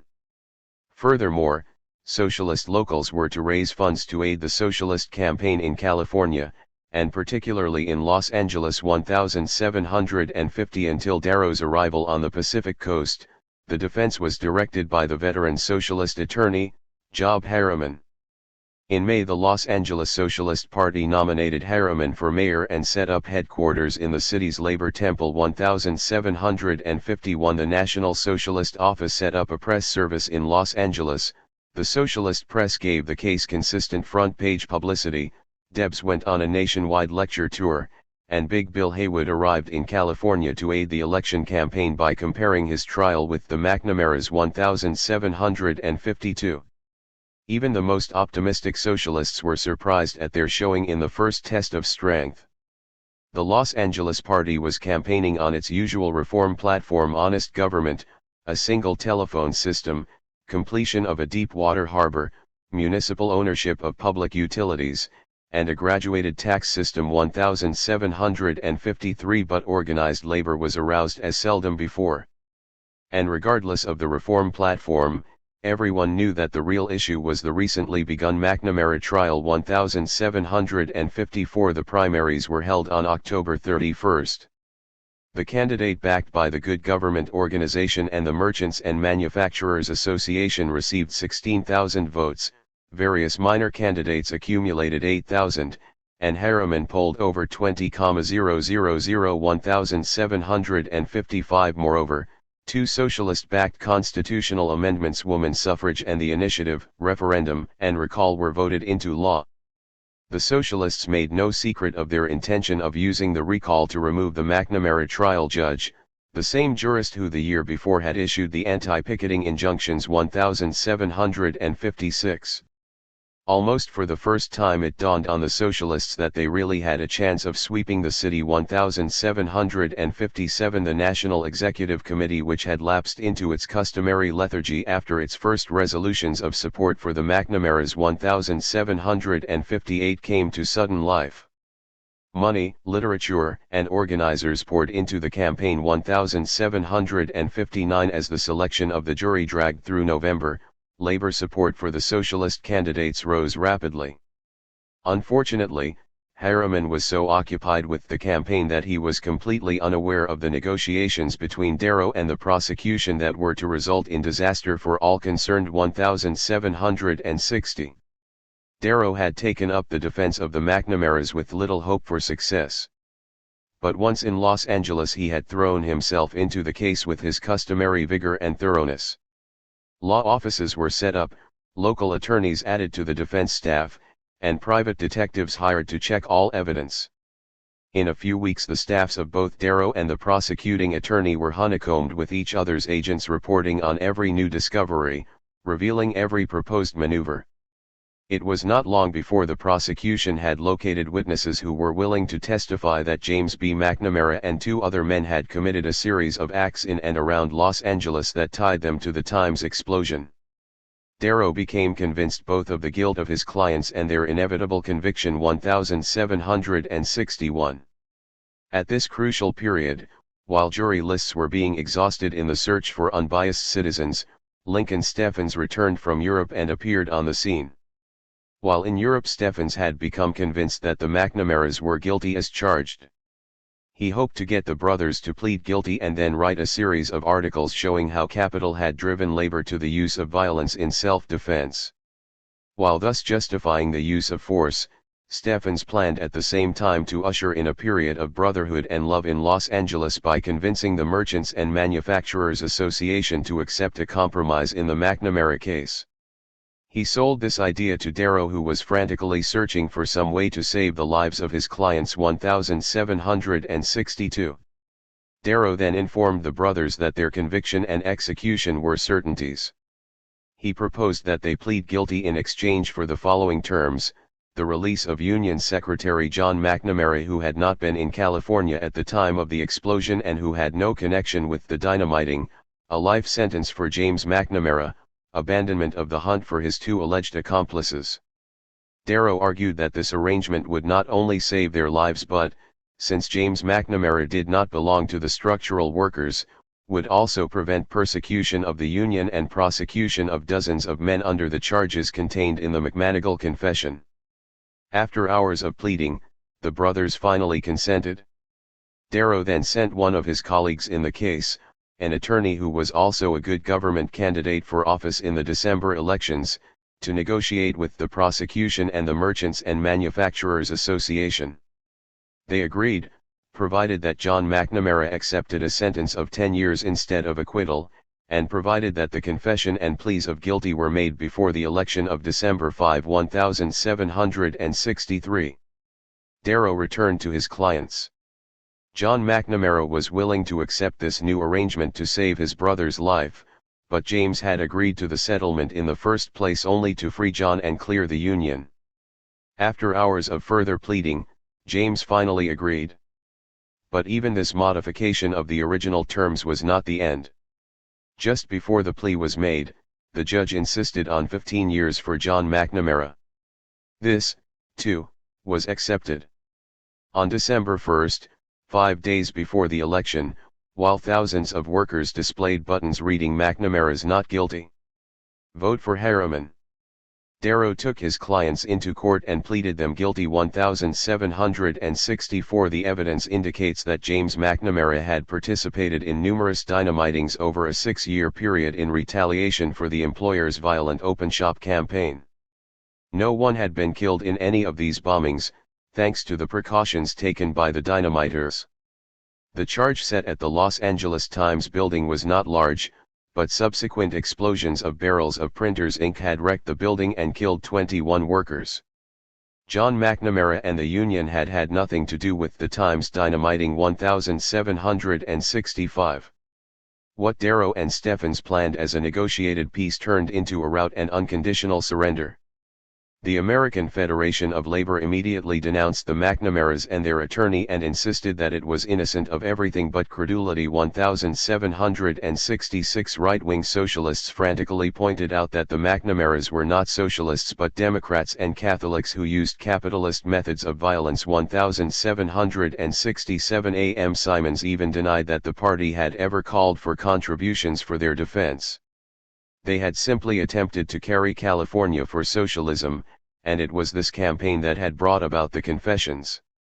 Therefore, said Simons, the socialists alone come out of all this mess with unsmirched character. 1768. Job Harriman, who had not heard of the confession until he had read it in the triumphant newspaper headlines, issued a public statement pointing out that he had not participated on the defense legal staff since the primaries. The McNamara case, said Harriman, has never been an issue in the campaign and cannot be an issue now. 1769 Harriman could hardly have believed his own statement. Certainly the voters did not. The streets of Los Angeles were strewn with socialist buttons. 1770 Harriman was defeated, 87,000 to 50,000. The socialist failure was only one of many blows.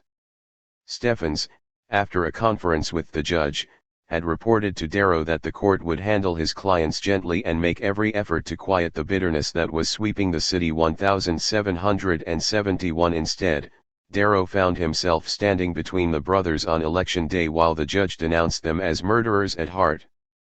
1772 The warrants for James McNamara's alleged accomplices were not dropped. The men were hunted for 5 years and then convicted with the aid of the McNamara Confession. Moreover, McManigal's confession, written in the flowery language of William J. Burns, and the prosecution's charges against the Union, both of which Darrow had promised the McNamaras would not be used against organized labor, were all publicized in the later trials.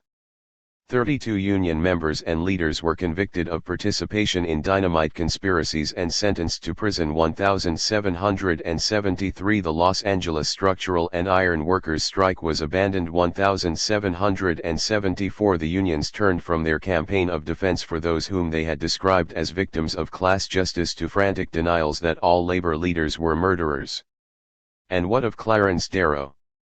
In 1894 he had given up the Northwestern Railroad as a client in order to defend Eugene Debs from the General Managers Association. But after 17 years of experience in labor defense cases he had still believed that a real compromise could be worked out with Otis and his associates. Darrow found himself indicted and tried on a charge of jury bribing and subornation of perjury, charges apparently framed by the Merchants and Manufacturers Association before and during the time he was negotiating with them. 1775. Only the left wing of the Socialist Party refused to surrender. Debs defended the McNamaras as brave but misguided men who had fought back with the brutal methods of self-preservation which the masters and exploiters of their class have forced upon them. 1776 Frank Bonn insisted that the brothers had been misguided only in the sense that John Brown had been misguided. The hearts of the McNamaras were right. It was their heads which were in error. 1777 And, of course, Bill Haywood refused to budge an inch. I'm with the McNamaras and always will be. You can't view the class struggle through the eyes of capitalist-made laws. 1778. No other socialist campaigned for office under circumstances approaching the McNamara case.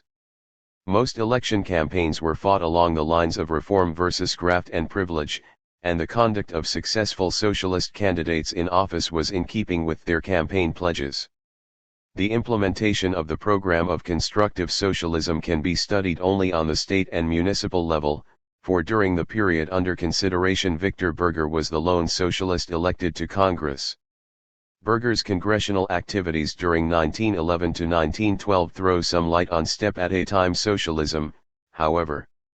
Beyond two effective investigations in the Lawrence strike and the removal of a prejudiced judge from the federal bench, his work was largely devoted to introducing measures he viewed as bricks in building the new social order. These included about 20 bills ranging from repeal of the antitrust law and nationalization of certain natural monopolies to old age pensions, abolition of the Senate and the presidential veto power, regulation of woman and child labor, woman suffrage, local home rule for the District of Columbia, creation of a public store in Washington for civil service employees, and erection of a post office in Waukesha, Wisconsin. Berger also voted for the following bills: Canadian reciprocity, Farmers' Free List, admission of Arizona along with its constitutional provision for recall, and reduction of tariff duties on steel, wool, and cotton. He voted against a treaty of extradition with Russia. 1779. Between 1898 and 1912 the Socialist Party succeeded in electing about 60 of its candidates to various state legislatures. With the exception of Wisconsin, however, no state ever had more than one or two socialists in the Assembly or Senate in any one session. 1780 In the years under study, socialist state legislators introduced some 520 bills. 1781 and succeeded in getting the high proportion of 143 enacted into law. 1782 Almost all socialist state assemblymen and senators followed the legislative example set by the Wisconsin Party, both because the theory of constructive socialism had received its earliest and most forthright expression in that state and because of the comparatively great electoral success scored by the Wisconsin Party. 1783. The Wisconsin Socialists raised the practice of supporting all measures of immediate benefit to the working and middle class to the level of a theory of the gradual coming of socialism. But the pattern of that support was set by the Massachusetts Social Democratic Party in 1899, 6 years before the Wisconsin Party elected a man to the legislature. The two Massachusetts Social Democrats who served from 1899 to 1903 introduced bills for shorter hours, employer liability, municipal home rule, easing provisions for municipal purchase of electric light and gas plants, and the initiative, referendum, and recall 1784. The first 5 socialists elected to the Wisconsin legislature in 1905 introduced more than 24 measures, all of which were defeated. In 1907 they advanced 72 bills, and obtained passage for 15 of them. The 1909 legislative record reflected the decline in socialist activity. 42 measures were introduced by the socialists, but only 2 much amended bills became laws. But in 1911, after the victory in Milwaukee, the 14 socialist legislators introduced 260 bills, and 67 of them were passed. Moreover, a number of measures introduced by the socialists over the previous 6 years had been made part of Democratic and Republican platforms, and they were adopted with socialist support. 1785.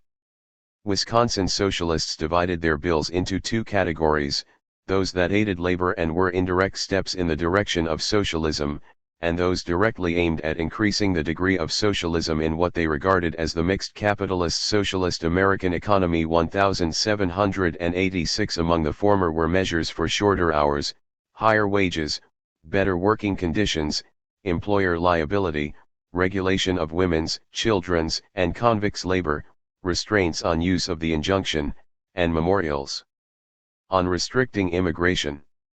Among the latter were bills for municipal home rule, easing restrictions on municipal ownership, regulation of public utilities, and municipal initiative, referendum, and recall. 1787. Equal justice for both rich and poor was to be achieved through a measure calling for a public defender in every county and a memorial demanding election of federal judges. 1788. The liberal magazine, The Independent, found that Wisconsin citizens did not consider their socialist legislators as remarkably radical.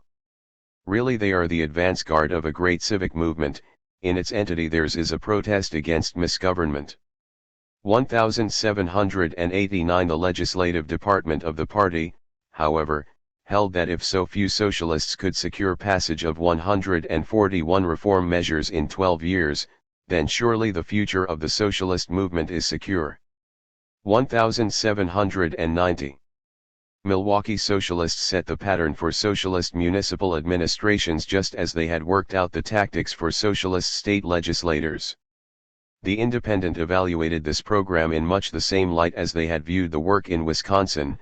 If this is all the socialists hope to do, it would seem that any progressive and honest Republican or Democrat might approve of the program.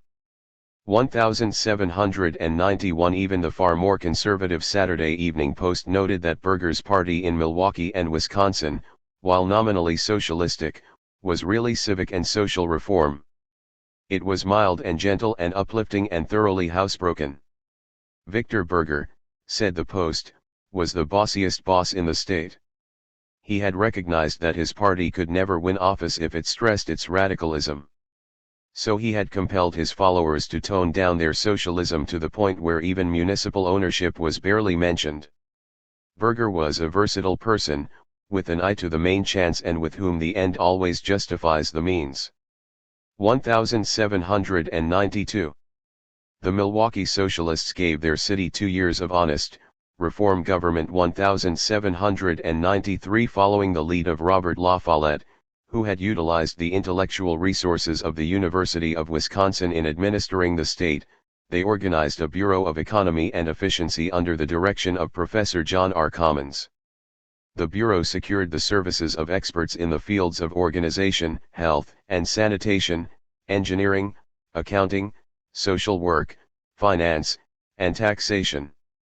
Due in part to a restricted municipal autonomy, little progress was made in extending the city's functions.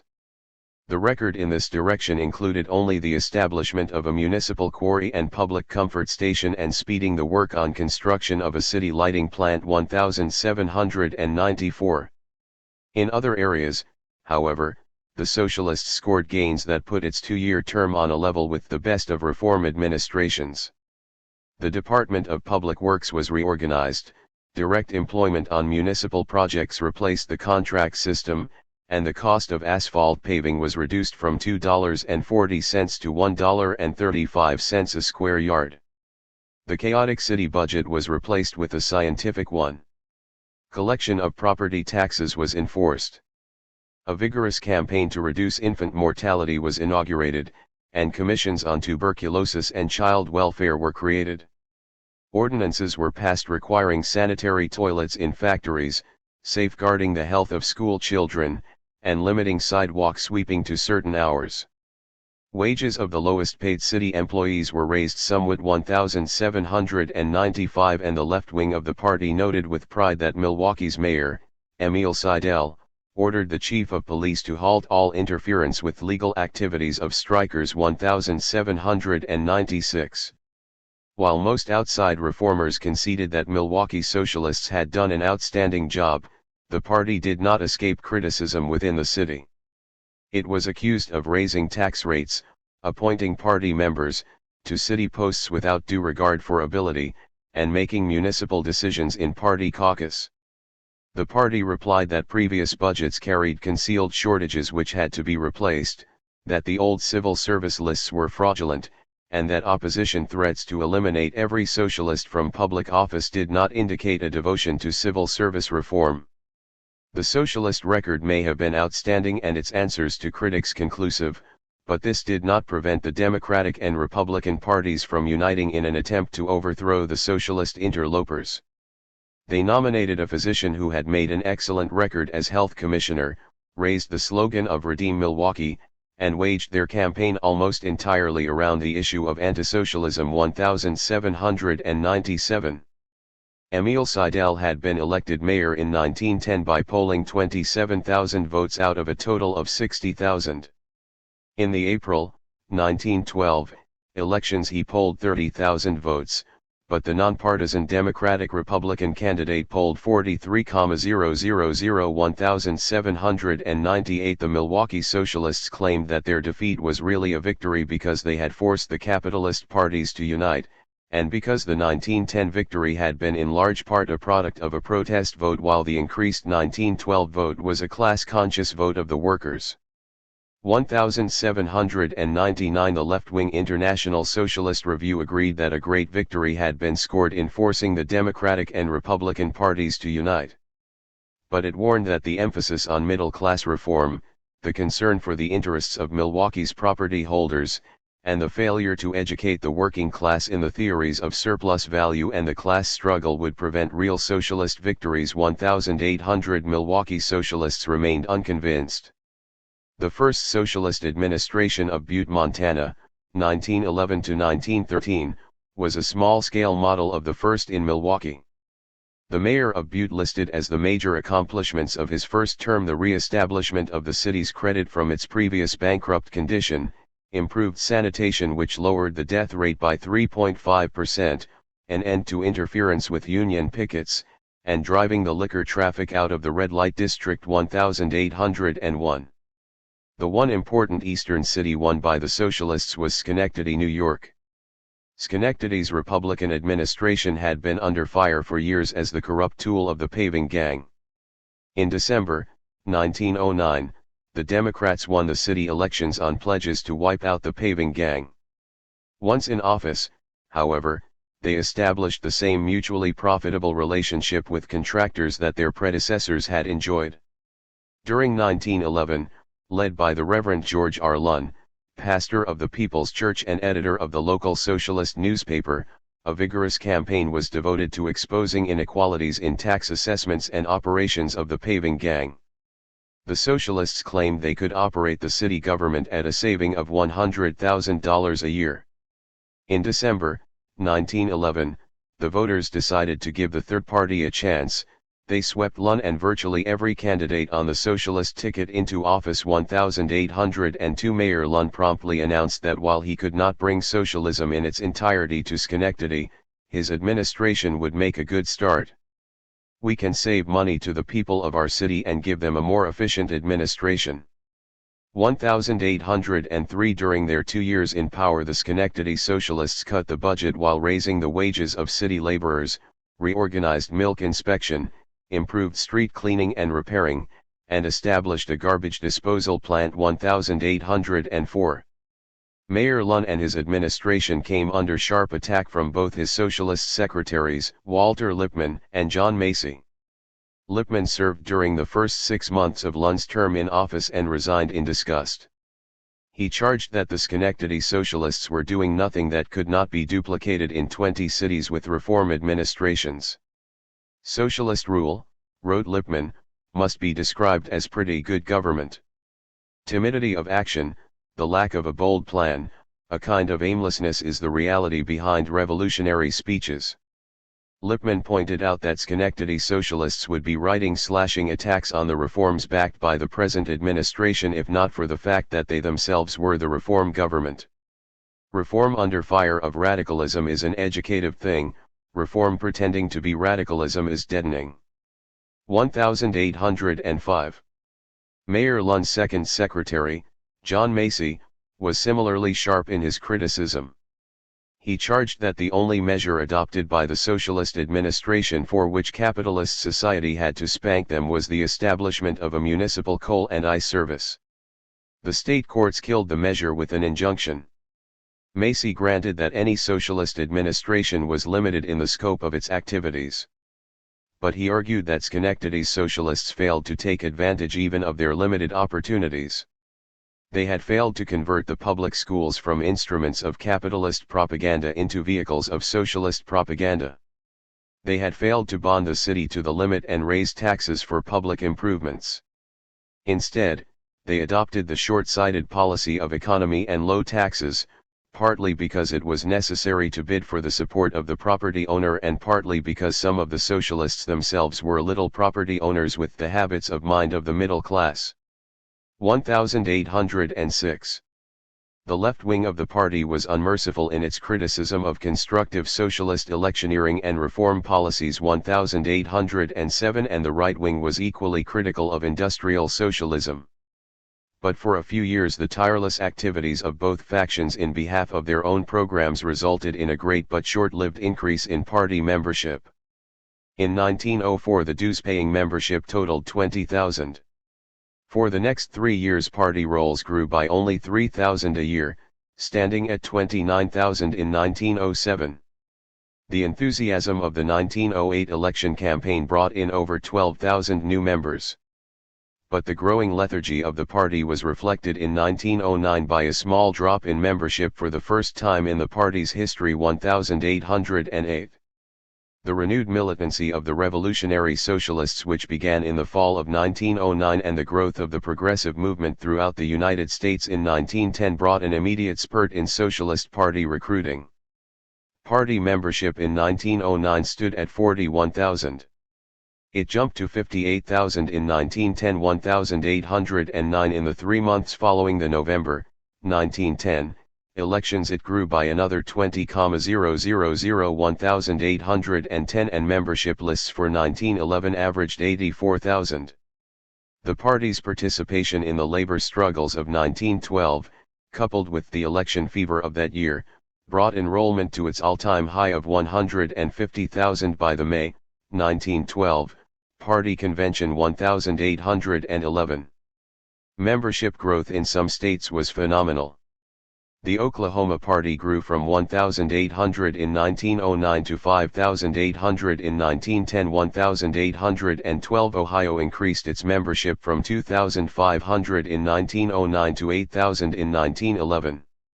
And Pennsylvania became the state with the largest party membership when it quadrupled its ranks from 3,200 in 1909 to 12,000 in 1912, 1,813. The growth in party membership was accompanied by an equal growth in the party budget. Dues continued to provide 60 to 70% of all party income, but the national office budget rose from $36,000 in 1909, 1,814 to $98,000 in 1912, 1,815. Income other than dues payments came from the sale of literature, campaign contributions, donations to strike and political refugee funds, and lecture receipts. 1,816 expenditures were largely for salaries and operating expenses of the national office. 1,817 in the election year of 1912, however, a special campaign committee was appointed. The committee raised $23,000 in contributions from 1 day's wages and assessment stamps, $15,000 from the sale of literature and other campaign supplies, and $15,000 from admissions and contributions at party rallies. It spent $66,000 on the campaign, $24,000 on literature, $17,000 on speakers, $21,000 on advertising, stationery, and rent, and $4,000 in appropriations to various states and local districts. 1,818. As always, the bulk of election expenditures and work was provided by the state and local party organizations. The Socialist Party entered the 1912 presidential elections at the height of its power. The right wing made a concerted effort to stop the nomination of Debs at the May Party convention, but was again defeated. It did succeed, however, in nominating as Debs's running mate Emil Seidel, the former socialist mayor of Milwaukee. 1,819. Debs's swing through the country on behalf of the party was a tremendous tour de force. 1,820. He later observed to a friend. Some thought I was not physically able to make a campaign, and to prove it they planned a speaking tour for me, the like of which no presidential candidate has ever made in the history of the United States. I spoke for 68 consecutive days, sometimes 5 and 6 times a day, without rest. There were times when I thought I would drop in my tracks, but I kept on, determined to fulfill the expectations of the comrades throughout the country. 1,821. The socialist election platform contained a lengthy preamble condemning the capitalist system as outmoded, incompetent, and corrupt. It described the nature of the class struggle and characterized the Socialist Party as the political expression of the economic interests of the workers. It called on class-conscious workers to use their economic and political organizations to break the fetters of wage slavery, and fit themselves for the future society. The preamble was followed by a working program of some 50 demands, including public ownership of the banking and currency system, the means of transportation and communication, natural resources and grain elevators, conservation of natural resources, public works for unemployed relief, wages and hours laws, and an end to child labor, women's suffrage and a graduated income tax, abolition of the Senate and the presidential veto power, elimination of the power of the Supreme Court to pass on the constitutionality of legislation, abolition of the federal district courts and circuit court of appeals, curbing the power of injunction, and the calling of a constitutional convention. 1,822. The campaign was complicated by the New Freedom platform of Woodrow Wilson and the Progressive campaign of Theodore Roosevelt. The Progressive Party platform presented no small ideological and propaganda problem to the constructive socialists, for the progressives had adopted wholesale many of the immediate demands of the Socialist Party. Of course, the socialists had been denouncing Roosevelt as an insincere tool of big business for 11 years. 1,823. And Berger had defined a progressive as 60% of old disgruntled politician, 30% clear hypocrisy, 9% nothing, and 1% socialist. Put in a bottle and shake well before using and you will have a so-called progressive. 1,824. The socialists may have destroyed the progressive ideology and leadership to their own satisfaction, but they were still forced to concentrate most of their fire on the progressive candidate for president. 1,825. Eugene Debs, of course, was not faced with the problem of explaining why reforms advocated by progressives were not as good as the same reforms advocated by socialists. As a revolutionary socialist, he rejected the theory that capitalism was reforming itself into socialism. In his campaign he conceded that Roosevelt, Taft, and Wilson differed on political issues such as direct legislation, recall of public officials, and direct election of senators. But they were of one mind on the paramount economic issue, preservation of the capitalist system. The socialists, said Debs, worked to overthrow the present economic order. Moreover, his political party did not pretend to serve both the capitalists and the workers. It appealed to the world's workers on the basis of their class interests. As for the Roosevelt and Wilson controversy on the best way of meeting the problem of monopoly, both control of corporations and the enforcement of the penal clauses of capitalist antitrust legislation, by capitalist politicians, are twin frauds in the program of capitalism's efforts to fool the people. America's capitalist government was controlled by corporate wealth, said Debs. Until corporate wealth is supplanted by common wealth in the ownership of this nation, the capitalist government will continue to write our laws and to enforce them or not, as best pleases its owners. 1826. The Socialist Party confidently predicted 2 million votes and the election of 12 congressmen. 1827 they polled 900,000 1828. Not only did they fail to elect any new congressman, but Victor Berger lost his seat in the House of Representatives. For while the party as a whole had increased its 1908 vote by 112%, Wisconsin Socialists had increased theirs only 21%. 1829 again the left wing of the party was able to point to the elections as proof that their policy of throwing all their strength into the daily warfare of the workers against the capitalist class paid off in votes. 1830 in Allegheny County, Pennsylvania, where the party had participated in union activity and strikes, the socialist vote had increased by 300%. The solidly left-wing state of Ohio had polled 90,000 votes, a 190% increase over 1908 and the highest state vote in the country.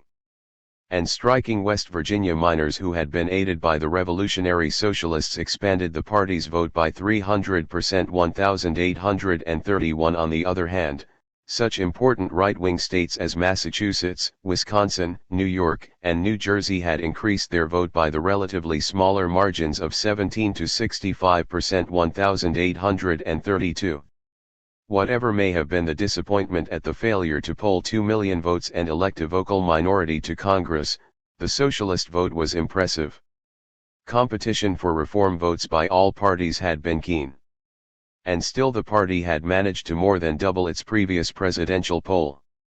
Colonel Harvey, the editor of Harper's Weekly and the man who had done much to move Woodrow Wilson into the political limelight, estimated that without the competition of the Progressive Party Debs would have received an additional 500,000 votes. 1833 The left wing rejoiced that the party vote had been largely revolutionary, since those who favored reform would have voted for Roosevelt or Wilson. 1834 The right wing forgot for the moment how hard it had worked for reform votes, and boasted that every vote cast for the socialist ticket this year is a straight vote for the cooperative commonwealth.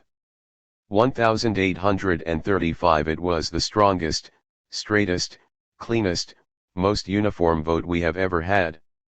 1836 Debs predicted the momentary demise of the Republican Party and the rapid disintegration of the Progressives. 1837 And the New York Call announced power is in sight. Prepare for it by increasing the party's strength.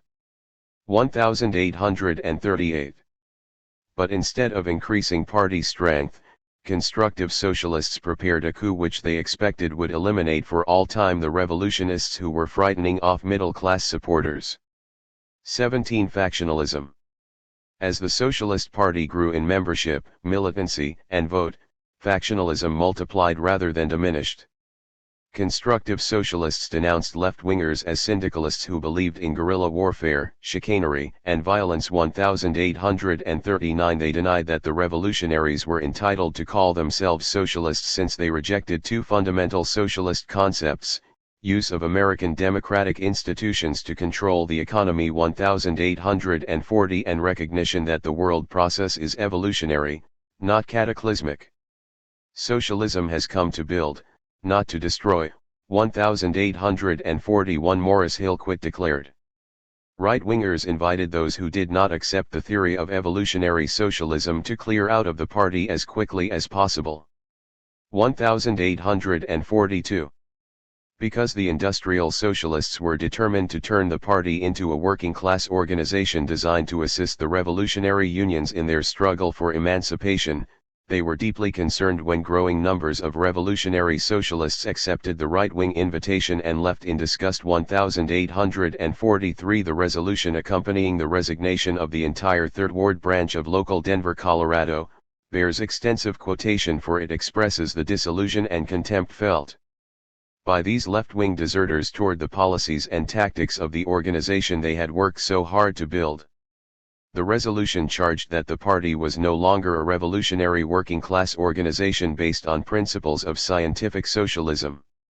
It was now a stamping ground for faddists, careerists, and notoriety seekers bent upon obtaining pelf and power at the expense of an already overburdened class. Virtually all official positions had been usurped by as conscienceless a crew of bourgeois buccaneers as ever practiced piracy on the high seas of liberty, equality, and fraternity. Proletarian leadership had been replaced by a cockroach element, composed of preachers without pulpits, lawyers without clients, doctors without patients, storekeepers without customers, disgruntled political coyotes and other riffraff. In their mad scramble for votes, these muddle-headed marauders of the middle class have seen fit to foist upon the Socialist Party, in the name of the working class, such infamies as craft unionism, anti-immigration, state autonomy, and a series of ludicrous and illogical immediate demands. 5 Proletarian members, do reaffirm our allegiance to the principles of scientific socialism and to the cause of our class, and do hereby withdraw from the organization falsely called the Socialist Party of the United States. 1844. Left-wing socialists who remained in the party redoubled their attacks on step-at-a-time socialism. In January, 1911, the International Socialist Review published one of Eugene Debs's rare statements on party factionalism. In an article entitled "Danger Ahead," Debs warned that too many influential socialists were willing to sacrifice the party's revolutionary principles for votes and office. It was both useless and dangerous, said Debs, to elect socialists to public office while the party and its supporters were economically and politically unprepared to overthrow capitalism and establish the cooperative commonwealth. Opportunist tactics pursued by the right-wing leadership were attracting middle-class reformers who were destroying the party's working-class character and corrupting its revolutionary spirit. Debs warned that the socialist movement could save itself only if it concentrated on organizing the workers into industrial unions. Not for all the vote of the American Federation of Labor and its labor-dividing and corruption-breeding craft unions should we compromise one jot of our revolutionary principles, and if we do we shall be visited with the contempt we deserve by all real socialists who will scorn to remain in a party professing to be a revolutionary party of the working class while employing the crooked and disreputable methods of ward-heeling politicians to attain their ends. 1845. During the 1908 presidential campaign, the right-wing controlled National Executive Committee indicated their determination to eliminate revolutionary socialists from all positions of leadership. Alfred Wagenknecht, a leading West Coast party organizer, applied for a position as a national organizer. For the first time, the executive committee rejected such an application on openly ideological grounds. Protests from socialists all over the country forced the committee to reverse its decision. But as soon as the election was over, it aroused another political storm when it cancelled the appointment. The committee claimed that Wagenknecht had been employed only for the duration of the campaign, a claim the record does not support. 1846. The fight over the appointment was perhaps the first shot indicating that the struggle between right and left wings had changed from guerrilla to organized warfare. Within 6 months, constructive and revolutionary socialists were at each other's throats in virtually every state in the country. 1847. The Socialist Civil War quickly developed a pattern of expulsions, campaigns for control of key committees, formation of dual state and local organizations, and intervention by the right-wing national office. 1848. In some of the local organizations the controversies were so prolonged, involved, and bitter that it is almost impossible to distinguish between various factions. The Cleveland Citizen accurately described the situation in Chicago with the comment that if there is any organization of human beings in Chicago, political, industrial, fraternal, religious, or otherwise, in which there isn't at least one factional scrap, nobody has ever heard of it.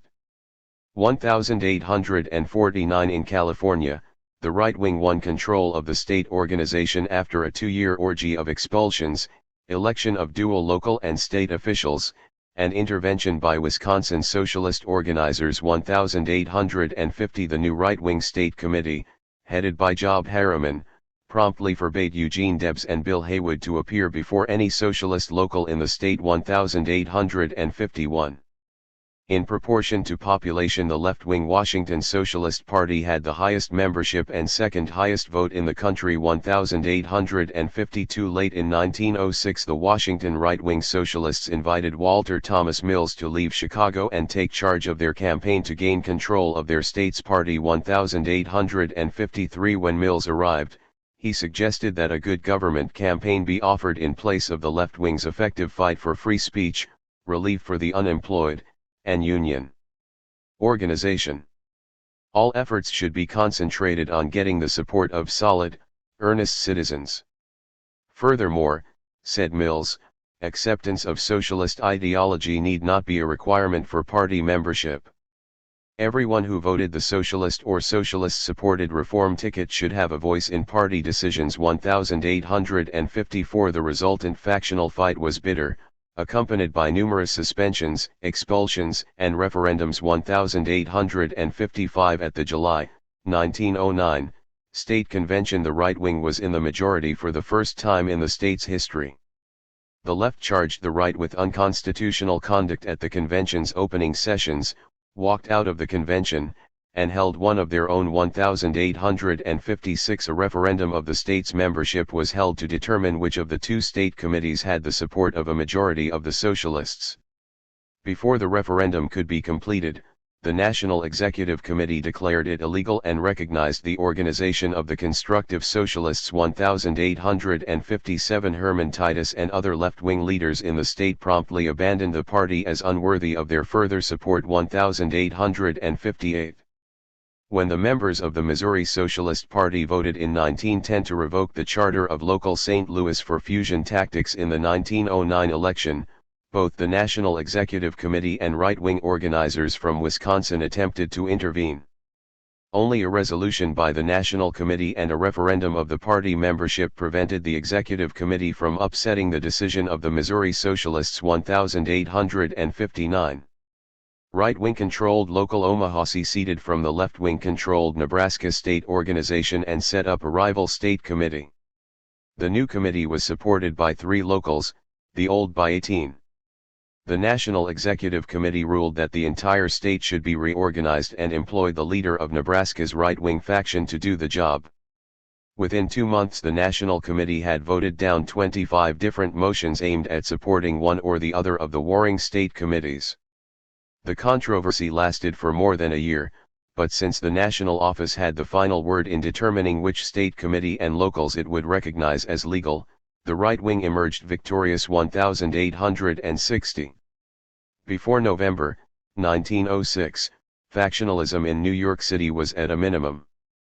Almost all members and leaders belonged to the center and left factions, and there was comparatively little disagreement as to program and tactics.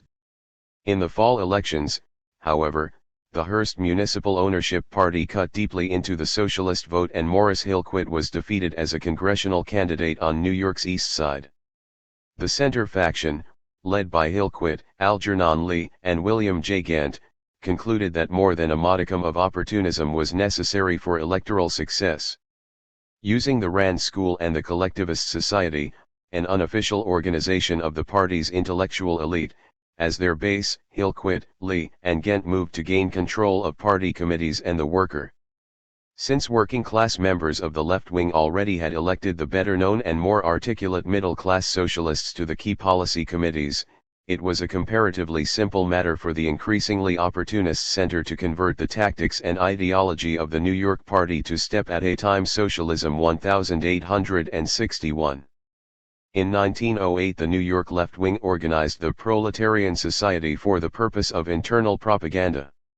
1862 Hillquit immediately charged the left with planning to incite one part of the membership against the other and suggested that a real strong movement be built before we commence to worry about the preservation of its purity.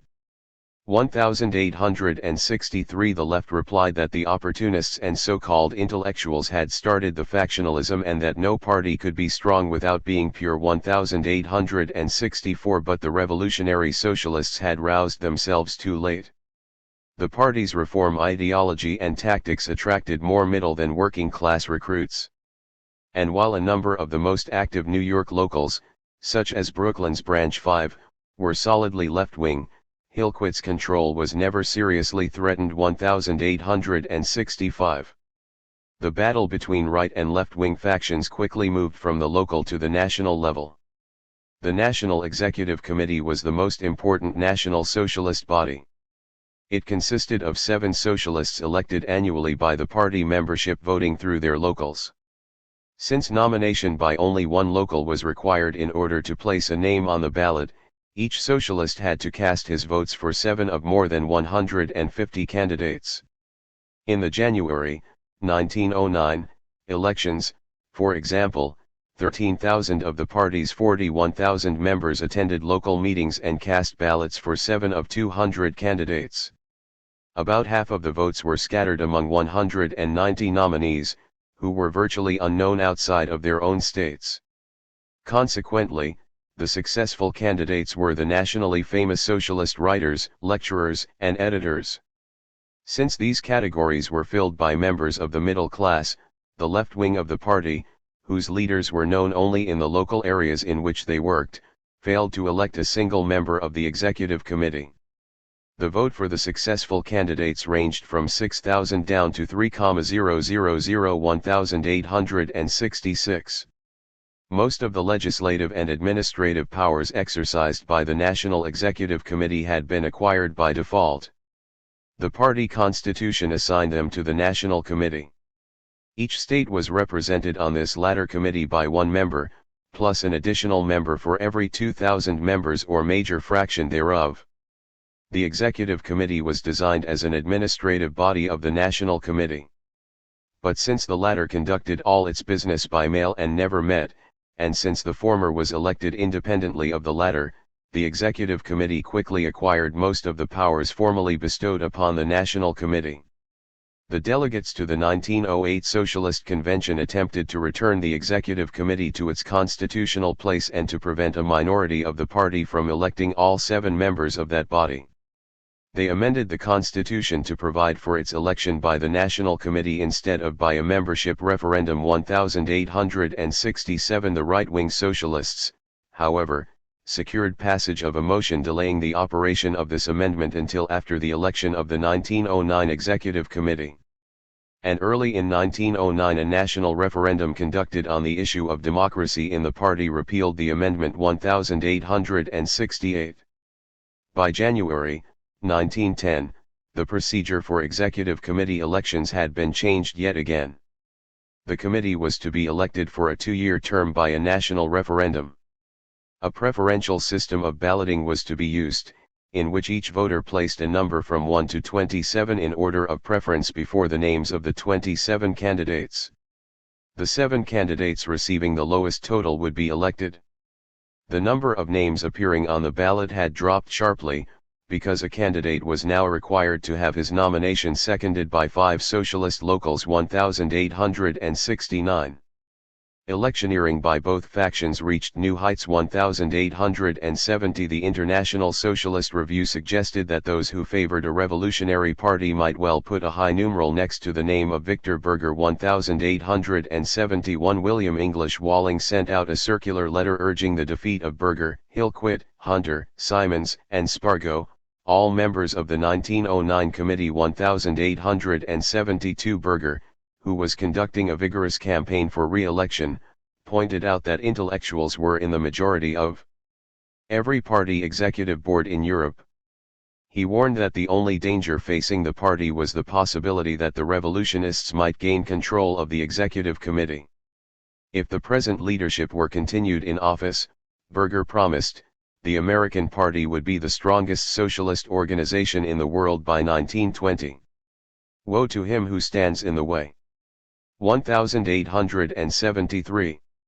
The left wing had obtained passage of a National Committee motion which provided that occupations of candidates for the Executive Committee be printed on the ballot 1874, but neither this device, designed to expose the middle-class nature of right-wing candidates, nor preferential voting could overcome the left wing's lack of nationally known candidates.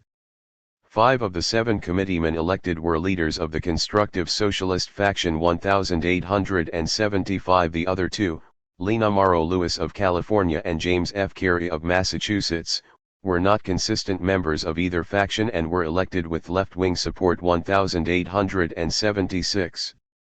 Revolutionary Socialists took what consolation they could from the recriminations flung back and forth between 2 of the constructive Socialists elected to the Executive Committee.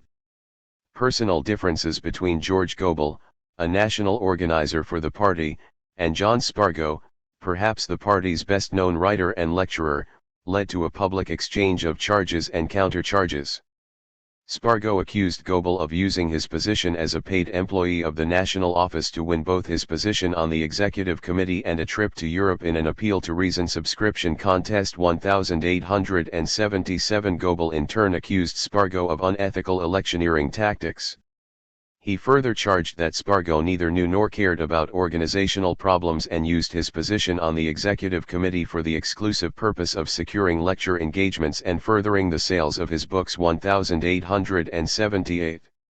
A special target was J. Mahlon Barnes, who had used his office as National Secretary to aid the constructive Socialists in their battles with the revolutionaries. One left-winger characterized Barnes as very clever and very cautious. He would commit himself to nothing and to everything, to nobody and to everyone, but be right there doing business all the time. He undoubtedly has the clerical ability of a good secretary, and no matter how he appears, lines up with the opportunists on all organization matters. 1879. But since it was virtually impossible to find a candidate for national secretary as well known as the incumbent, Barnes seemed destined to hold his office for the rest of his life. It was not the revolutionary socialists but the effects of personal jealousies, his own indiscreet conduct, and the enmity of the Christian socialists which finally succeeded in ousting the national secretary. In the summer of 1910 an old-time Chicago socialist, Thomas J. Morgan, published a series of charges against Barnes in his privately printed weekly paper, The Provoker. Morgan had been retained by Mother Jones, the almost legendary organizer of the mine workers, to compel Barnes to repay a loan she had made to him. In the process of forcing payment, Morgan accused Barnes of dishonesty, incompetence, drunkenness, and practicing free love with National Office employees. A former employee of the National Office wrote to the National Executive Committee documenting the charges from personal experience. When the Executive Committee refused to place the matter before the National Committee, a number of locals passed resolutions calling for the Executive Committee's resignation. In the meantime, Reverend Edward E. Carr, editor of the Christian Socialist, had taken up the attack.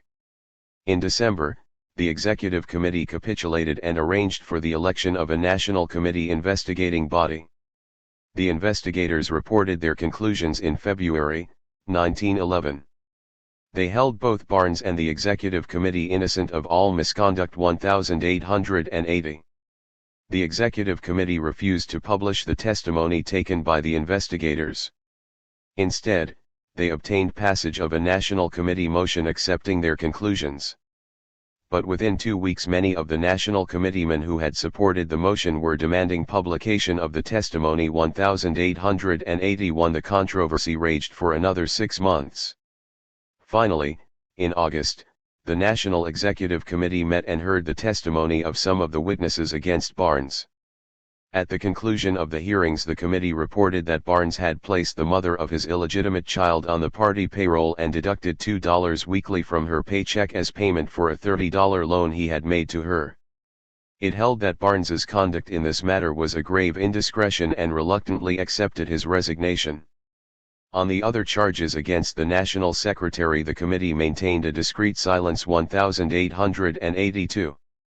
The revolutionary socialists quickly discovered that they had no cause to celebrate the removal of the man who had helped arrange for the suspension and expulsion of numerous left-wing locals. The National Executive Committee announced that it had elected John M. Work, a member of the extreme right wing, to replace Barnes as National Secretary 1883. The left wing scored its first major victory in a national party election in the summer of 1910. Bill Haywood had earned a national reputation as a result of his effective leadership of the Western Federation of Miners and Industrial Workers of the World and his tireless work during local and national socialist election campaigns. But he had stubbornly refused to stand for party office. Finally, in 1910 he was prevailed upon to run for delegate to the forthcoming International Socialist Congress. Of the 8 delegates elected, Berger scored the highest vote, polling almost 10,000 votes. Second, with just 200 votes less than Berger, was Haywood. The third-place delegate, Robert Hunter, ran 3,000 votes behind Haywood, and the fourth-place delegate, Morris Hillquit, ran 1,000 votes behind Hunter. 1884. At last the left wing had a candidate who could compete with the most famous among right-wing lecturers, writers, and editors. However, revolutionary socialists could not use Haywood to blast their way into the National Executive Committee at the end of 1910 because the committee chosen at the beginning of that year had been elected for a 2-year term. They therefore decided to use their growing strength in an attempt to eliminate all right-wing executive committee incumbents who had dominated that body for some years.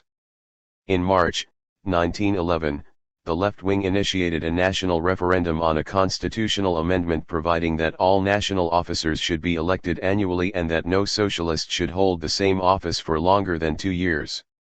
The right wing was taken by surprise and the amendment was adopted by a vote of 9,000 to 8,500. 1885. By this coup the left had made the top right-wing vote-getters, Berger, Hillquit, Spargo, and Hunter, ineligible for re-election.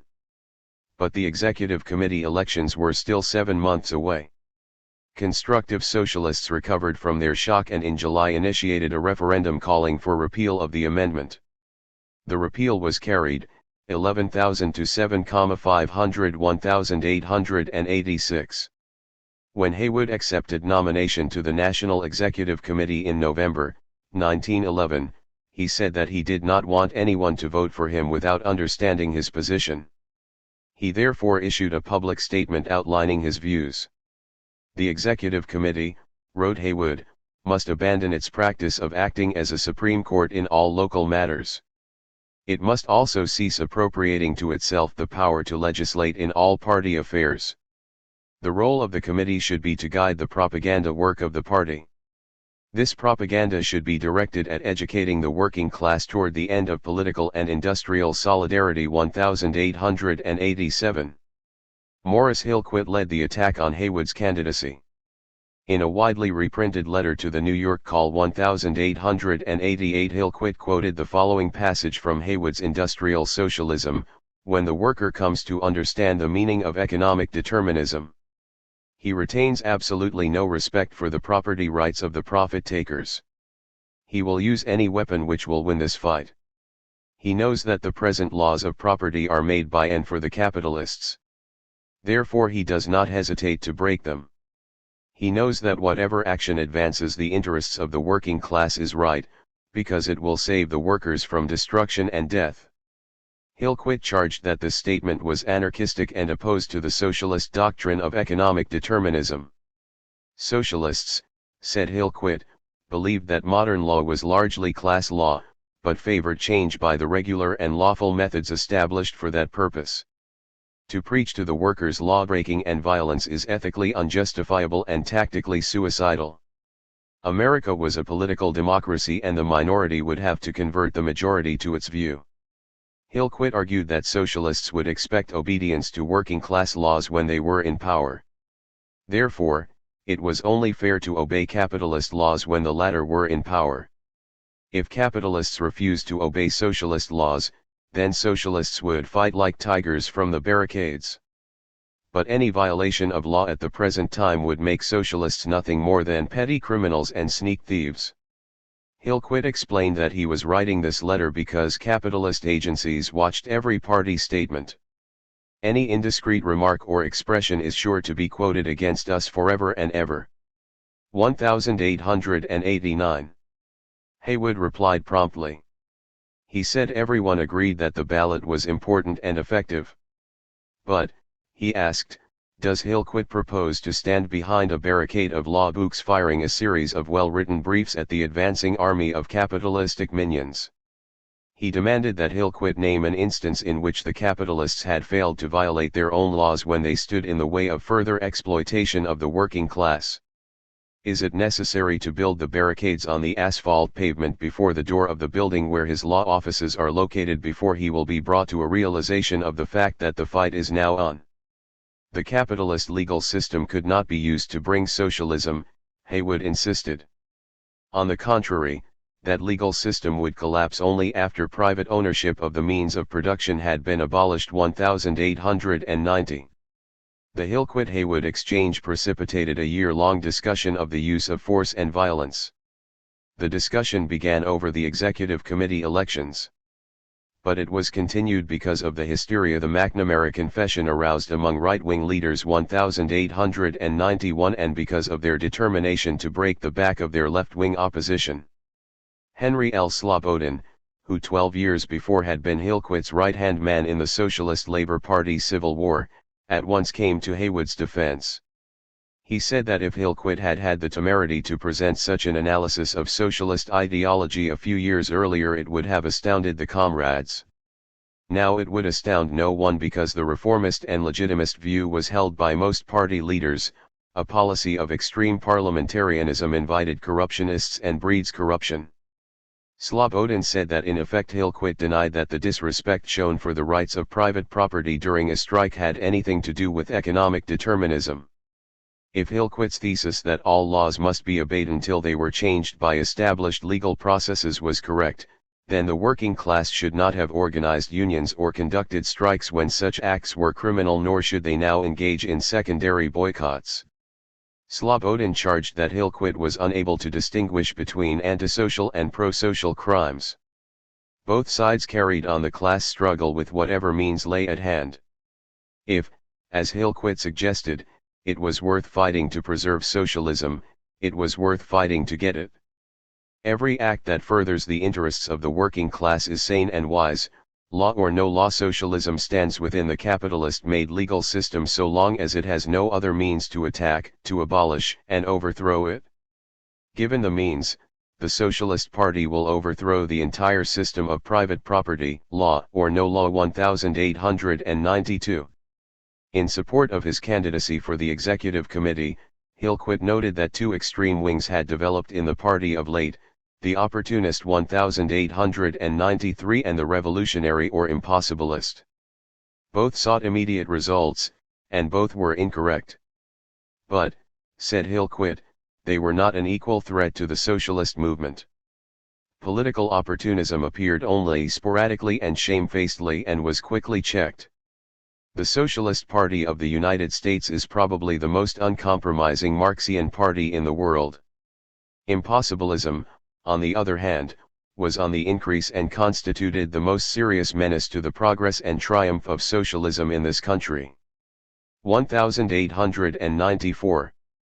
John Spargo announced that he had agreed to run for re-election as a duty I owed the party. He would not abandon the struggle against the pernicious influence of the International Socialist Review and its hired representatives, Haywood and Frank Bonn. These latter two, said Spargo, echoing the charge made against him by George Goebel 2 years before, were running for office only in order to secure fat and profitable contracts for the Review. 1895. The battle to keep Haywood off the executive committee raged with unprecedented fury. The preferential ballot had been abandoned, and party members were instructed to vote for 7 of the 48 candidates. Victor Berger polled the highest vote, followed by Job Harriman, who had achieved temporary fame as attorney for the McNamaras and candidate for mayor of Los Angeles while the executive committee balloting was taking place. In third place was Big Bill Haywood, 2,000 votes ahead of Morris Hillquit, and 4,000 votes ahead of John Spargo, who had barely managed to win the 7th seat on the committee. The high vote polled by Frank Bonn did little to quiet right-wing concern over the growing strength of the Revolutionary Socialists. 1896. While the executive committee election was taking place, the New York Call was being flooded with letters on the question of obedience to established law. This controversy had been precipitated by the Hillquit attack on Haywood and had grown in intensity after the McNamara confession. Defenders of Hillquit pointed to the McNamara case as an example of the harmful effects violence brought to the socialist movement. Socialists, they held, must show themselves to be possessed of greater virtue than all other groups, and must therefore oppose all violence. Defenders of Haywood replied that American socialists must greet capitalist laws with the same scorn German socialists had shown for Bismarck's socialist exception laws. The German socialists had declared on the floor of the Reichstag, "We spit on your law." 1897. A few days after the executive committee election, local New York held a mass meeting at Cooper Union, at which Haywood was the main speaker. To a cheering audience that was following the heated discussion on the question of obedience to law then raging in the letters columns of the Call, Haywood announced that he would discuss the class struggle in terms so simple that even a lawyer would be able to understand it. He said the class struggle could not be viewed through the stained glass windows of a cathedral or the spectacles of capitalist law. Opportunists and Christian socialists, said Haywood, had grown drunk on religious fanaticism and were trying to sober up on economic truth. When they got about half sober they began to think they could convert the capitalist to the brotherhood of man, and that once converted he would quietly turn over his property to the working class. To understand the class struggle you must go into the factory and you must ride on top of the boxcars or underneath the boxcars. You must go into the mills. Haywood then recounted the story of the bloody struggles of the Western Federation of Miners. He pointed out that despite numerous election promises and victories, the miners had won the 8-hour day only after a long and murderous strike. And when the 8-hour day had been won through economic action, it had proved to be court decision proof. On the other hand, said Haywood, the experiences of the miners had shown how important was the control of the police and militia. When the socialists had won political office they would use the powers of government to protect strikers. That's about as far as I can go on political action. But that's a long way. Capitalist law and capitalist government, charged Haywood, had been used to murder miners and their wives and children. Do you blame me when I say that I despise the law? Tremendous applause and shouts of no, and I am not a law-abiding citizen. Applause.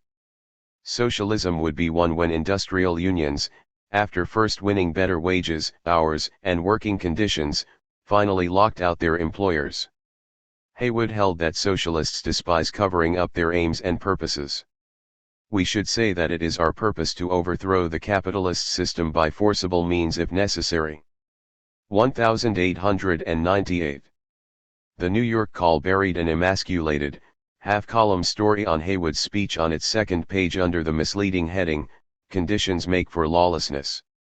1899 other New York papers were not so reluctant to quote Haywood.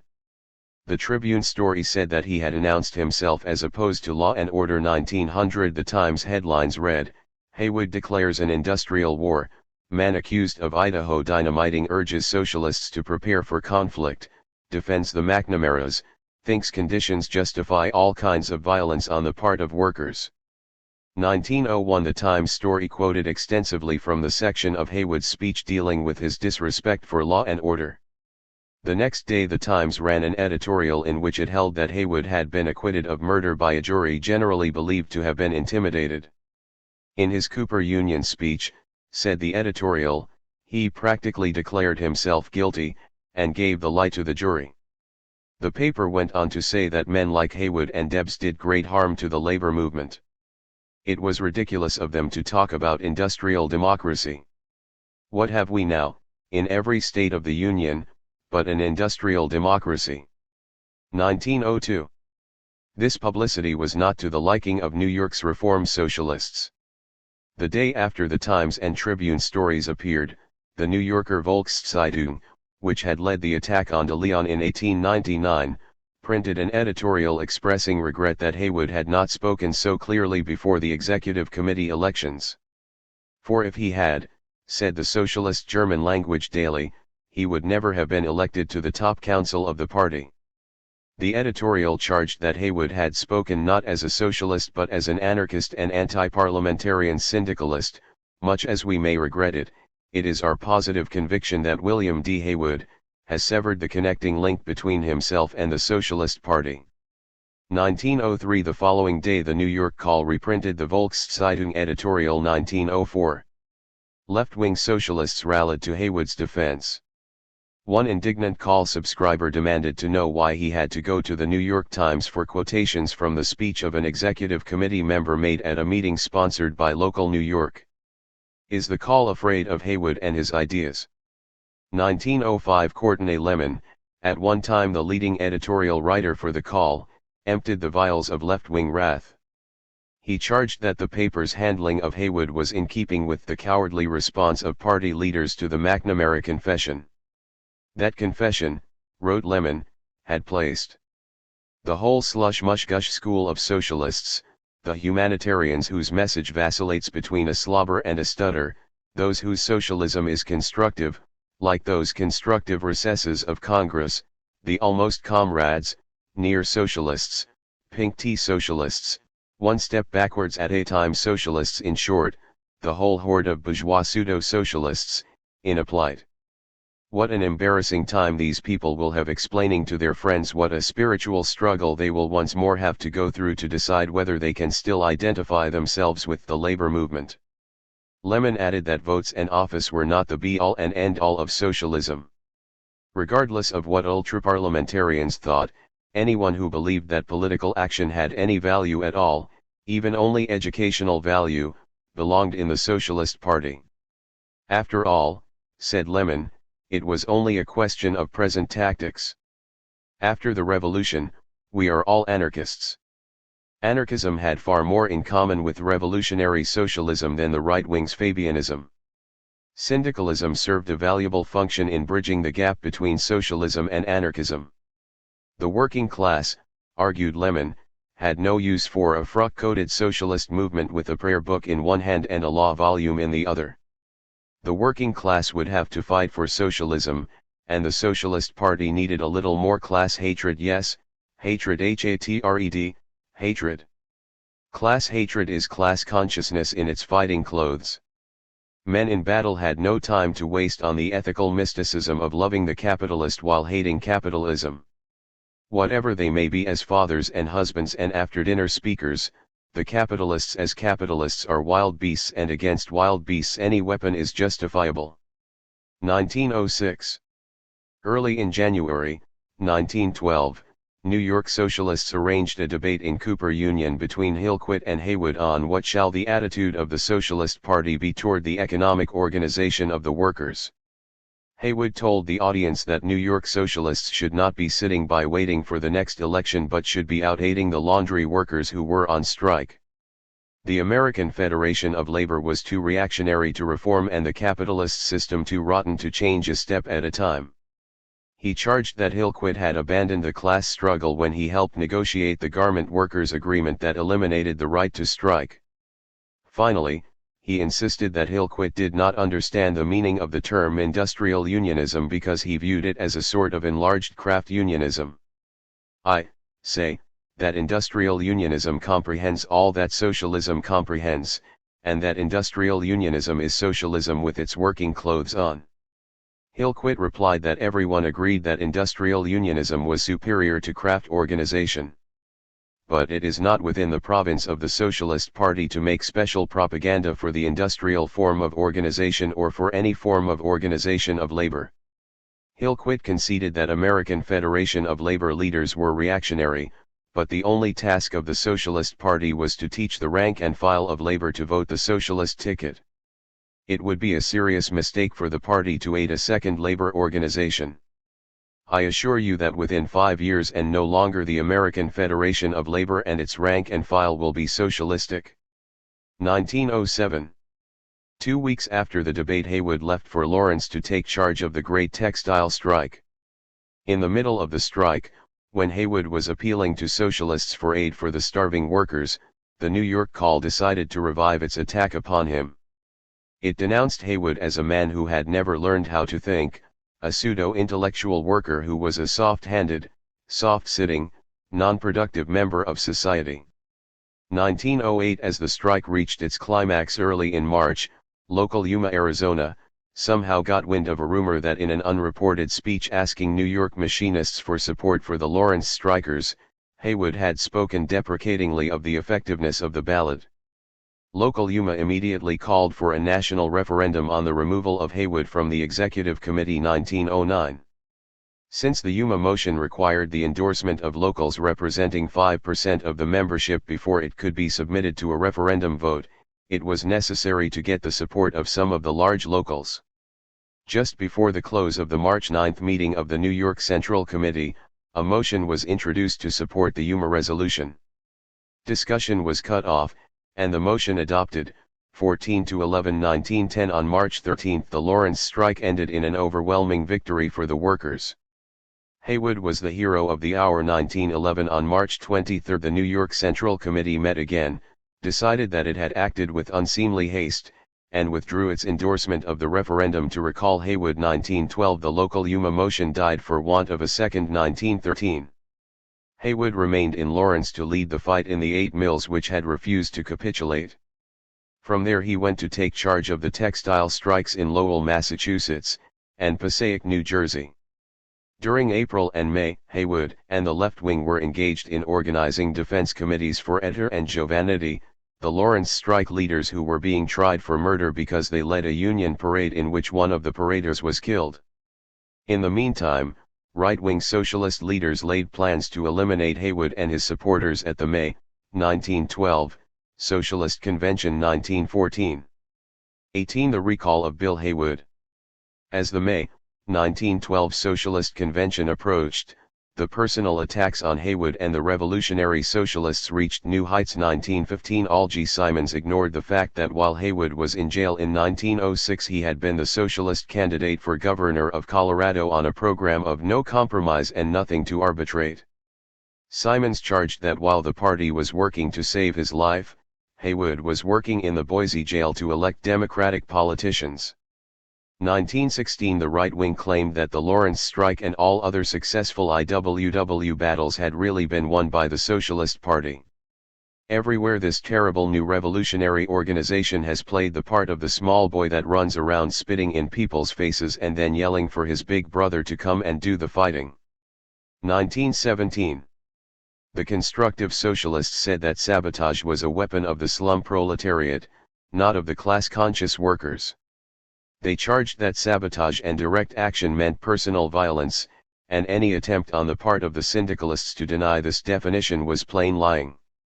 The right wing claimed that revolutionary socialists opposed majority rule and believed in propaganda of the deed and group ownership of industry.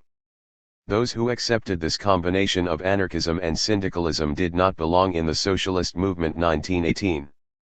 The masses prayed that the coming party convention would remove Haywood from the Executive Committee. 1919 John Spargo set the main convention task as elimination of all anarchist influence, and happily reported that there is no very general demand apparently for Debs. 1920 On the eve of the convention Berger stated that the party was about to enter a new epoch in its history. Agitational work was about to give way to the standard activities of a major political party. The convention would have to amend the party constitution so as to protect the organization from cranks, freaks, and impossibilists who were harming the socialist cause. Berger said the party was now in a position to elect a number of congressmen and therefore it must adopt a program which, while it did not forget the final aim of abolishing capitalism, would appeal to every man and woman working with brains or brawn. 1921. The left wing was as determined as the right to force a showdown at the 1912 convention. The left said that the Lawrence victory proved that winning tactics had been discovered. Industrial unionism was no longer an untested theory, but had been proven in battle.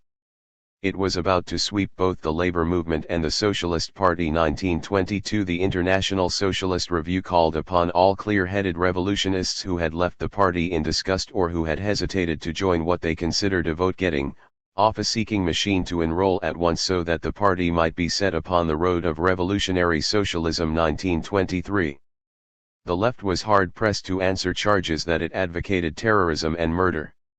The cruelest blow at the left was struck by a leading member of its own faction, Eugene Debs.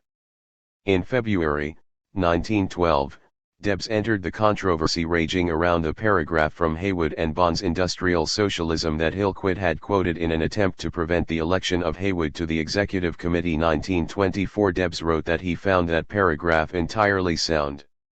He had no respect for capitalist laws designed to enslave and rob the working class. But, continued Debs, he was opposed to sabotage and direct action because physical force, when applied by the individual worker, harms the proletariat instead of the capitalist. Furthermore, these guerrilla tactics violated working class psychology and had prevented the growth of the industrial workers of the world. I am opposed to any tactics which involve stealth, secrecy, intrigue, and necessitate acts of individual violence for their execution. The workers could be emancipated only through the exercise of their collective will, and that will and its inherent power could be developed only through education, enlightenment, and self-imposed discipline. Debs said the Socialist Party should eliminate intellectuals from all official positions. And it should endorse industrial unionism, encourage the organization of a new revolutionary union, and, although it could not hope to be too successful, bore from within the craft unions. But, at the same time, concluded Debs, I hope to see the Socialist Party place itself squarely on record at the coming National Convention against sabotage and every other form of violence and destructiveness suggested by what is known as direct action. 1925. The International Socialist Review, which published Debs's article, promptly denied that the phrase direct action had anything to do with the individual action of the bomb thrower. It recalled the statement in the party's 1908 Declaration of Principles that the Socialist Party is primarily an economic and political movement. The economic movement, explained the review, meant direct action, and it regretted that Debs had accepted the false definition of that phrase invented by enemies of industrial unionism. Dynamite, concluded the review, was the weapon of the craft unionist who was vainly seeking to oppose modern capitalism with an outgrown and dying form of organization. 1926. Immediately before the opening of the May, 1912, Socialist Convention, the review published Frank Bond's definitions of some key left-wing terms. A socialist was anyone who favored common ownership and democratic control of industry, no matter what means he advocated to achieve that goal. Belief in political action was not a prerequisite to being a socialist. Political action was any activity designed to gain control of the powers of the political state through use of the machinery provided by the state. Direct action was any action taken by the workers directly at the point of production with a view to bettering their conditions. Opposition to direct action, therefore, was opposition to all labor unionism. Sabotage meant strike and stay in the shop. This enabled striking workers to draw pay and keep out scabs while fighting their employers. It did not necessarily mean destruction of property, although workers always had and always would engage in such destruction as long as the class struggle continued. Sabotage included anything which obstructed the regular conduct of industry, including the limitation of output. Bond defined a social revolutionist as one who believed that the working class would take possession of the means of power and would socialize industry within a comparatively short revolutionary period. The opportunist believed that socialism was coming over a long period of time, during which the forces of social control would gradually pass from the capitalist to the working class. In practice, the opportunist was a reformer to whom socialism was the sum total of all reforms. Since he was usually a member of the middle class, he tended to ignore the mass action of labor, overemphasize political action, measure socialist success by the size of the vote, compromise with capitalist parties, and make office-seeking a profession. Impossibilism was a term of reproach hurled by the office-seekers upon the heads of those who claim that socialist education is the most important feature of the movement. However, the term could be used legitimately to describe those socialists who limited their activities to criticizing politicianism, and who make a trade of criticism and bitter invective. Bond said an industrial union was a union of all who worked in the same industry. A revolutionary unionist was one who planned to use the industrial union and the socialist political organization to overthrow capitalism and establish an industrial democracy. The revolutionary unionist also held that the union is, or should become, the fundamental revolutionary socialist organization. If the revolutionary unionist advocates political action, as most of them do, it is chiefly for the purpose of preventing the destruction of the union by the capitalist political power. And finally, syndicalism and revolutionary unionism were synonymous. 1927. 7 months before the May, 1912, Socialist Convention, the right-wing party leaders had concluded that the growing influence of industrial socialism could best be checked by destroying the magazine which served as its organizational and propaganda medium, the International Socialist Review. In the middle of the hotly contested National Executive Committee elections of December, 1911, Robert Hunter moved that the committee request the National Committee to investigate the affairs of Charles H. Kerr & Co. In making his motion, Hunter charged that Kerr ran the concern as a dictatorship, and was building a machine for the purpose of subverting the Socialist Party. It has sneered at political action, advocated rival unionism, and vacillated between anarchism and Prudhonism. The constant emphasis the review lays on direct action and its apparent faith that a revolution can be evoked by will or force is in direct opposition to our whole philosophy. 1928 The Executive Committee carried Hunter's motion by a vote of 5-1. 1929, and the National Committee accepted the recommendation by a vote of 34-22. 1930. Winfield Gaylord of Wisconsin, Clyde A. Berry of Missouri, and Stephen M. Reynolds of Indiana were selected to conduct the investigation. Gaylord did not serve because of a meeting of the Wisconsin legislature. The investigating committee was to make its report a week before the Socialist Convention, and the right wing apparently believed its disclosures would be the first shot in the expected convention battle. The committee report, however, was not what had been expected. The committee found that Kerr had started his business in 1886, and had reorganized it as a corporation in 1896. Kerr had owned $9,500 of the company's $10,000 capital stock. In 1904 the capital stock had been increased to $50,000. In 1912 3,600 shares of stock at $10 a share were outstanding, and of these, Kerr owned 1,100. At the January, 1912, company meeting, Kerr had had the proxies for an additional 1,200. Therefore, concluded the committee, the stockholders are not hostile to the ideas of Comrade Kerr so far as the business of the company is concerned. 1931. The committee reported that the receipts for Kerr & Co. during 1911 had totaled $63,000, from the sale of books, $39,000, from the review, $22,000, and from advertising $2,000. Profits had amounted to $2,200. Kerr received $1,500 a year in salary, and Mary Marcy received $1,000. The company's 10 to 15 employees worked an 8-hour day, were paid time and a half for overtime, and received a week's vacation with pay.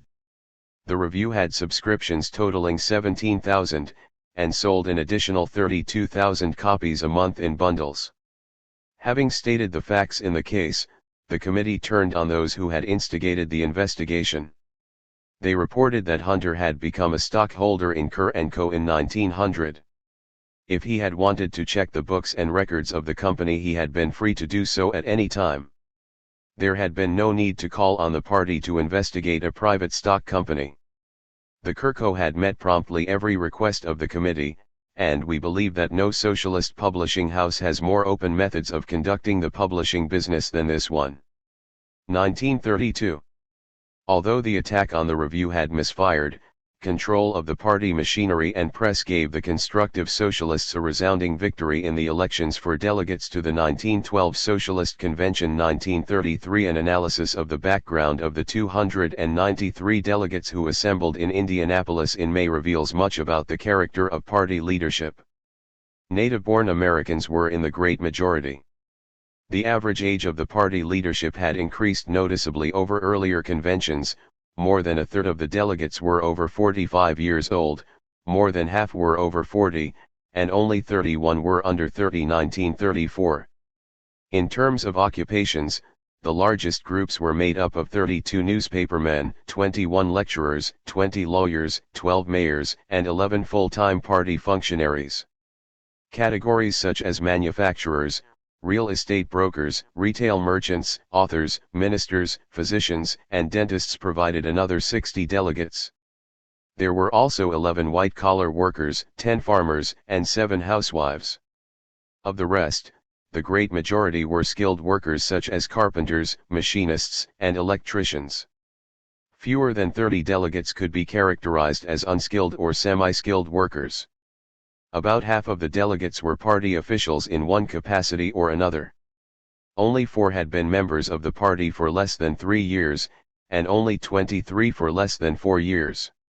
Clearly, the unskilled workers who had joined the left wing after 1909 were not at the convention in force 1935. No sooner had the convention been organized than the day's chairman, J. Mahlon Barnes, announced that he was in possession of a telegram from one of the branches of local Denver challenging the right of one member of the National Executive Committee to a seat on the floor since he was under charges in that branch. It was an open secret that the committeeman referred to was Bill Haywood. By a vote of 128 to 50, the delegates voted to table the telegram without reading it. Barnes promptly released the telegram to the press, which used it as its main convention story. 1936. The next day Haywood rose on a point of personal privilege to give his unchallenged version of the charges against him. During the Lawrence strike he had gone to Bridgeport, Connecticut, to raise money for the textile workers. He was scheduled to speak under the auspices of the Lawrence Strikers' Aid Committee, which had as one of its sponsors the Brotherhood of Machinists, the IWW rival of the International Association of Machinists. The Bridgeport Socialist local promptly warned Haywood that they would prefer expulsion charges against him if he spoke as scheduled.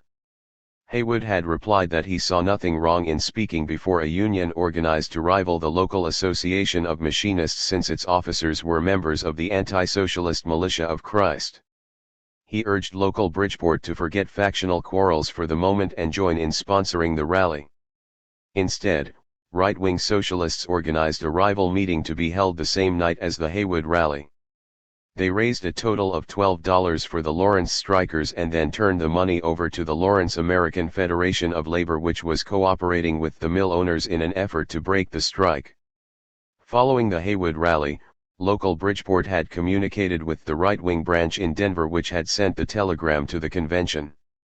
The delegates again tabled the telegram, and instructed convention officials not to release communications to the press before they had been read to the convention. 1937.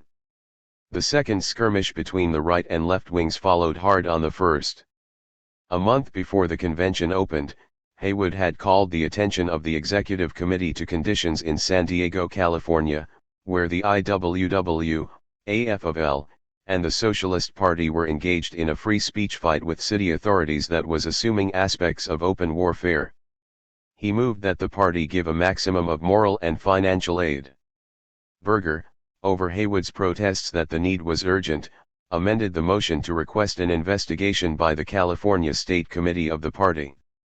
The amendment was carried, and 3 weeks passed before a majority of the executive committee concluded that the free speech fight was a legitimate one. 1938. Despite John Spargo's insistence that the free speech fighters were a vicious element with criminal faces, 1939 the committee sent the California Party $250 to use in San Diego. 1940.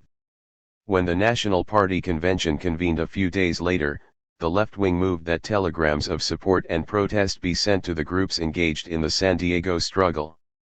The right wing amended the motion to instruct the executive committee to investigate the situation in California and report its recommendations to the convention. The amended motion was carried. 1941 The executive committee brought in a report suggesting that telegrams be sent to all groups engaged in the San Diego fight, with the exception of the IWW. The left protested that the industrial workers were leading the struggle. The right replied that the IWW was implicitly recognized because a telegram was to be sent to the Free Speech League on which the IWW was represented. The revolutionary socialists insisted that it was high time the party explicitly recognized the existence of a labor organization entitled the Industrial Workers of the World.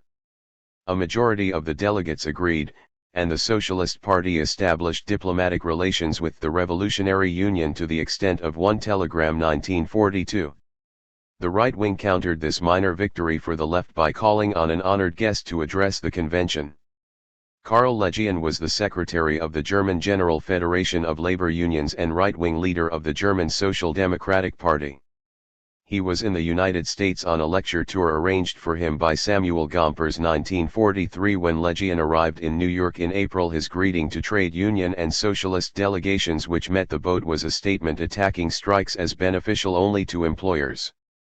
He also suggested that the IWW dissolve itself and turn its membership over to the AFL. 1944. In May, Legian obtained Gompers's permission to cancel a number of lecture engagements so that he might accept an invitation to attend the Socialist Convention to help prevent the introduction and passage of a resolution hostile to the trade union movement. 1945. Legian began his address to the convention by telling the delegates that he had been informed by prominent members of the party that the convention was about to decide most delicate and important questions.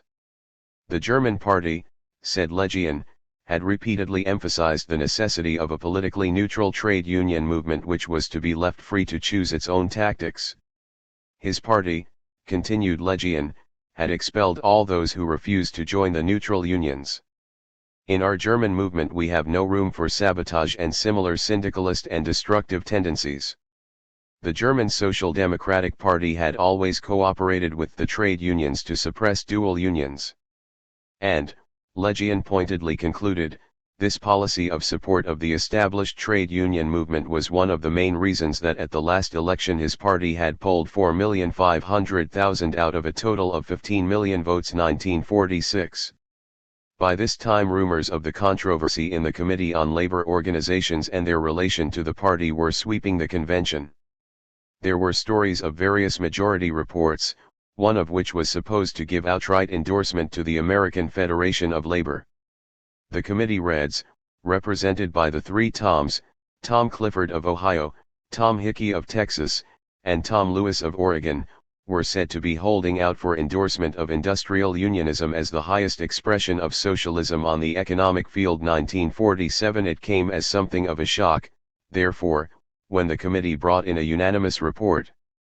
The committee resolution found both political and economic organization equally necessary for working-class emancipation.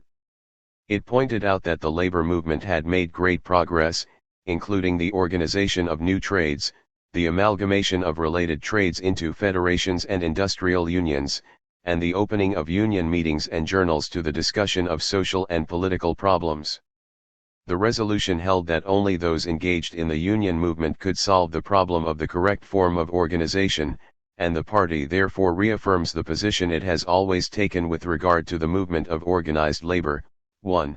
The party has neither the right nor the desire to interfere in the question of union tactics or organization forms.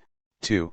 The socialists call the attention of their brothers in the labor unions to the importance of organizing the unorganized, particularly the unskilled and immigrant workers. 3. The party was duty-bound to give moral and material support to the unions. 4. Socialists were to join and participate in the unions in which they were eligible for membership. 1948. The resolution was clearly a compromise. The right had avoided the specific endorsement of industrial unionism, while the left was content to accept its implicit recognition. 1949. Bill Haywood held that he could now go to the working class, to the 8 million women and children, to the 4 million black men, to the disfranchised white man who is disfranchised by industrial depression, the men who have no votes, and carry to them the message of socialism. I can urge them, and do it from the socialist platform, to organize the only power that is left to them, their industrial power. 1950. The right wing, of course, did not accept this interpretation of the committee report. The New York Call viewed it as a triumph for the constructive elements in the party because it avoided the dogmatic assertion that we must be industrialists, when industrialism has yet to prove its organizing and constructive ability. 1951. Since the resolution meant many things to many men, it was adopted unanimously. 1952. The convention's Committee on Platform also brought in a unanimous report. The left wing was so pleasantly surprised by the emphasis placed on the class struggle in the platform's lengthy preamble that they did not bother to challenge the 50-odd immediate demands of the working program. The preamble was adopted without dissent, and only Berger's plank calling for tariff reduction was challenged and eliminated as irrelevant to the socialist movement. 1953. The sixth day of the convention opened with still another victory for the left. With the draft of a new party constitution about to be discussed, constructive socialists divided their support between two right-wing candidates, and the revolutionists elected Louis J. Duncan of Montana chairman for the day. 1954. Up to this point, right-wing leaders had handled themselves quite badly. Although the great majority of the delegates were professionals, businessmen, and leaders in the craft unions, socialists whose sympathies were with the program of constructive rather than revolutionary socialism, the left had won most of the victories. Haywood had been seated, a telegram of support had been sent to the IWW, a trade union resolution implicitly recognizing the advantages of industrial unionism had been passed, and a platform with a revolutionary preamble had been adopted. Berger's Social Democratic Herald commented, "It was only necessary to watch the early proceedings of the Indianapolis Convention to see how the direct actionists have spread their poison in our movement. The first few days' deliberations were a shameful spectacle, giving the capitalistic enemy good opportunity to connect up our people with the Los Angeles murders and murderers, and especially since the convention took place at the scene of the McNamara's labors. 1955. Constructive socialist leaders had to find an issue upon which they could unite their followers. The basic difference between the two factions was that the left wanted the party to be a revolutionary propaganda organization which took the lead in developing mass struggles, particularly in the field of industrial unionism.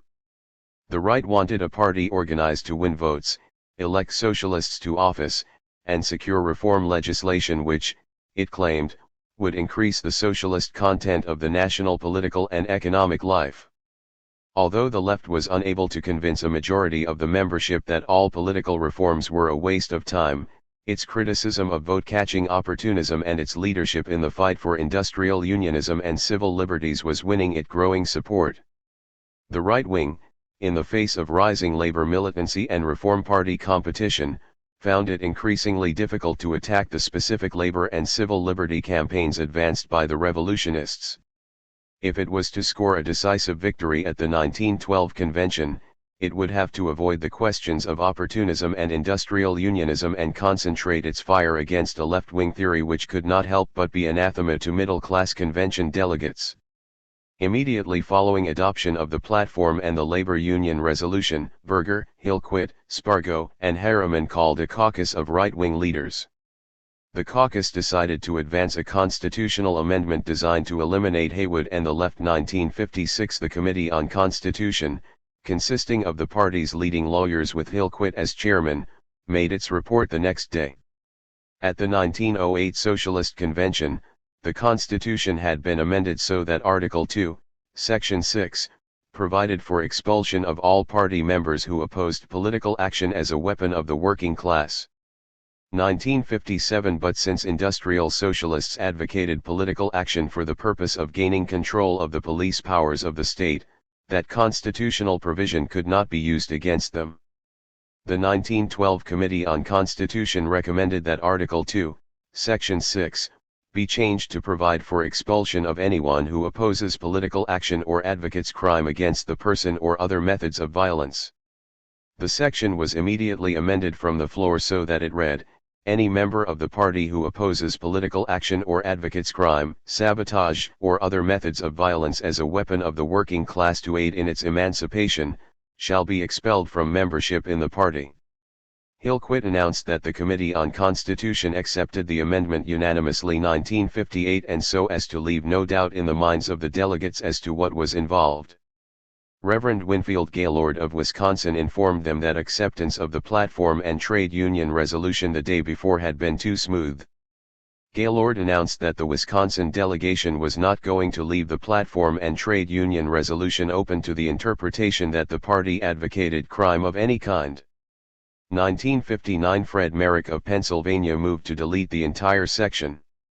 He pointed out that the sentence was open to numerous interpretations and begged the delegates not to destroy the unity that had been achieved the day before. His remarks were interrupted with the cry, "The syndicalists must go," and the great debate was launched 1960. Proponents of the section against violence, sabotage, and crime held that belief in political action meant acceptance of existing legal definitions of crime. Until enough socialists had been elected to office to change the laws, the present social order would have to be preserved. 1961 The right wing said that sabotage meant the bomb, the dagger, murder, and every other form of violence. 1962 Property was the product of human labor and the Socialist Party could never advocate its destruction. 1963 In answer to the left-wing citation of the Boston Tea Party, the right replied that the dumping of the tea had been nothing but an outburst by John Hancock and a band of smugglers who used their own selfish interests to accomplish their purpose. 1964. Hillquit explained that while it would have been interference with the trade unions to instruct socialists to work for industrial onanism, it was not interference to forbid socialists to advocate sabotage in their union meetings. 1965 Berger made his annual threat to pull Wisconsin out of the party unless the Constitution was amended to prevent the anarchists from using our political organization as a cloak for direct action, sabotage, syndicalism, and other forms of violence. 1966 Hillquit concluded for the right wing. It had taken the socialist movement 35 years to reach the point where they were a real political power, and, I say, if there is one thing in this country that can now check or disrupt the socialist movement, it is not the capitalist class, it is not the Catholic Church, it is our own injudicious friends from within. 1967. The revolutionary socialists thus found themselves attacked on an issue they found almost impossible to explain to a middle-class delegation. The industrial socialists had borrowed the theory of sabotage from the French trade unionists. Under the most propitious circumstances it would have been difficult to convince a group of small businessmen and professionals that the class struggle must and should result in limiting production and damaging property. The McNamara case and the loss of the Los Angeles election made the circumstances anything but propitious. The left wing began their reply by charging that the question of violence was a false issue. The real question, it said, was whether the party should adopt the progressive policy of industrial socialism or continue the reactionary policy of monkeying with the old, outworn machinery of the capitalist state. 1968 No one wanted violence, the revolutionary socialists insisted. If the party constitution must contain an answer to every charge made by enemies of socialism, then it should include provisions for expelling anyone who favored larceny, polygamy, free love, breaking up the home, and destroying incentive. 1969.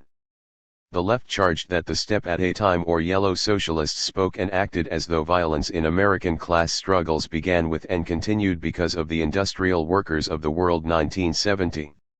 It would seem that some of you in this convention think it is the duty of the working class to permit the capitalist class to interfere with your property, to reduce the part of the produce of your labor that you get, that you suffer, and that in place of going back at them and protecting yourselves you should just calmly submit to it and let them grind you down without using any opportunity you have at your hands to defend your property. 1971.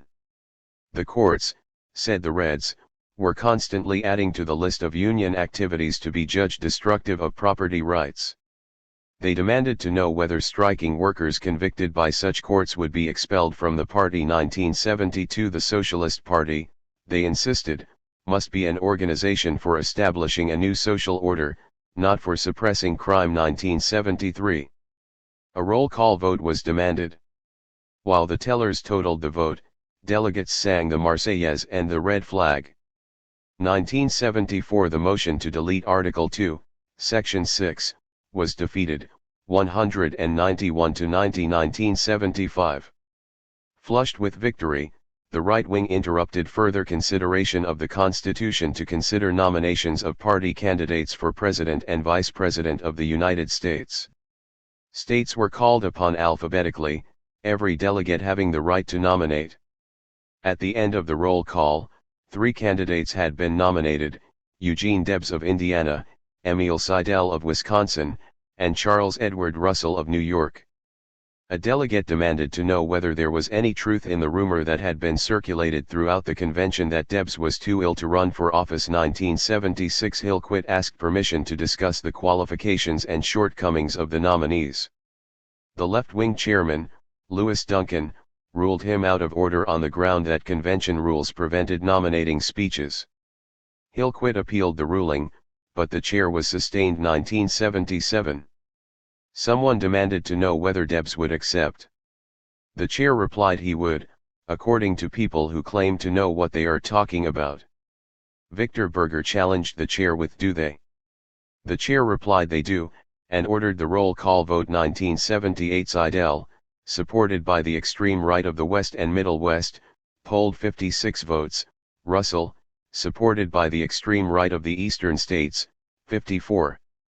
Debs was nominated with 156, an absolute majority. 1979 3 delegates accepted nomination for Vice President, Dan Hogan of Arkansas for the left wing, and John Slayton of Pennsylvania and Emil Seidel for the right.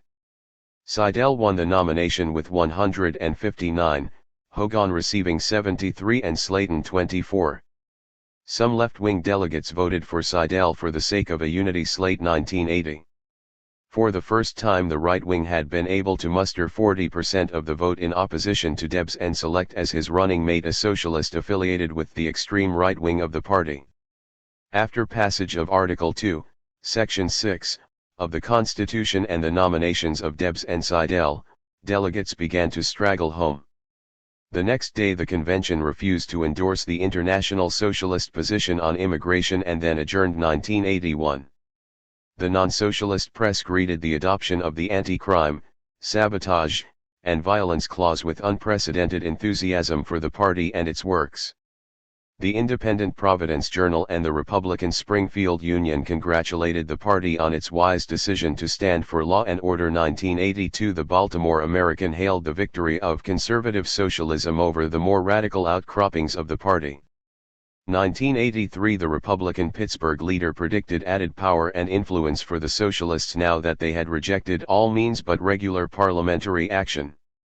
1984 The formerly anti-socialist nation now found that the Socialist Party had too much at stake to risk the desperate tactics of syndicalism. 1985 And the Outlook declared that victory of the level-headed socialists will be welcome to Americans without regard to party.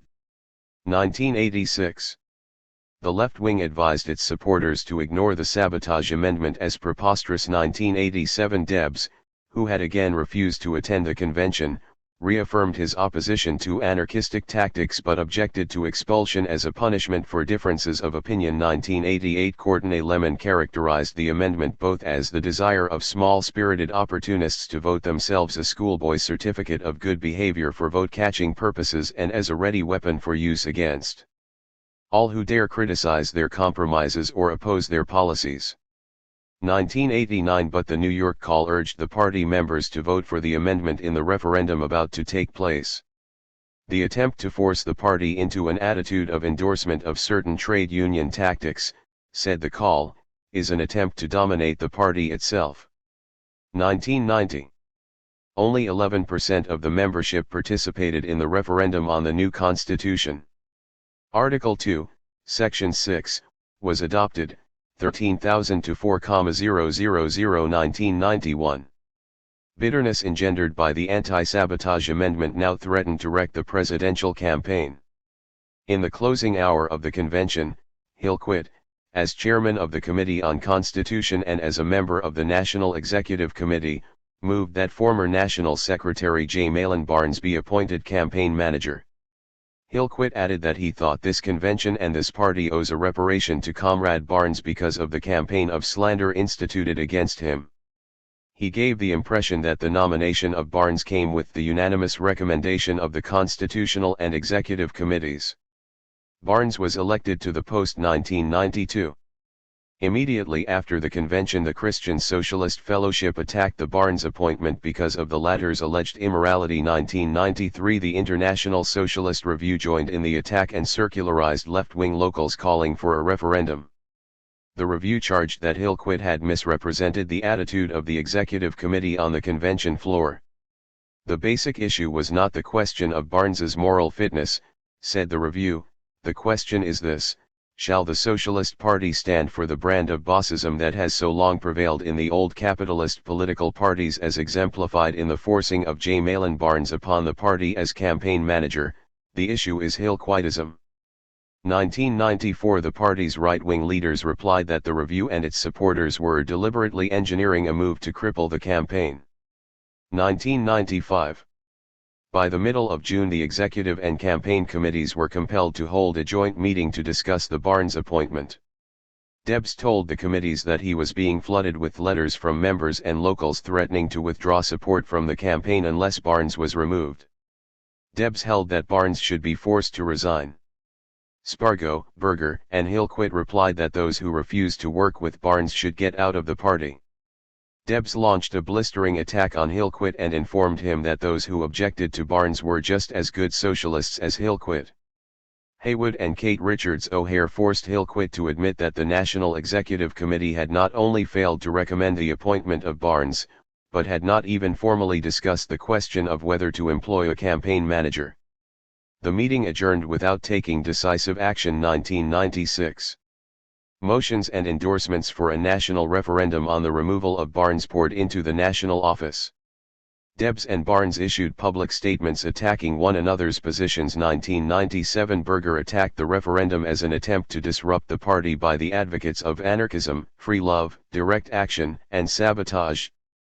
Debs's opposition to Barnes, said Berger, was just another example of his unduly inflated ego. 1998, the question of what Hillquit actually told convention delegates about the executive committee's attitude toward the Barnes nomination was debated on all sides. The left forced the convention stenographer to admit that, after the Barnes controversy developed, the right-wing members of the executive committee had convinced him that he had made an error in his stenographic report. Therefore, he had changed the official version of the convention proceedings. 1999. In an effort to stop the national referendum, the executive committee ordered an investigation of the Texas local whose motion was the basis of that referendum. Charles E. Russell was sent from New York to Texas, but when he reported that the charges against the local were groundless, the executive committee repudiated his investigation. The committee issued a public denunciation of the referendum as a fraud and imposition upon the Socialist Party, and delayed its operation so that the final vote was not counted until the end of September 2000. With the election only a month away, the party membership voted 19,000 to 11,500 to continue the Barnes appointment through the campaign. 2001. The left-wing's attack on Barnes was not the only quarrel to disrupt the election campaign. Factionalism had gained so much momentum that nothing could slow it down. Having passed a constitutional provision against sabotage and violence, the right wing resumed its propaganda barrage against Haywood. The Social Democratic Herald repeated the charge against him made by the New York Times 6 months earlier.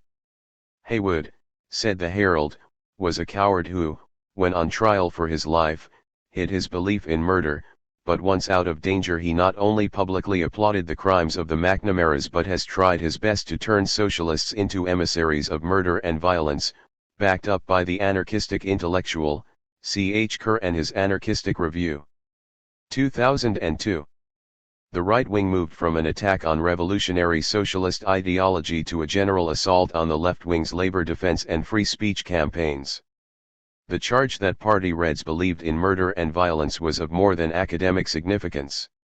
Haywood and the left were concentrating most of their energies in organizing committees for the defense of Etter and Giovannitti, the two Lawrence strike leaders facing trial for murder. 2003. The left viewed the public charges of advocacy of violence and murder made by constructive socialists as a stab in the back at the men who were facing trial. 2004. On September 30, the opening day of the trial, 15,000 Lawrence workers staged a 24-hour protest strike. When the mill owners fired and blacklisted some 2,000 of the workers who participated in the strike, Haywood and the IWW threatened a mass exodus of textile workers from Lawrence. The New York Call promptly labeled the plan as an asinine attempt to migrate from the class struggle. 2005 The Lawrence mill owners did not agree with the call. The blacklist was abandoned and all the strikers were rehired. 2006. The constructive socialists condemned the left-wing free speech fights and unemployed demonstrations as frame UPS. The right said they were of no benefit to the labor movement, and were conducted for the sole purpose of milking funds from the Socialist Party. The socialist movement is tired of being panhandled by these professional panhandlers. Let the disorder boys and girlies depend on their own crowd for their sustenance, and by all means let our movement get down to its own work in the good old international way. 2007. In August, the National Executive Committee, goaded into action by Haywood, issued an appeal for funds to aid the IWW timber workers who were being beaten and jailed in Louisiana. But Spargo announced that as far as he was concerned this was the last time the party would aid the IWW as long as that union refused to use its funds for political purposes. 2008 and the following month, when Haywood criticized the executive committee for not organizing aid for the Mexican revolutionaries, Spargo announced that the time has come when we must call halt to those who continuously slander and misrepresent the party from the inside. 2009. New York's militant 500-member Branch 5 was sharply criticized for having Haywood as its main speaker at a socialist rally. Branch 5 was informed that Haywood's election to the executive committee had been due to a misunderstanding. 2010 The New York Call, in describing Haywood's activities on behalf of Ether and Giovannitti and his leadership of the Little Falls strike, always referred to him as an organizer for the industrial workers of the world, virtually never as a socialist. 2011 The Executive Committee of Local New York requested its branches to cease circulation of the International Socialist Review 2012, and when some New York socialists attempted to sell the review at the Debs Madison Square Garden rally in September, the rally's arrangements committee sent the police to stop them. 2013. Haywood was not one to meet these attacks in silence. When the New York Tribune asked him whether it was true, as rumored, that he had played an important part in drawing up the platform of the Progressive Party, Haywood charged that this perfectly preposterous fairy tale had been circulated by the right wing. Haywood told the reporter that since Hillquit, Berger, and Spargo had failed to oust him at the 1912 Socialist Convention, they were now trying to discredit him by implying that he was flirting with our great national mountebank and with the authorized representative of big finance. He added that right-wing leaders are delightful opportunists who pose as deadly enemies of capitalism and then feel immensely flattered when they are invited, as Morris Hillquit was recently, to perform at pink teas at Fifth Avenue mansions. They wish to crown themselves with the halo of a socialist apostle, but they do not care to face the music and to bear the opprobrium which attaches to the name in capitalist quarters. 2014. On November 26 Ether and Giovannitti were found not guilty. 2015 5 days later the left-wing Branch 7 of the New York Socialist Party sponsored a victory rally at Harlem Casino which was attended by 3,000 people. The main speakers were Joseph Ether and Bill Haywood. A 2-column story on the affair was carried in the New York Call. The presence of Haywood was not mentioned until the last paragraph, which read as follows. William D. Haywood, national organizer of the IWW, spoke last. He said that while it has become more difficult to convict leaders of the working class than it was 25 years ago, the capitalists have a new scheme of putting the strike leaders in jail for a long period and trying them afterwards. He said that a man who speaks for liberty in the United States speaks for a jail sentence. 2016. The next day, however, the Call ran a story noting that surprise has been expressed in socialist circles over some of the statements that were made by William D. Haywood, member of the National Executive Committee of the Socialist Party and general organizer of the IWW at the Ether meeting. This surprise, said the Call, was occasioned by the fact that a member of the Executive Committee made recommendations that had been repudiated by the last Socialist Convention. The call then proceeded to quote some of Haywood's remarks, for the benefit of those who may have overlooked them. Well, direct action is the shortest way home. It is the surest way, particularly for the women and children, the black men, and especially for the disfranchised American working man, and I believe in sabotage, that much misunderstood word. There is no revolutionary action that can be too strong if we will only throw the capitalistic class back. The jails all over the country are filled with many of the working class this very day. But they are not filled by political socialists, but are filled by the men and women socialists of the industrial workers of the world 2017. The same day that the call noted that Haywood's remarks had caused surprise, the New Yorker Volkszeitung demanded to know how it was possible that such an ignorant phrasemonger had ever been elected to the executive committee. It charged that in his speech Haywood had boasted that he had never asked any working man for his vote and had always advocated direct action and sabotage. The Volkszeitung concluded that Haywood did not belong in the party or on its executive committee. And since he did not have the integrity to resign, the party would have the unpleasant obligation to remove him. The New York Call immediately reprinted the Volkszeitung editorial 2018 and ran one of its own which repeated the charge that Haywood had said that he had never advocated political action or asked workers for their votes 2019. There is no transcript of what Haywood really said at the Harlem casino. He unquestionably did advocate sabotage and labor union or direct action. But belief in sabotage did not necessarily mean encouraging violence. At Lawrence, for example, violence was almost eliminated after Haywood and Etter took charge of the strike 2020. It is highly doubtful that Haywood claimed that he had never advocated political action or asked workers to vote the socialist ticket. It is perhaps significant that the Call story, which quoted disconnected sentences from his speech in an attempt to put his remarks in contradiction to party policy, did not quote anything about political action and voting. Furthermore, the Call editorial, which denounced the speech, criticized him for saying that he would not waste his time talking about ballots to voteless foreigners and women and children 2021. This is in keeping with Haywood's previous position on voting and probably was the basis for the charge that he claimed to oppose political action and never asked workers for their votes. At the 1912 Socialist Convention, Haywood had praised the labor union resolution because it would enable him to carry the message of socialism to the voteless Negroes, foreigners, women, and children, and unemployed. He had added, "I have likewise urged that every worker that has a ballot should use that ballot to advance his economic interest." In Lawrence, Massachusetts, while only 15% of the workers had a vote before the strike, since the strike we have taken into the Socialist Party as many as 100 members at a meeting.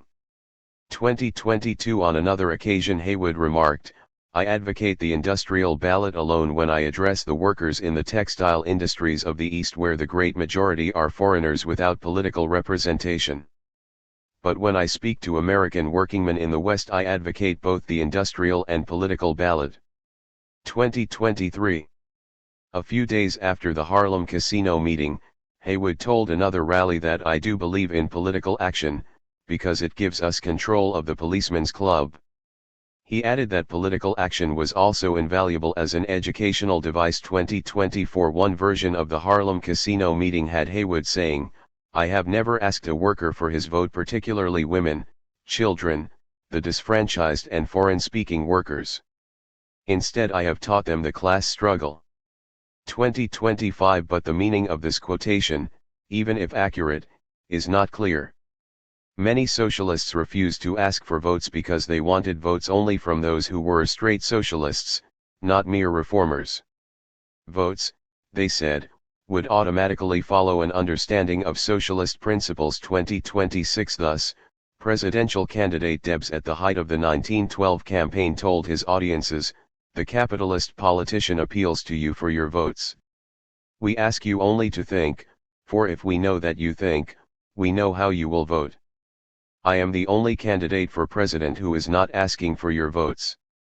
2027. Finally, it is difficult to believe that Haywood, who was one of the most vigorous and effective party campaigners in the 1904 and 1908 national and congressional elections, who was his party's candidate for governor in 1906, and who had spent the fall of 1911 campaigning for Harriman in Los Angeles, would say that he had never advocated political action or wanted the votes of the working class. Shortly after his week of New York speeches, Haywood left for Chicago to participate in the IWW organizing drive in the Stockyards 2028, but 2 days after the Harlem Casino speech, the Executive Committee of Local New York declared that in view of his opposition to political action and to the platform and declaration of socialist principles, Haywood would not be permitted to speak for Local New York or any of its branches again. The committee also decided to prefer charges against him. 2029. Within 2 weeks the New York State Committee had voted, 31-4, to inaugurate a national referendum to recall Haywood from the National Executive Committee. 2030. Even before the State Committee had voted on the motion, the State Secretary sent a copy of the resolution to the New Jersey State Committee suggesting that it take similar action. This was done by a vote of 10-8. 2031. Both the New York and New Jersey State Committees defeated motions requesting an explanation from Haywood before voting on the motion for his recall. 2032. National Secretary John Work promptly announced that the New York and New Jersey state organizations represented over 5% of the party membership and that he was mailing out Referendum D. 1912 on the recall of Haywood from the National Executive Committee. It was established practice in the party that referendums would not contain charges and arguments which might prejudice the vote. If this procedure had been followed in Referendum D, the ballot would have had printed at the top the simple question, "Shall William D. Haywood be recalled from the National Executive Committee?" Instead, the ballot was headed with the following resolution.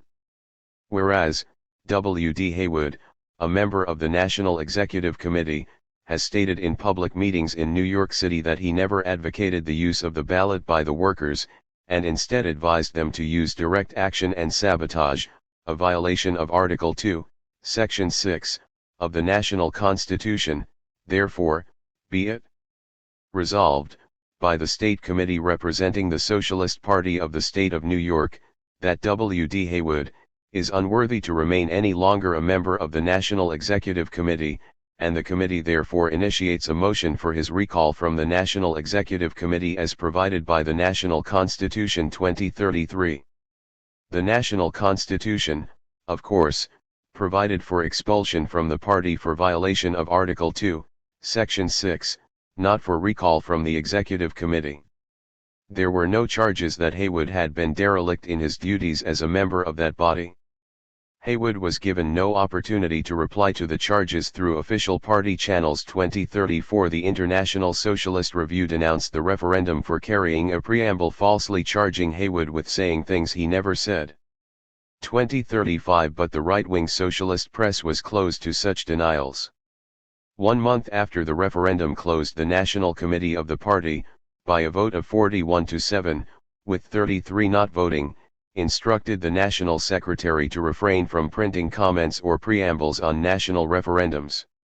Members of the committee held that the membership had been misled in the Haywood case, and that the preamble to Referendum D assumed that Haywood was guilty as charged and then asked the party membership whether or not he should be recalled. 2036. In January, while the vote was being taken, Haywood spoke before a socialist rally in Denver. He urged the workers to organize industrial unions and to join and support the political activities of the Socialist Party. 2037. The balloting closed February 26.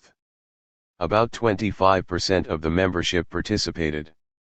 Haywood was recalled from the National Executive Committee by a vote of 22,000 to 11,000. 2038. Once again the Socialist Party came in for unqualified praise from the non-socialist press. Its editorials congratulated the party for repudiating anarchism, sabotage, and violence. 2039. The New York World announced that socialists now could honestly appeal to public opinion as a party that recognized the rules of orderly government and rejects the theory that the lawless shall gain power by intimidation and terrorism. 2040. And the Detroit Tribune hailed the elimination of Haywood as proof that the party was openly opportunist and favored progressive or evolutionary socialism. 2041. The newspaper's enthusiasm for the recall of Haywood was not accompanied by a growth in party membership, activity, or vote. Shortly before the May 1912 Convention, party membership had reached 150,000 2042 yet, despite the enthusiasm engendered by a presidential campaign, enthusiasm which in the past had enormously increased recruiting, party membership for the year 1912 averaged 118,000 2043. This drop must be explained at least in part by the disaffection of left-wing members following the adoption of Article 2, Section 6, of the party constitution. While the vote on Referendum D was taking place, revolutionary socialists were threatening to resign if the motion carried 2044. After Haywood was recalled, the decline in membership was precipitous. Haywood, himself, refused to renew his membership. 2045. Thousands of left-wing socialists followed his lead. Within 4 months party enrollment had dropped another 40,000 2046. Socialist support of and influence in the unions also took a sharp decline. The National Party had contributed over $21,000 in 1912 in support of strikes and labor defense cases. In 1913 the amount was only $400, and by 1914 it had dropped to $2047. At the 1912 American Federation of Labor Convention the Socialists had led an all-day fight for reorganization of the Union along industrial lines and on a roll call vote had won 35% of the votes for their position. At the same convention they had fought for election of Federation officers by referendum vote. Their candidate for president of the Federation had received almost 1/3 and their candidate for third vice president more than 1/3 of the votes cast. 2048. But at the 1913 Federation Convention, the Socialists made no mention of election by referendum. They introduced a watered-down motion on industrial unionism but did not speak in support of it. The motion was dismissed without even a roll call vote. 2049. No candidate was put up against Gompers and he was elected unanimously. William Johnston, the socialist leader in the Machinists, again ran for vice president against O'Connell of the Machinists, and again polled more than 1/3 of the vote. 2050. At the 1914 Federation Convention the resolution on industrial unionism was introduced by a delegate of the Illinois Federation of Labor on instructions from that body. Again no one spoke in its defense, and again it was defeated without a demand for a roll call vote. 2051. No candidate was run against Gompers, and Johnston, instead of running as socialist candidate for vice president, nominated his former opponent, O'Connell. All administration candidates were elected without opposition. 2052. At the 1915 convention a resolution to investigate the feasibility of industrial unionism was defeated without debate, 181 to 31. 2053. Gompers and the rest of the administration candidates were unopposed. 2054. By the 1916 convention, socialist influence in the National Federation had virtually disappeared. There was no resolution on industrial unionism, and if the socialist delegates to the convention conducted any activity in line with party policy it is not disclosed by the convention proceedings. 2055. Nor did the party fare any better at the polls. In the 1916 elections the right wing at last selected one of its leaders as candidate for president. He polled 585,000 votes, a third less than Debs had won in 1912. And since the size of the total vote cast in the 1916 presidential election had increased considerably over that of 1912, the percentage of the total vote polled by socialists dropped even more sharply. Debs had won 6% of the total vote in 1912, Allen Benson won 3% of it in 1916. 2056. Despite these losses, the party maintained enough of an organization and membership to remain the unchallenged leader of the socialist movement in the United States for a few more years. Many revolutionary socialists refused to abandon the struggle. 2057 and in 1915 they united as a party caucus under the name Socialist Propaganda League. 2058 The final split and deterioration of the party awaited several events, the support accorded the First World War by a majority of the parties affiliated with the Socialist International, the Russian Revolution, the formation of the Communist International, and the expulsion of the left and now majority wing of the party by the Constructive Socialists in 1919. 19 Conclusion. The Socialist Party was organized in 1901 by American Marxists convinced that capitalism had outlived its usefulness and was now destroying the nation's comparative economic equality and corrupting its democratic heritage. The Socialists were not alone in recognizing the growing dichotomy between American democratic theory and practice. The progressive movement sought to meet monopoly limitations on equality of opportunity with a program that ranged from honest city government to regulation and destruction of trusts. The Socialist Party, on the other hand, argued that such reforms could never end the basic contradictions which were responsible for the decline in liberty and equality. The Socialists held that freedom and capitalism, particularly in capitalism's monopoly phase, was a contradiction in terms. And they insisted that monopoly was not just an accidental variant of a normally competitive economy, but an inevitable development which could not be stopped within the system which gave it birth. If monopoly was to be eliminated, capitalism would have to be eliminated.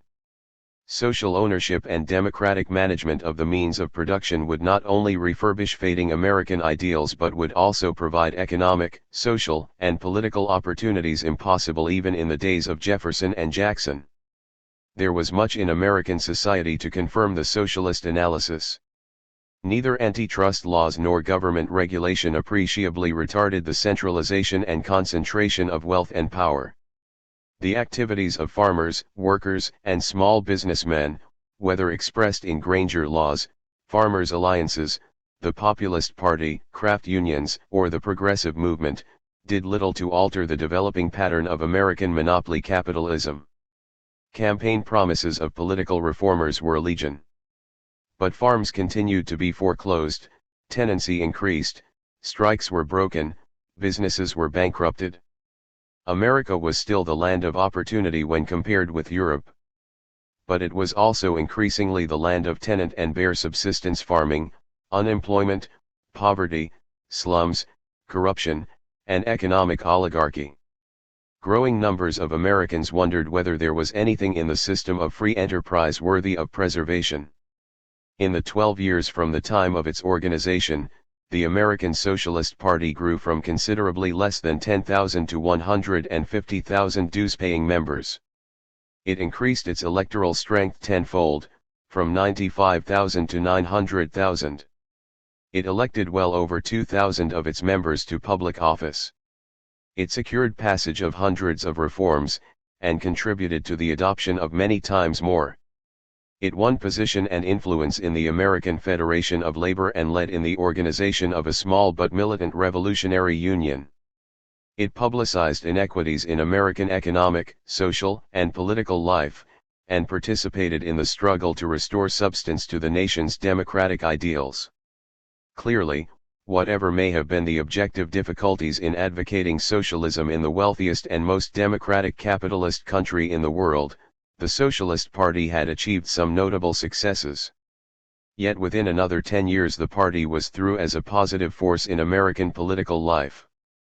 What can account for this rapid decline? If, at the height of what was later called American normalcy, socialism could make such impressive gains, why did it not continue to do so? Or at the very least, why did it fail to hold what it had already won? One answer might be that the Socialist Party went the way of the entire progressive movement. But that would still beg the questions of what happened to the progressive movement and what there was about the Socialist Party that tied its fate so closely to that of the progressives. An analysis of the character of the socialist movement might help explain the collapse of the programs designed to stop the growing power of corporate enterprise and the comparatively easy triumph of American monopoly during and after the First World War.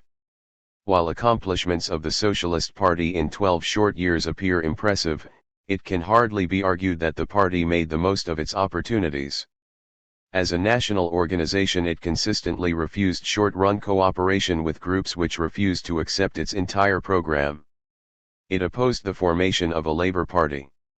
It gave less than half-hearted assistance to labor unions. It did not fight for civil rights. It shared and furthered the racial and national prejudices of the most conservative American Federation of Labor Leaders. From its formation, the Socialist Party was torn by factionalism.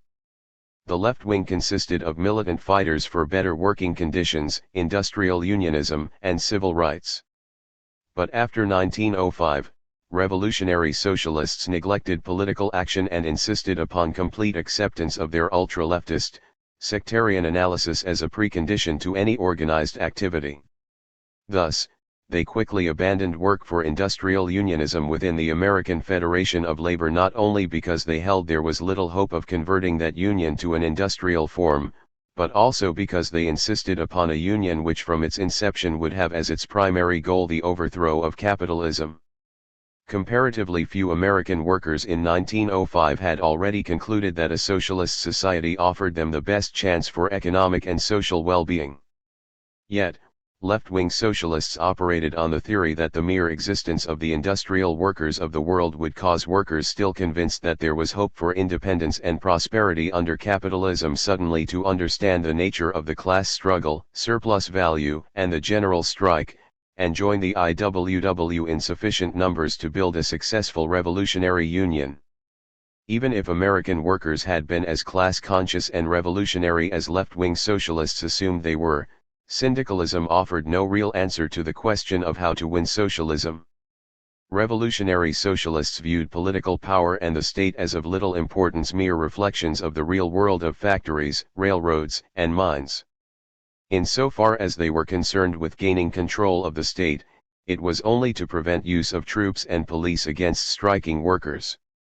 Right-wing socialists believed they could use the existing state apparatus to bring about the gradual growth of socialized production.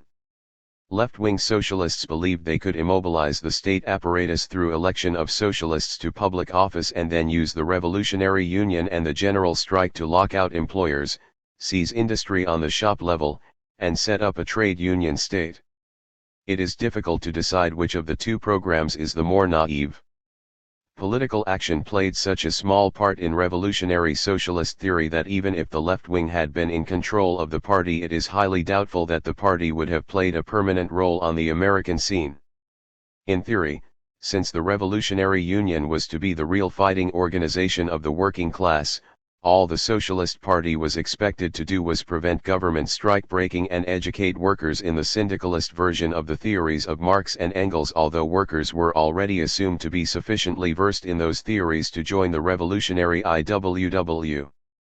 In practice, the left acted as though the real purpose of the party was to serve as a propaganda and fundraising wing of the Revolutionary Union.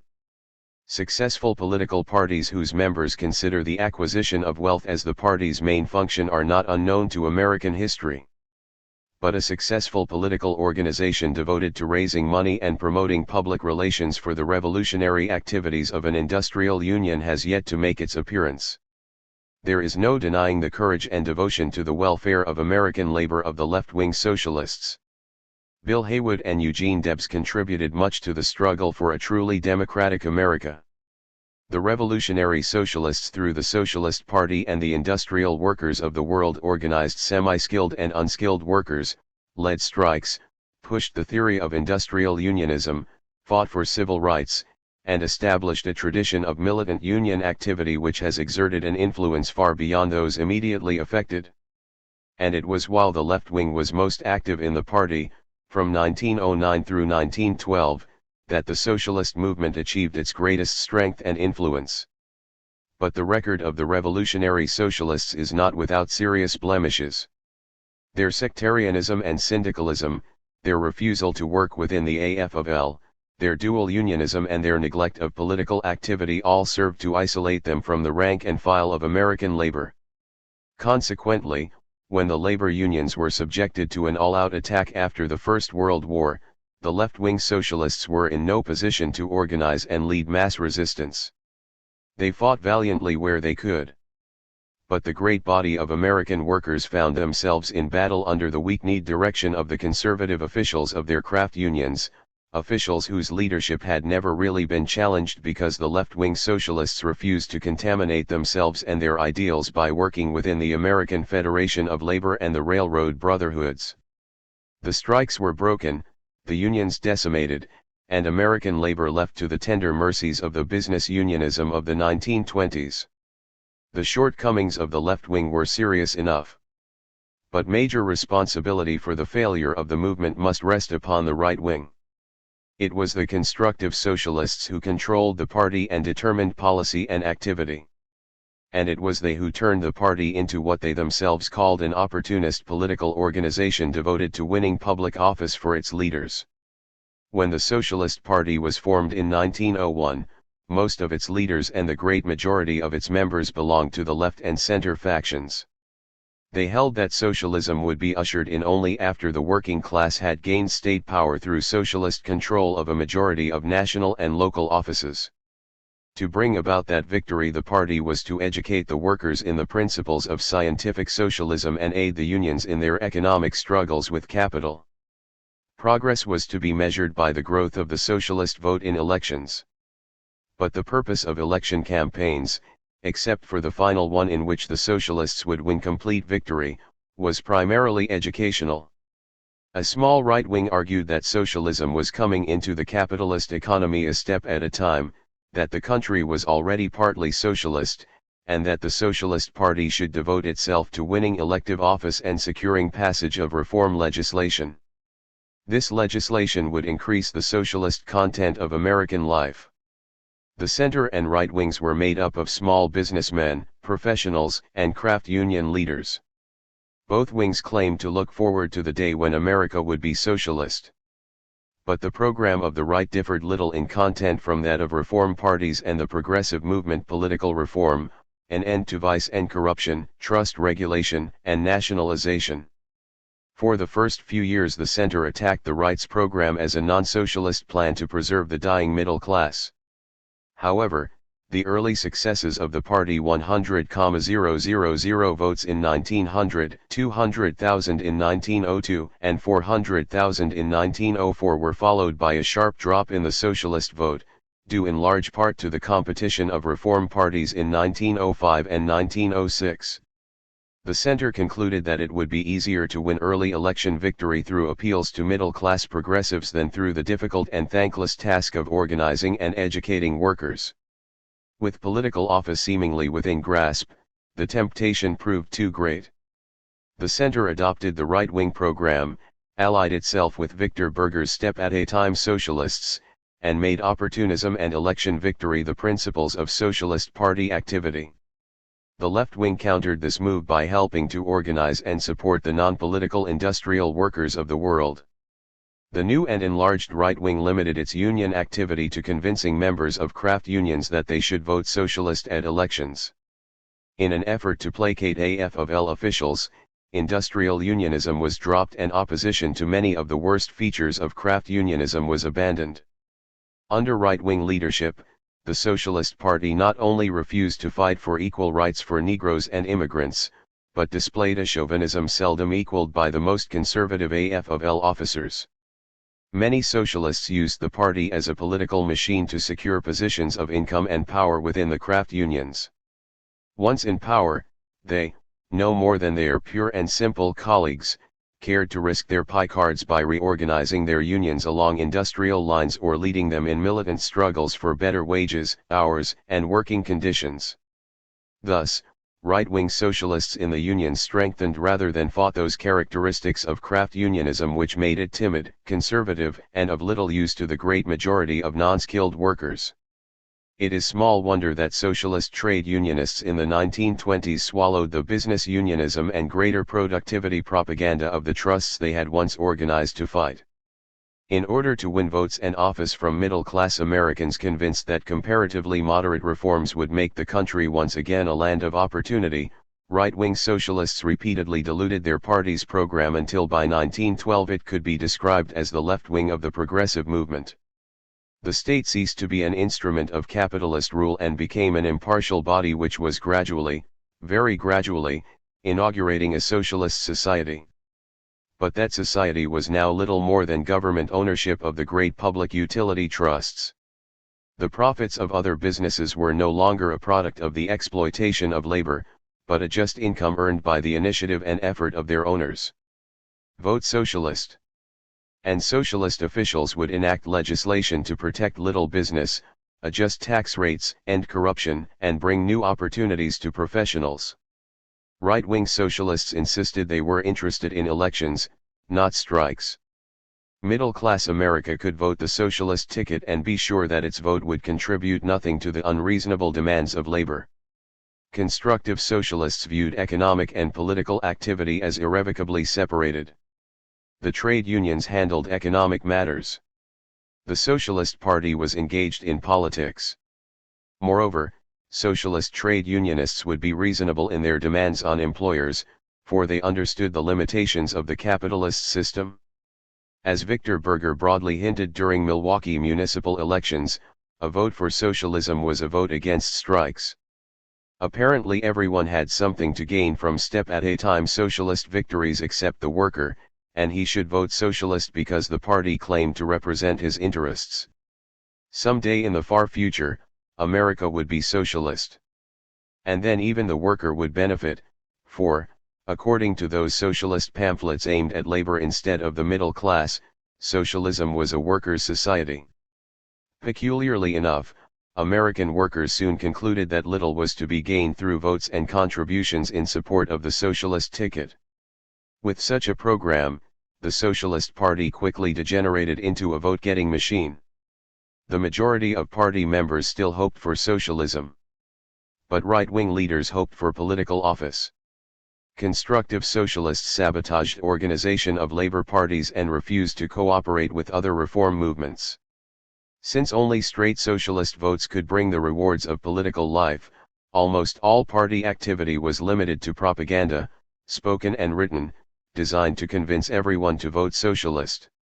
The party as an organization refused to participate in labor's day-to-day struggles. And only rarely was the left wing able to push the party into half-hearted support of major strikes and labor defense cases. As prospects for electoral success seemed to grow, right-wing socialist leaders dumped increasingly large sections of the program in a desperate effort to win votes. Was middle-class America frightened by strikes, industrial unionism, free speech campaigns? Left-wing members of the party were expelled, industrial unionism dismissed as unimportant, imprisoned labor leaders abandoned. Were some Americans prejudiced against Negroes and the foreign-born? Negroes were attacked as lynchable degenerates, and immigrants as saboteurs of America's high standard of living. Did little businessmen hesitate to vote for a party that pledged social ownership of all means of production and distribution? Socialism was redefined to mean public ownership of public utilities. Was socialism itself a word which terrorized reformers still devoted to free enterprise? Socialism was dismissed as a social form still generations away. The Socialist Party, organized to bring real democracy to America, itself became one of the most undemocratic of political organizations. Elections to party office continued to be held, but the democratic forms lacked all democratic content. Rank-and-file socialists received information on party activity and policy through the party press, lectures, and national office. And right-wing party editors, speakers, and officials made sure that only their point of view was presented. When control of almost all avenues of communication failed to quiet rank-and-file unrest, control of party machinery made expulsion a simple matter. The party of the working class became largely middle class in membership and orientation, ruled by a small group of lawyers, writers, ministers, editors, businessmen, and craft union leaders.